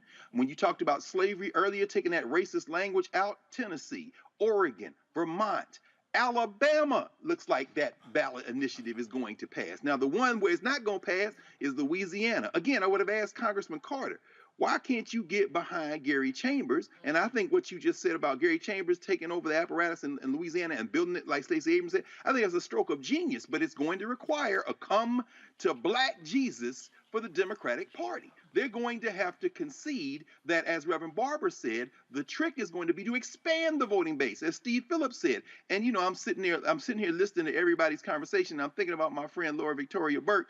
I wish they would put her somewhere to talk to some of these people and have a conversation along with everyone else, because finally what we're seeing, what we may see, particularly as Robert says, Warnock is able to pull this off without a runoff, what we might see at the end of this election cycle, if it's again, end of this week or whenever, is that not only did the Democrats survive, they took the best shot the Republicans had of derailing this thing. We may have dodged a lot of bullets tonight. It's not nearly as gloomy as these polls and these white commercial news outlets tried to push, and that's why you should ignore all of them, and everybody need to get the damn Black Star Network app and download it, because tonight proved this is the only place where the conversation is being had that's honest. Well, let's break this down. When you talk about kind of a night, Larry and Michael, go to my iPad, please. Folks, so look at this here. These are governor's races. Katie Hobbs winning in Arizona. Georgia, Brian Kemp wins there in Georgia. Kansas, the incumbent Democrat in Kansas. She, right now, 49.6%, leading the Republican, 47.3%. She's leading by 22,000 votes with 95% of the vote in. Maine, Democratic governor, beats the former governor, Paul LePage, that racist, blows his ass out, 55.5 to 42.6%. Michigan, Gretchen Whitmer, re-elected governor in Michigan, 51.9% to that MAGA Republican's 46.4%. You now go to Nevada. Democrat incumbent wins by 10 points in Nevada. Then you go to New Mexico. Democrat incumbent wins by 5 points. So they maintain that governor's mansion. All the talk that Kathy Hochul was going to lose to Republican, the racist Lee Zeldin, she wins by looks like 320 some odd thousand votes in that particular race. Oregon, remember, Phil Knight, founder of Nike, was pissed off, dumped a whole bunch of money in that race. Well, you see, it has an impact, but 57% of the votes are in. It's a very tight race. He hated Tina Kotek, but you also have the independent that's running there as well. But Kotek is winning 45.48% to 44.84%. So we're still watching that particular race. Go to Pennsylvania. Democrat Josh Shapiro elected governor in Pennsylvania. In Wisconsin, Tony Evers. They were talking about how that was neck and neck. Evers is at 51%. Tim Michels, Republican, at 48%. So Democrats are going to maintain the governor's mansion there in Wisconsin. If you're Democrats, you feel real good about what happened tonight. And matter of fact, I don't even have on here what I just pulled up here. I don't think I pulled. I didn't even have the. I don't think I have it. The Massachusetts race where they picked up the governor's mansion there. So that's not a red wave. You're talking about governors. No, not even close. They took their best shot. You know, one of the concerns that you have on the governor's side is that several of what they call the swing states. I don't know if Florida's a swing state anymore. No. It's not. Had governor's races, right? And so therefore 2 years from now, theoretically, now they're, playing with the rules as it pertains to certification, et cetera. But it's not all the gloom and doom that was all predicted. Not even and that's why you run your races, you put in your resources where they're supposed to be, you go hard, you run hard, and you stay off Twitter if you want to know what the truth is. If the House is closed, it's dysfunctional. McCarthy can't get anything done, may not even be able to get elected speaker. Because the Freedom Caucus, because the Freedom Caucus is going to act a fool. That's going to be a problem. I do want to talk about the governor's race in Texas. Monique, you're from Galveston. I want to go to you here. So unfortunate. Greg Abbott gets reelected. He is. He's a fucking idiot. Yeah, that's the first time. Yeah, no, he is. He is because first of all, when you have the electrical grid in Texas and that leads to people dying when it was freezing, and then you want to blame it on Biden, fool, you were no longer part of the U.S. grid. That was your choice. Okay. Then of course the mass shootings that happened in the state. Yeah. I don't know what the people in Uvalde were thinking. Literally, he was plus 14 in the county where Uvalde is after that shooting, 18 children, 2 adults. He wins by almost 1 million votes, Monique, over Beto O'Rourke. And when I look at the other races in Texas, you've got Attorney General Ken Paxton, a complete asshole who's been indicted for 5 years, and the only reason he's not in prison because his buddies in Collin County are keeping him out. Mama Congo, you passed her microphone, Monique. But when I look at the other races, Republicans winning by 800,000. Last election cycle, they were winning around 250,000. And like I smacked Meghan McCain around. I had some other black folks who were texting me tonight. They were like, "This is the last. We should never hear from Beto O'Rourke again." And I had somebody who say, and I say, "Well, he helped folks down ballot." Some guy was like, "Well, he didn't." I was like, "First of all, you're not even from Texas." and I'll say this here, and I firmly believe this here. If folks in Texas look, he lost against Ted Cruz. He ran for president. I thought that was stupid. He shouldn't have ran for president. Then he loses here. I think he should take time off. He should be running the Texas Democratic Party because you have to take what he did and you have to actually build out the party. You're not going to win anything as long as you have a fractured party that's not raising money, that is not running a 254 county strategy. Your thoughts on what should happen in our native state with your party? Well, I'm going to be candid. I can't dismiss all of the criticism of Beto, and I like him.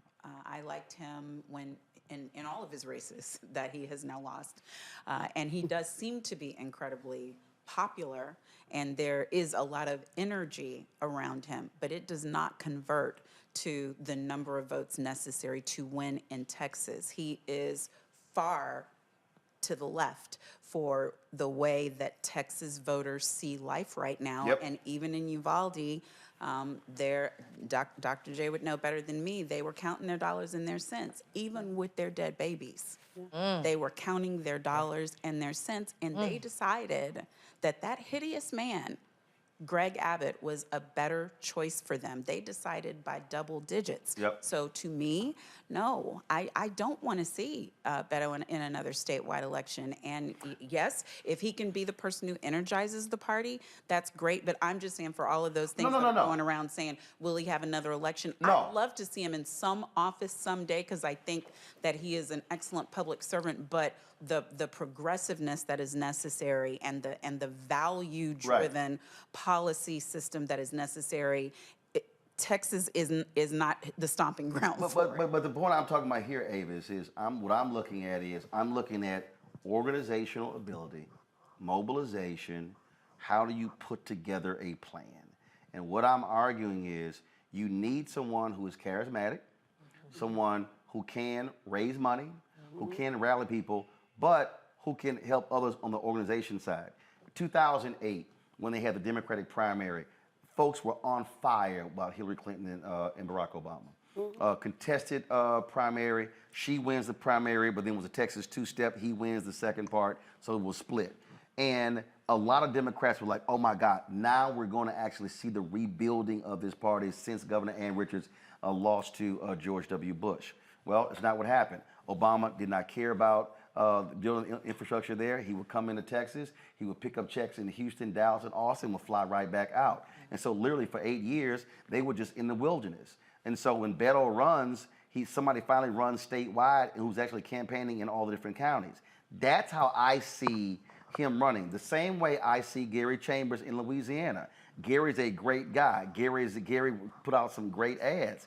I think Gary's future, and trust me, he and I are going to talk later this week, I think Gary's future is saying, let me become the Stacey Abrams of Louisiana to put together the infrastructure, what I was talking about with Troy Carter, because you got to have somebody who is focused on that 365. That's where I think candidates that lose can transition to still be public servants, but not necessarily run for political office. Thoughts? That's exactly what's needed, because if you look at these states, there is potential there, but there needs to be a ground game. There needs to be a long-term investment in those states. And as you mentioned, Beto can raise money. I mean, I don't know about votes, but the man knows how to get money. And what he had, and because he's had 3 runs, what does he have? Mailing list? Yes. That's what I'm saying. What he has is he has the infrastructure, and so you got it.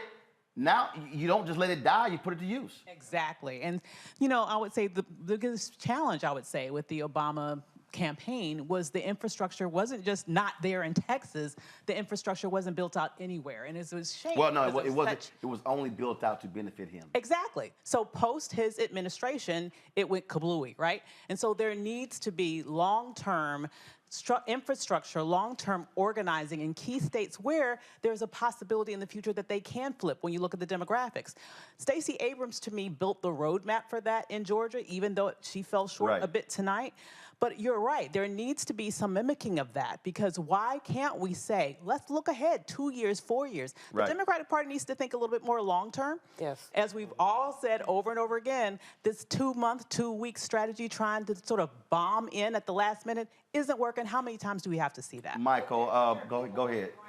Microphone. I'm sorry. So while the Democratic Party might not be, I just want to credit Black Voters Matter Fund. Yes. I want to credit all of the other organizations that since the last election, like when I was there in 2020 helping with the Texas campaign, there's like 10 times as many assets on the ground. There are local chapters everywhere. So they have not stopped building. And we will see the fruit of that in Texas and elsewhere, same as in North Carolina. May not have made it this time, but these organizations are doing the hard work. Michael, here's why I need people to understand why I keep harping on this here. Former Congressman Jesse Jackson Jr. Yes. He and I were talking one day, and he said, the greatest mistake my dad made was after he ran in 84 and 88. He did nothing with the infrastructure. He said what Dad should have done was, Dad should have taken that infrastructure, maintained it, and when the next next black candidate came along to run national, here you go. He said that was his biggest mistake. He said, why run and you do nothing with it? What does Senator Bernie Sanders do? He takes his infrastructure and he creates it. What is it, our revolution? Okay, movement, creates an organization, transfer those assets. Again, you've got database, you've got names, you've got donors, all of that. Now it goes into this. So what do they do? They're running candidates locally all across the country. Okay, not doing necessarily well in congressional or statewide races, but still running local races. So that's what I mean was when people talk about, you know, well, you ran and you lost. That's why I was, you know, again, that silly ass tweet from Meghan McCain.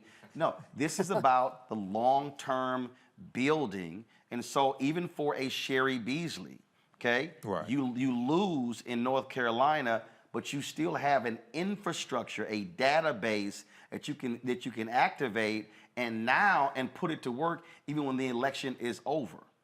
Exactly. I totally agree with that. And that's thinking long term, but also that's understanding control beyond just running for an elected office.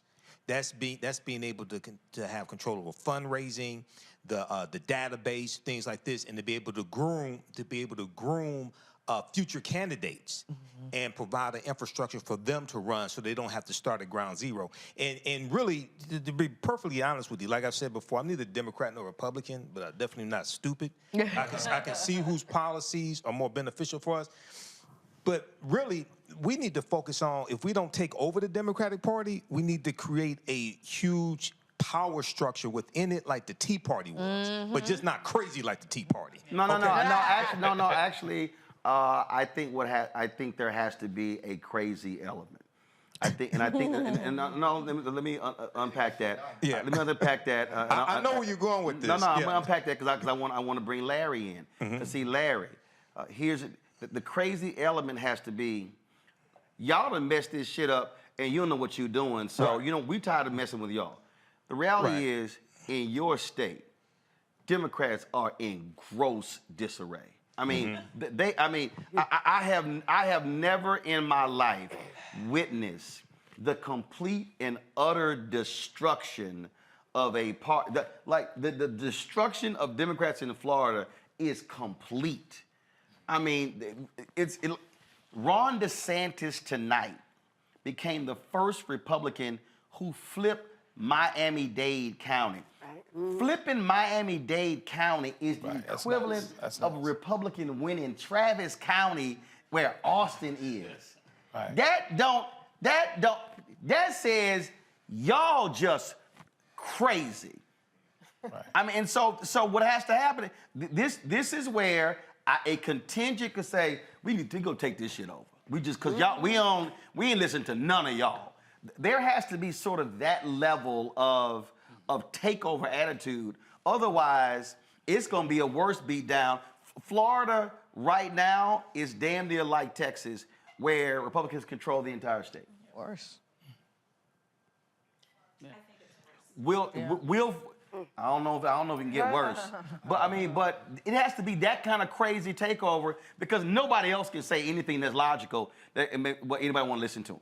Yeah, so it's interesting, Roland, when we were over there, I was texting a colleague of mine who's in Florida, who was at a Democratic watch party, and she was just frustrated. A Democratic watch party or a homegoing? She was laying the brief down. Right, because she was at a repass. There was any more aluminum foil. She was at a repass. Because you know you need aluminum foil. All right, hold on. I'm coming to you. So, you know, when she was texting me, asking me about where the aluminum foil is, you know, she was raising, she's from Florida, you know, she's a native Floridian, and she was just raising a red flag, and she has been in our conversation for months. But when we first started, I said to you, Roland, when you asked me about Florida, I told you it didn't look good because my conversations with folks on the ground. We know it didn't look good, but damn. So listen, it is solidly red now. So the question is now, and I think your point about being crazy people taking over, the bottom line is it's time for revolutionaries, specifically black folks in the state, to now take over the Democratic Party. First of all, we talked about important policy issues and be able to speak to the black folks and Latino folks in the state of Florida. You have to be able to do that, but once again, you have to talk about specific policy issues. And listen, I'm gonna be frank when it comes to the state of Florida, and we already know this, but we talk about Latino community, a lot of those folks like DeSantis. They like that macho, persona he gives off. So we need to have a conversation. We talked about this earlier. Well, which also applies to a lot of the countries they come from. I mean, look, that's just straight. You want to jump in there about Florida? So I campaigned in Florida in 2008 and 2016. The thing about Florida is really 6 regions, and the Democratic Party treats it like it's a monolith. They treat Spanish speakers as a monolith. Yeah. I think we need to use the term Spanish speakers to really show and characterize what's happening in Florida. Because when you talk about Florida, you got to break it down. Yeah. You got Cubans, Right. you got Venezuelans, Yes, you got countries going on. And Miami-Dade is completely different in its demographic and who runs it.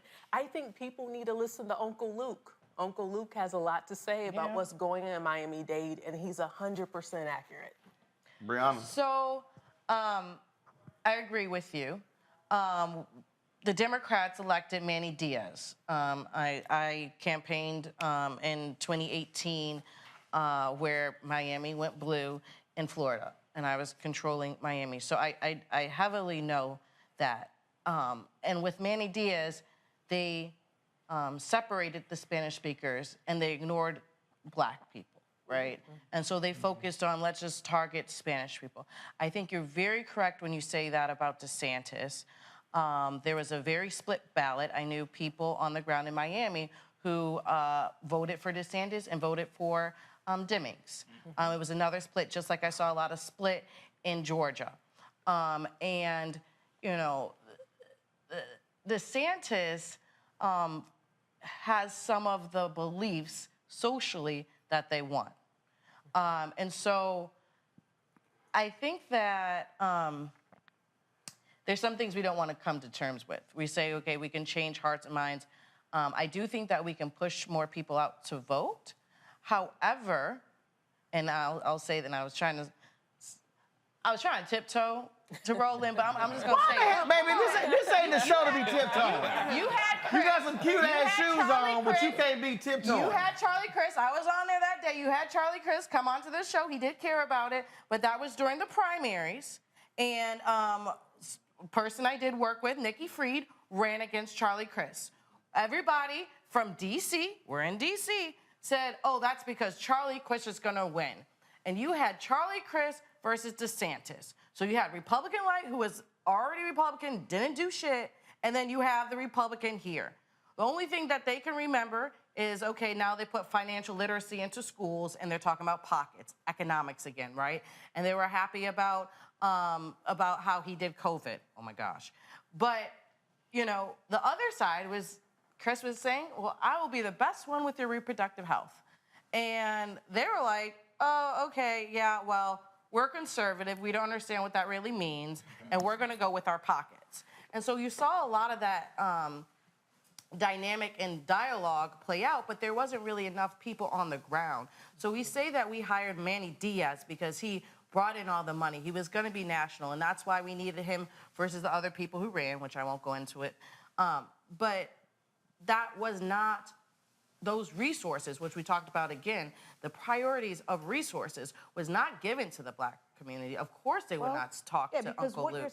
Or the Haitians. The strategy you're talking about requires the party to give money to Black and brown people. But we have to disaggregate on the ground grassroots people. But you have to disaggregate the Black and brown thing at some level. Not to be divisive at all, but we do have to disaggregate some of that. Because there are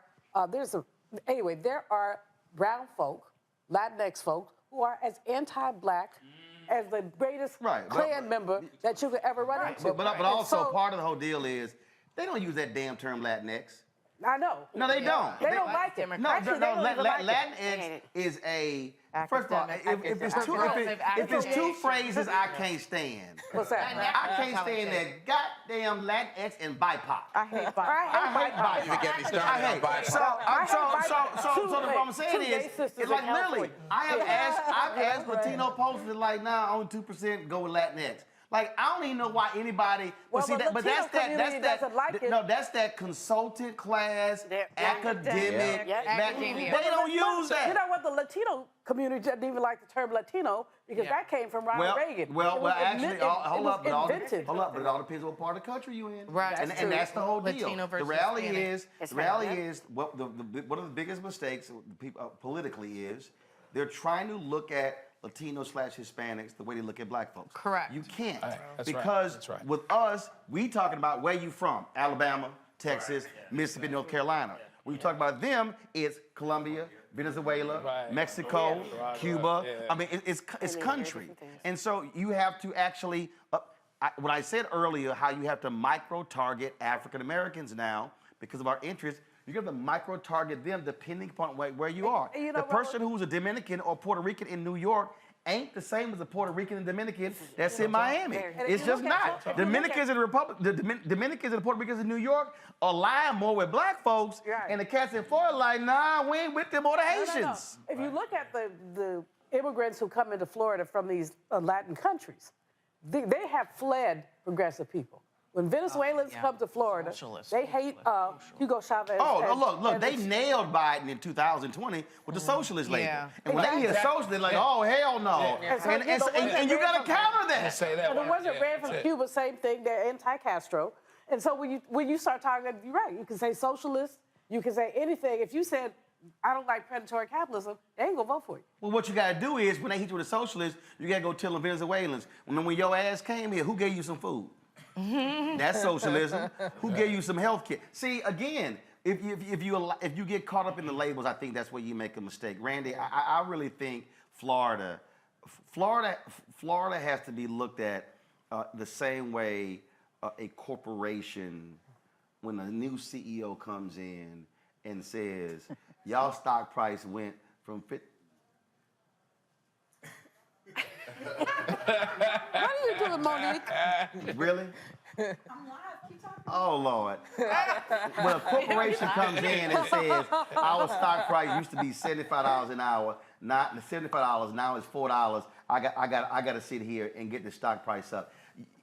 I think there has to be a corporate type examination of how broken Florida is for Democrats in order to figure out a plan to fix it. And it's not going to be a 2-election cycle plan. No.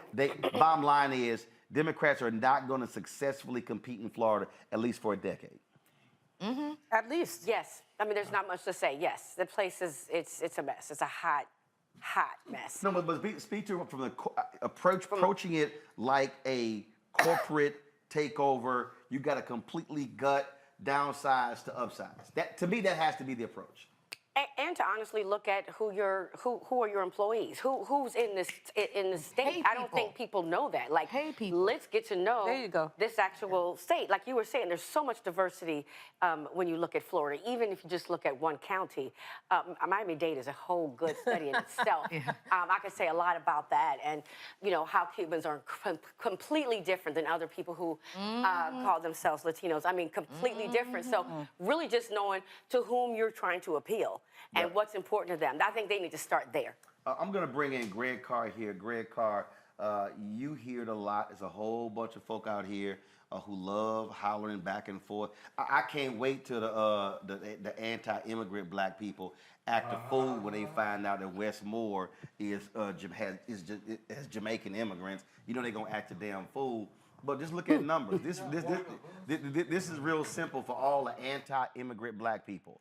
Right now, in the United States of America, 10% of the black population is immigrant. And so the fact of the matter is, this is real simple. You ain't getting away from that. And so the folk who out there, y'all know who y'all are, the anti-immigrant folk, you need to understand, if you're talking about 10% of the black population is immigrant, you better realize those are folk who also vote. And so we're going to have a discussion, because here's the other piece, and this is why I'm bringing this up. Because what Republicans are trying to do, Greg, and we see it right now in Alabama and Louisiana, they are trying to now redefine the term black.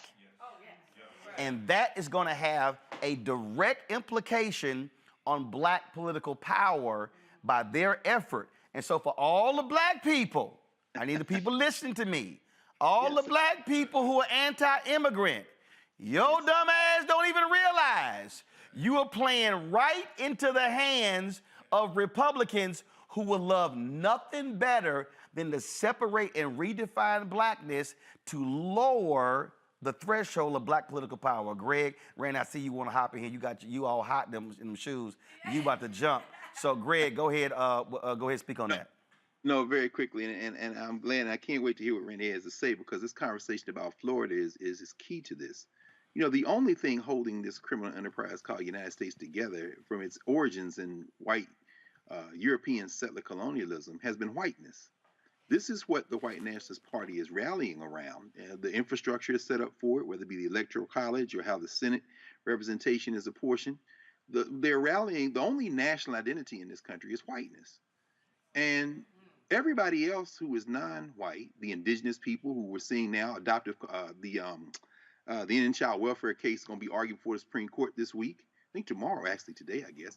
And they're trying to now convert the notion of being an Indian to a race, which is, of course, absurd. These are very different nations of people.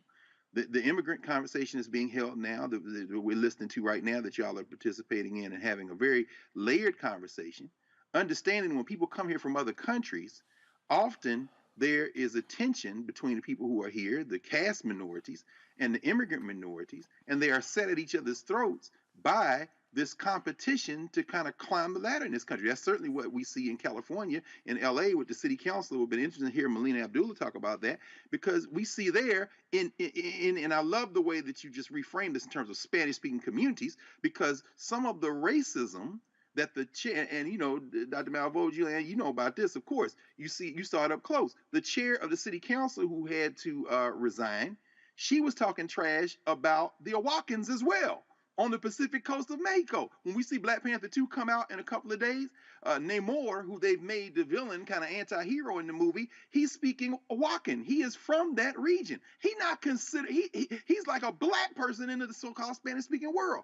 It fractures around nationality. It fractures around immigration. Finally, and I say this as a Pan-Africanist, this silly-minded turn inward by some folks who are saying, well, we're descendants of slaves, and all that's going to get us is a rejection of the type of coalition politics that is going to take in this country to build true coalitions around shared values, shared policies.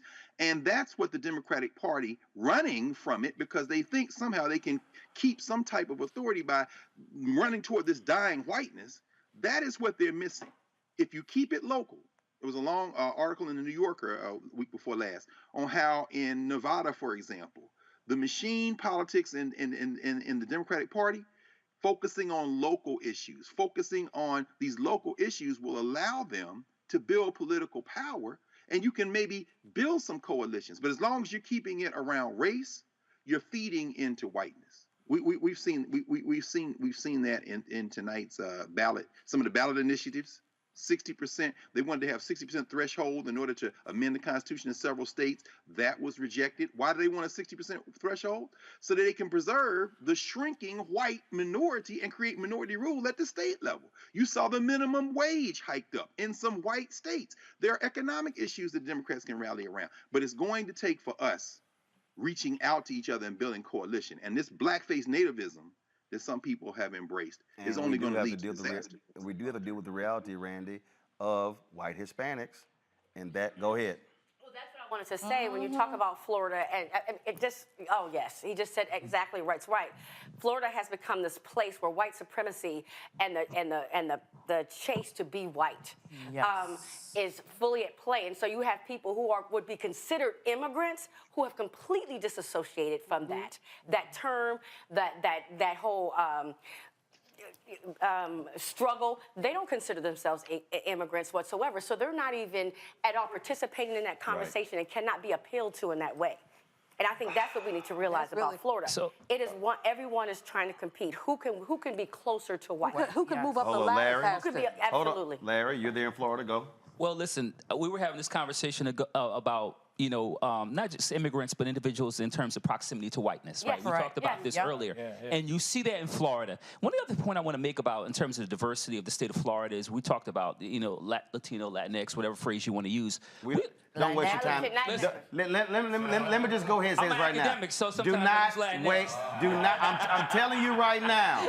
Stop wasting your time saying Latinx. They hate it. And listen, I get that, but there was a time when we were called. Look. Hey, when y'all on campus, y'all can use that. But guess what? They hate it on your campus. I don't use it. So I want to make a point about, we talk about, like I said, immigrants and diversity in the state of Florida, because I think that we're missing a piece here. And that's the African-American, Afro-Caribbean black community. Correct. Yeah. My in-laws are from Jamaica. So my son's first generation, African-American. We really need to talk about that, particularly in the state of Florida. And I think that's where a lot of Democrats miss also in terms of understanding there are some black immigrant communities in which they're more conservative, and then those who are, and there's some others who are more liberal. Which is no different than African Americans who might depending upon their church, their upbringing, depending on where they are, whether you're rural, whether you live in a big city or not. Robert, I want to go to you here. People who watch this show have heard me talk a million times. Stop ignoring judicial races. Go to my iPad. So, Robert, here's the deal. Tennille, with both Republicans have retained the Ohio Supreme Court by sweeping 3 seats there. They'll keep a narrow 4-3 majority. The reason this is disconcerting is because the anti-gerrymandering Chief Justice Republican is retiring and being replaced by a pro-gerrymander judge.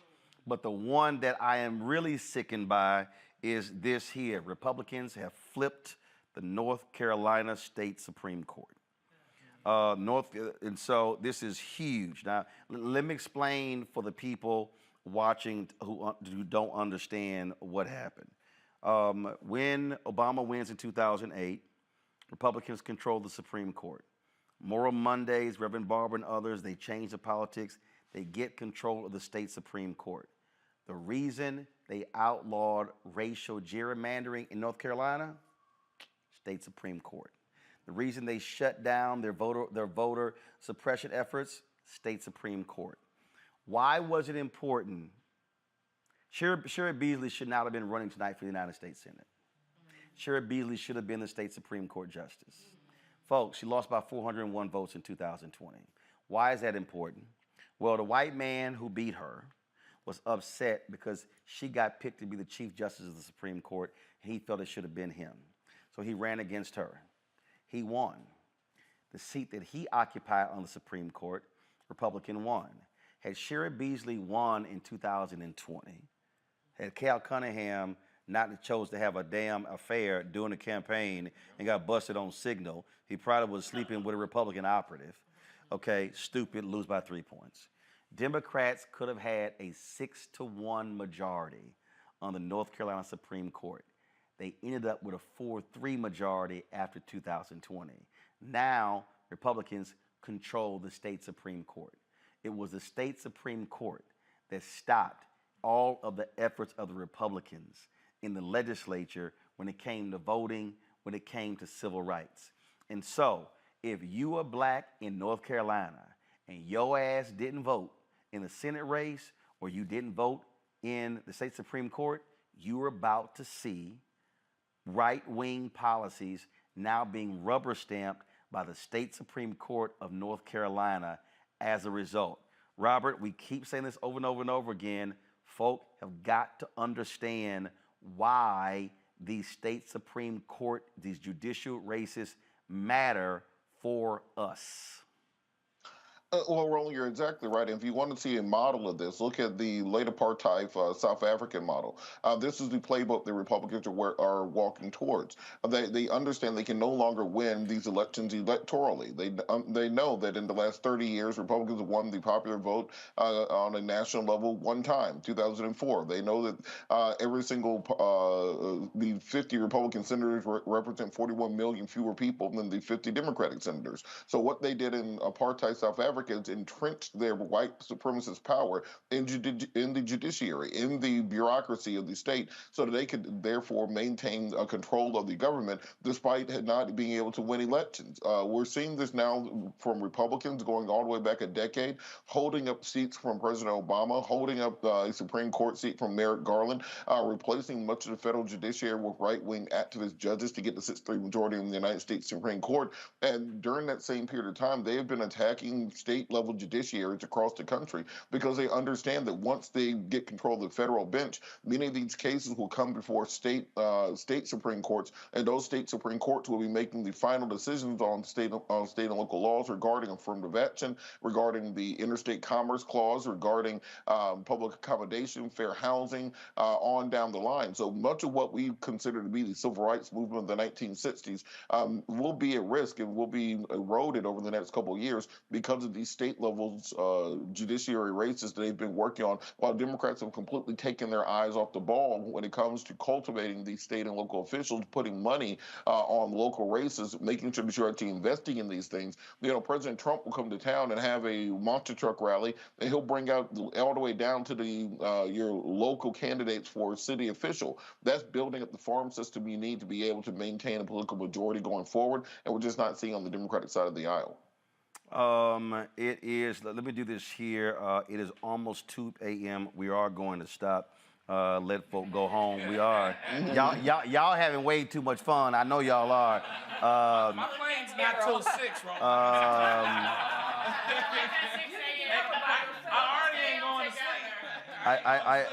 I do want to go to my iPad, please. Alex Villanueva, who is the shameful, despicable sheriff there in Los Angeles County. He is down big there. And we're also, I'm looking for the results, if there's any. So right now, folks, my goodness. Well, first of all, only 11% of the vote is in. Rick Caruso and Karen Bass are both at 50%. Caruso with 186,000 votes. Karen Bass with 184,000 votes. And so we're watching that particular race. Let me go to, come back to me. Let me go to. Real quick, that's not going to be decided until for a week because of mail-in ballots. There's a very heavy mail-in ballot and you know, Rebecca was showing me that, you were showing me the U.S. Senate race there. It's down to what? Go ahead. So in Wisconsin, it looks like we're still waiting for at least 51,000 votes to come out of Milwaukee. And so if we compare Mandela Barnes against Ron Johnson, if Mandela Barnes could get probably 75% of the votes coming out of Milwaukee that's left, he could pull it off. Yeah. So right now, go to my iPad with 93% of the vote in. Ron Johnson's at 50.7% with 1.32 million votes. Mandela Barnes, 1.28 million, 49.3%. You've got about 40,000 vote difference there. And of course, we don't know if there are any provisional ballots or anything along those lines. And this goes back to what I said earlier, Lauren. The turnout in Milwaukee. Right, exactly. Imagine 176,000. If Milwaukee hits its number from 4 years ago, 214,000, it's a cakewalk. Yeah. This is, I mean, it's math.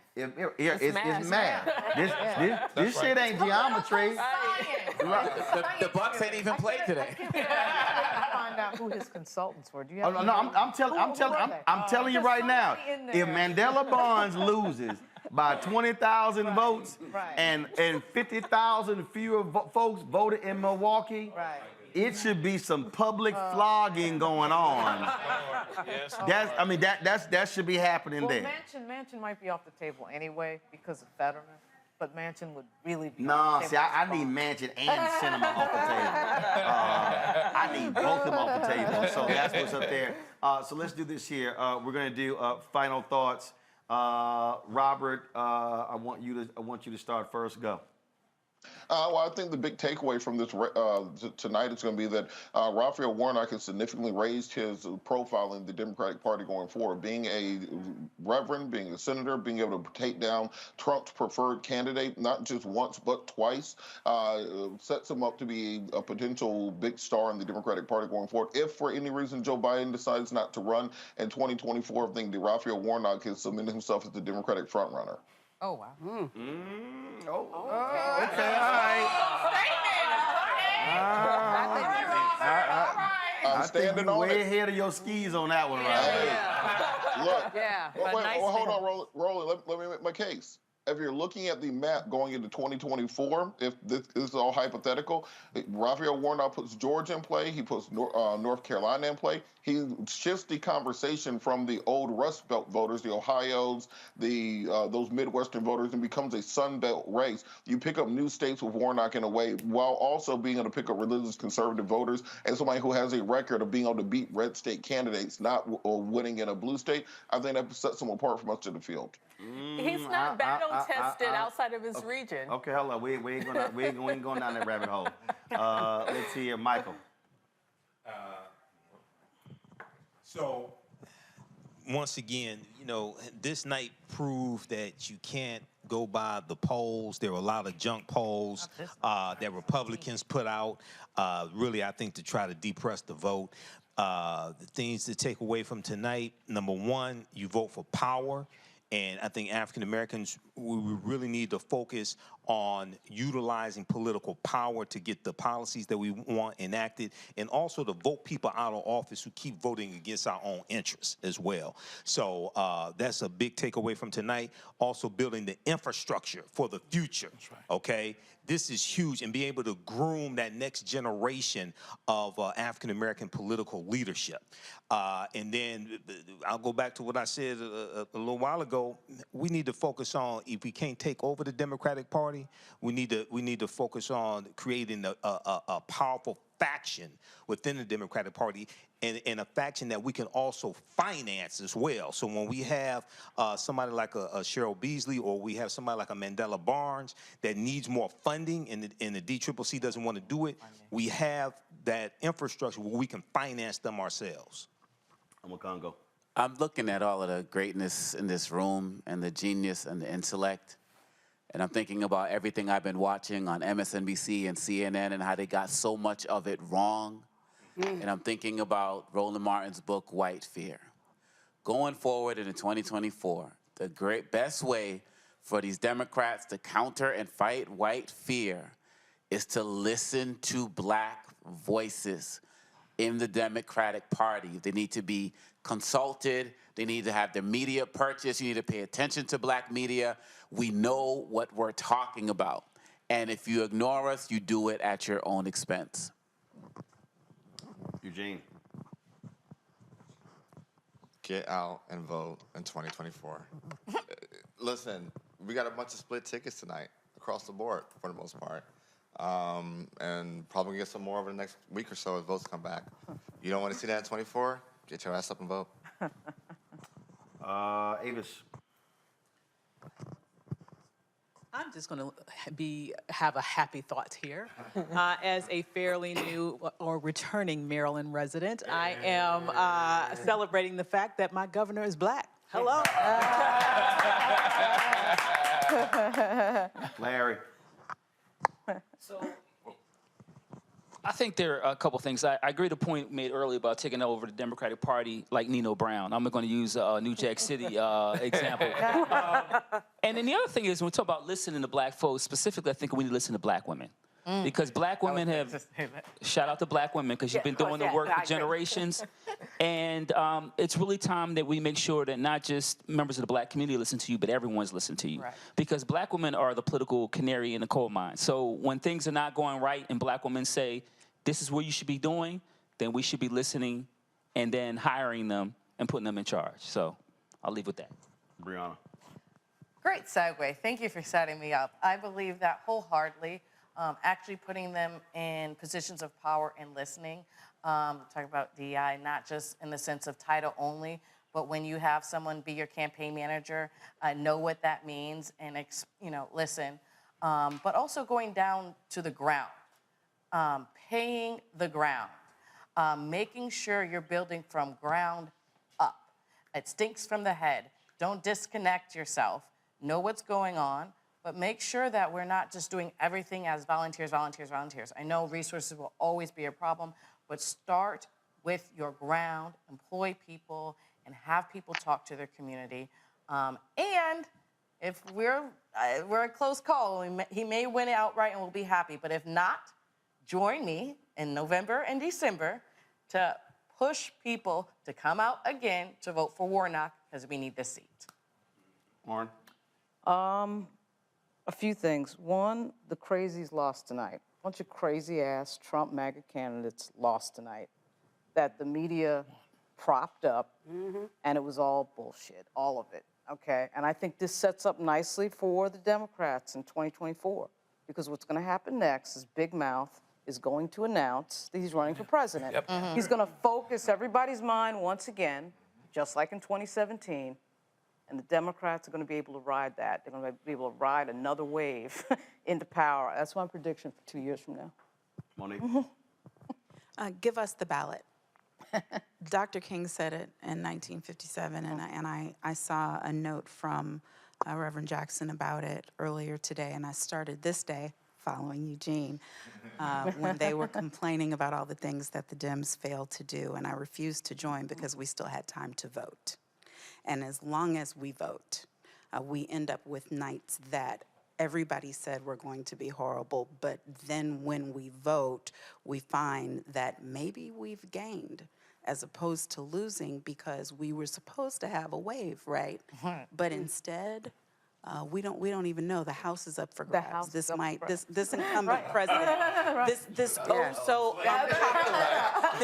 so unpopular president, and his so unpopular first female vice president may be the most successful incumbency in decades. So I say, give us the ballot.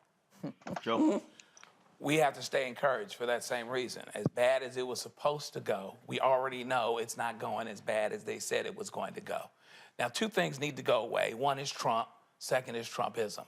If Trump runs again, and I kind of hope he does because he's the best motivator, once he loses, then we'll all know that it's over. However, the danger is somebody that can take Trumpism but actually does the work, is not lazy, and knows how to exercise the bumps of power. Yeah, that's DeSantis. That's the problem. So Trump will go soon enough, maybe because of crime, or maybe for some other reason, maybe because he loses at the ballot, but then we're dealing with Trumpism. But if we go state by state, do the diagnosis, an honest diagnosis, listen to people that know, starting with black women, we can do what we need to do long term. Julian?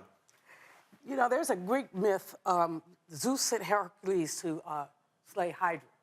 And every time he went to slay Hydra, Hydra grew 2 more heads. And finally, the only way he was able to get rid of Hydra was to burn Hydra. It was a 7-headed snake. I think about Trumpism and Trump like Hydra. I mean, I think it's really easy to say, let's end it. But it's going to take some real structural work. Because you knock down Trump, there's DeSantis. You knock down one, here comes another one. Structural racism is woven into the cake. The fabric, that's America. It's there. So we have to be the warriors, really, that decide piece by piece by piece and chink by chink by chink, they will pull this thing aside, which means doing things differently. We've been doing this, y'all. Well, I've been doing it for a long time, longer than some of y'all. But we've been doing this for a while. We've been looking at our politics. We always, after the fact, we didn't get the turnout, we didn't get the money from the Democrats. We're not going to get the money from the Democrats because they stupid. Because they ain't spit. Because they disregard us and they're anti-black. So we have to figure out how we break the paradigm and how we do it very differently. Monique's right. Give us a ballot, but they're not going to give us spit. We're going to have to take it. And that's what the attitude that we leave out of here with is not as bad as we thought it was going to be, but it's not as good as it ought to be. We have to just literally, daily, be motivated to fight this thing. It's a fight. Randy? see the invisible people. I mean, I think that we need to look at this and say, who do we forget? I mean, I think that we are just missing a whole bunch of people that really could change things around and say, who are we not connecting with, and start to connect with them. Rebecca. Black folks want more. We're tired of just surviving. We actually want to thrive now. We want to go from survive to thrive. And politicians need to understand that, and they need to speak to our issues and speak not just to our needs, but to our wants. We want more. Greg Carr. Yeah, listen, just listening, you're supposed to go 7 hours, went 8 hours, but as you always say, Roland, that's what happens when you own your own shit. 8 hour workday. But really, just I'm sitting here with a profound respect for everyone there. And by the way, for the staff and everyone there working the boards. Yes. I think this is the first time we're actually getting to see what you had in mind in terms of why you built that set the way you did. Yeah. This last hour has been like listening in on a conversation in the living room. And I think on a night when the headlines won't be this, but we know that this is the best showing, apparently, by an incumbent in power in terms of a political party holding the presidency in recent memory, maybe ever. The Democratic Party did not lose tonight. However, they got brought to Jesus, just like Mike said and everybody else has been saying. This may be the moment to form some type of independent apparatus and capture some of that magic that was in that Rainbow Coalition that you were talking about. And if you're talking about people who may have lost the election tonight, whether it be Abrams in Georgia, whether it be our friend Dr. Chris Jones in Arkansas, Sherry Beasley in North Carolina, or even Mandela Barnes in Wisconsin, if he doesn't pull it out, well, now you've got your state apparatus chairman, and maybe that studio could be a nice place to bring them together to have a conversation of what you build out of this. Finally, just like Mike said, a lot of ticket splitting today. We saw that cannabis was legalized not only in Maryland, but in Missouri, that the minimum wage was raised in Nebraska, of all places, right here in the last colony, if you don't count Puerto Rico, Guam, Virgin Islands, the District of Columbia, where there's no voting representation in the federal legislature, they voted to phase out tipped wages. So people who are going to wait tables, where some of y'all are going before you get on the airport in the next couple of hours, they're not going to have to sing for their supper in the same way. We're seeing a lot of things. Abortion rights were enshrined in constitutions in California, in Michigan, in Vermont, and rejected the attempt to ban abortion in the Constitution in Kentucky and in Montana. All in all, this was a victory, and the victory is still unfolding, and an opportunity, if we can take this crack, to build some black political power and use one of the two major parties in this country to do it. And I want to just thank you for including me in this conversation, because listening to this is what it looks like. All the rest of that stuff is trash. Yes. Folks, my final comments are this. One, go to my iPad. It will be a shame if it comes down to Democrats 1 or 2 seats if they control the House, and white Democrat Sean Patrick Maloney, who is the chair of the Democratic Campaign Congressional Committee, if he loses. Remember, he chose to run in a seat that really was tailor-made for black Democrat Mondaire Jones. Well, Maloney chose to run. He wins the primary. He is losing by 3,000 votes to a Republican in that district. This is the person who is the chair of the Democrats' re-election campaign, and he can't even win his own congressional district. But also, this is a perfect example of also what happens when you do have power. Don't be a dumbass. The Democrats in New York were stupid. They tried to rig their maps. So they couldn't even gerrymander properly. They tried to rig their maps, and they were so awful that it went before judges, and they chose to redraw the districts. And that led to total chaos. New York Democrats actually helped the Republicans in the redrawing of these districts. We see what has happened. There was a belief that Democrats were going to lose control of the Illinois House. They're actually, the Supreme Court, they're actually going to expand their margins there. Also, while we're here, can somebody look up, while I'm giving my final comments, look up, I need to see what Keith Ellison is doing in Minnesota. I need to see what Aaron Ford is doing for Attorney General in Nevada. So if somebody could look that up and let me know how those races are going. a lot of things that we covered tonight. First of all, let me apologize to the folks. We had a lot of people booked on tonight's show, and there were some folks we literally could not get on. They popped on. Glenda Carr with Higher Heights, Latasha Brown, Melina Abdullah, several others. We just had so many people. We had an embarrassment of riches. And so we were juggling trying to get to everybody, and not everybody could be on as long. But we do want to thank everybody who participated. When we launched Roland Martin Unfiltered 4 years ago, it was never supposed to be just about that show. We did midterm election coverage that year in 2018, and then we did our coverage in 2020 with the presidential election. And knowing full well when we moved what this was going to look like. So what you saw tonight was exactly why we built this studio the way we did, having our green screen, starting our show over there, being able to have the set over there coming from the center area, and then having sort of this living room set and this conversation here, the way we're having it, it was all by design. And that also was made possible by you, the people who actually support this show. And there are a lot of people, I see them on social media, there are a lot of people who talk trash, and people say, we need to have this, and we need to have that. I even had somebody text me, tweet me today and said, why don't you get together with somebody and start a network? And I'm like, you're late. You're late. We've actually already done that. And so there are a lot of people out there who keep talking about black empowerment, we need to do this, need to do that. And then there are people who's like, I had somebody say, man, you need to get together with Byron Allen. Well, here's the whole deal. Byron Allen's network, The Griot, they did 2 hours of live coverage tonight. We did 7 or 8. 8. Old job. Just saying, okay? The other black networks, they were running sitcoms. We were doing this. Other black-owned media, they weren't doing anything like this. And so this is what happens, as Greg says, when you own. But it also, when you have respect for your people and you understand all of these different races and all of the voices. I wasn't joking when I said you've seen more black people sitting right here than I guarantee you will see combined on all of those networks, and you can add them all up. So imagine the folks who were in the 7 and the 8, the 9, the 10, 11, 12 o'clock, and 1 o'clock hours.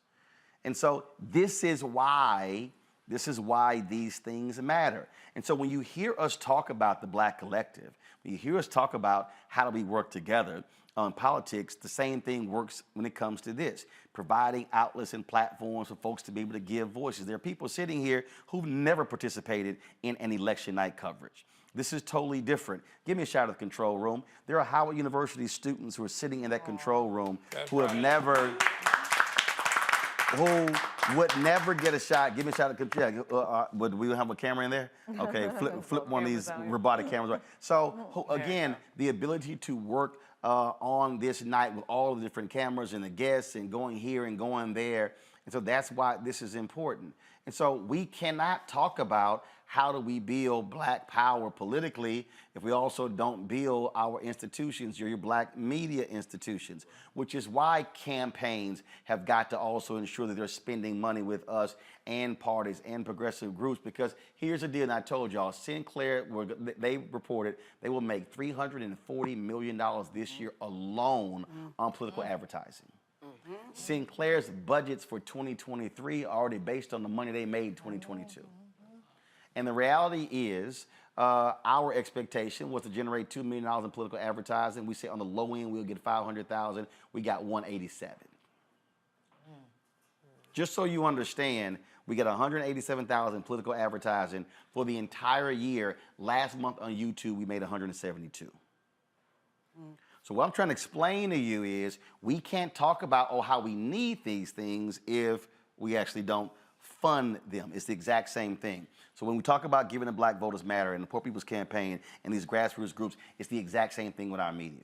And so the election is over. Some races are still outstanding.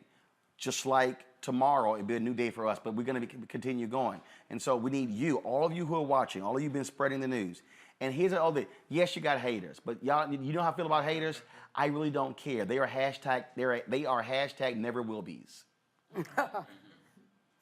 because, see, they're desperate for attention. And so we'll be happy to let them keep talking and keep complaining and doing those sort of different things like that. But we're going to actually keep doing the work. And for the people out there who've been yelling tangibles and I need to see this, need to see that, the election is now over. I'm not going to ask you, did you vote? What I am going to ask you is, what your ass going to do tomorrow? And Thursday? And Friday? What you going to do when the new candidates get sworn into office? Where are you going to be? Are you still going to be on Twitter and Facebook and TikTok and Instagram and all these other platforms complaining? Or are you actually going to be saying, let's actually do something about it? That's really going to be up to you. And so we're going to continue to cover the rest of the races. We're going to get some sleep. We'll be back tomorrow at 6 p.m. But do understand what you saw tonight is an example of what happened when black people, and what did you say we got to have? What did you say in your closing comments, Randy? Connections? No, that's not what you said. Tell me what I said. You said something like vision, and we got to see the. You got to see the invisible. Right. The invisible. So Randy said you got to see the invisible. And so what you saw tonight was literally seeing the day TV One canceled my show. And so this is what happens when you actually believe in yourself, believe in God, and you are willing to actually build something that is actually bigger than you. And so that's what this is all about. And so we thank all of y'all who are watching, all of you who've been posting on social media. Please share the video, spread it as well, because again, we're going to keep sitting here speaking to our issues, our concerns, and we're not going to back down from anybody. And trust me, to all of those folks I said in the Democratic Party, these progressive circles, y'all gonna hear from us because it's some stuff y'all didn't do, and we'll celebrate stuff y'all did do, but some areas y'all messed up. And black folks, our job is to hold them accountable every step of the way, because we are not the soul of the Democratic Party. We're the base of the party. And when you the base, you take care of the base. Don't ignore the base. That should be our attitude. And if it means being militant, so be it. If it means being rebellious, so be it. If it means being strong-arming folks, so be it. Because Frederick Douglass said it all.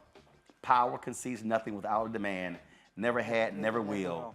But the other thing that he said that a lot of us never like to repeat, he said, agitate, agitate, agitate. Folks, we'll see you tomorrow. Thank you so very much for watching our Black Votes Matter 2022 midterm election coverage.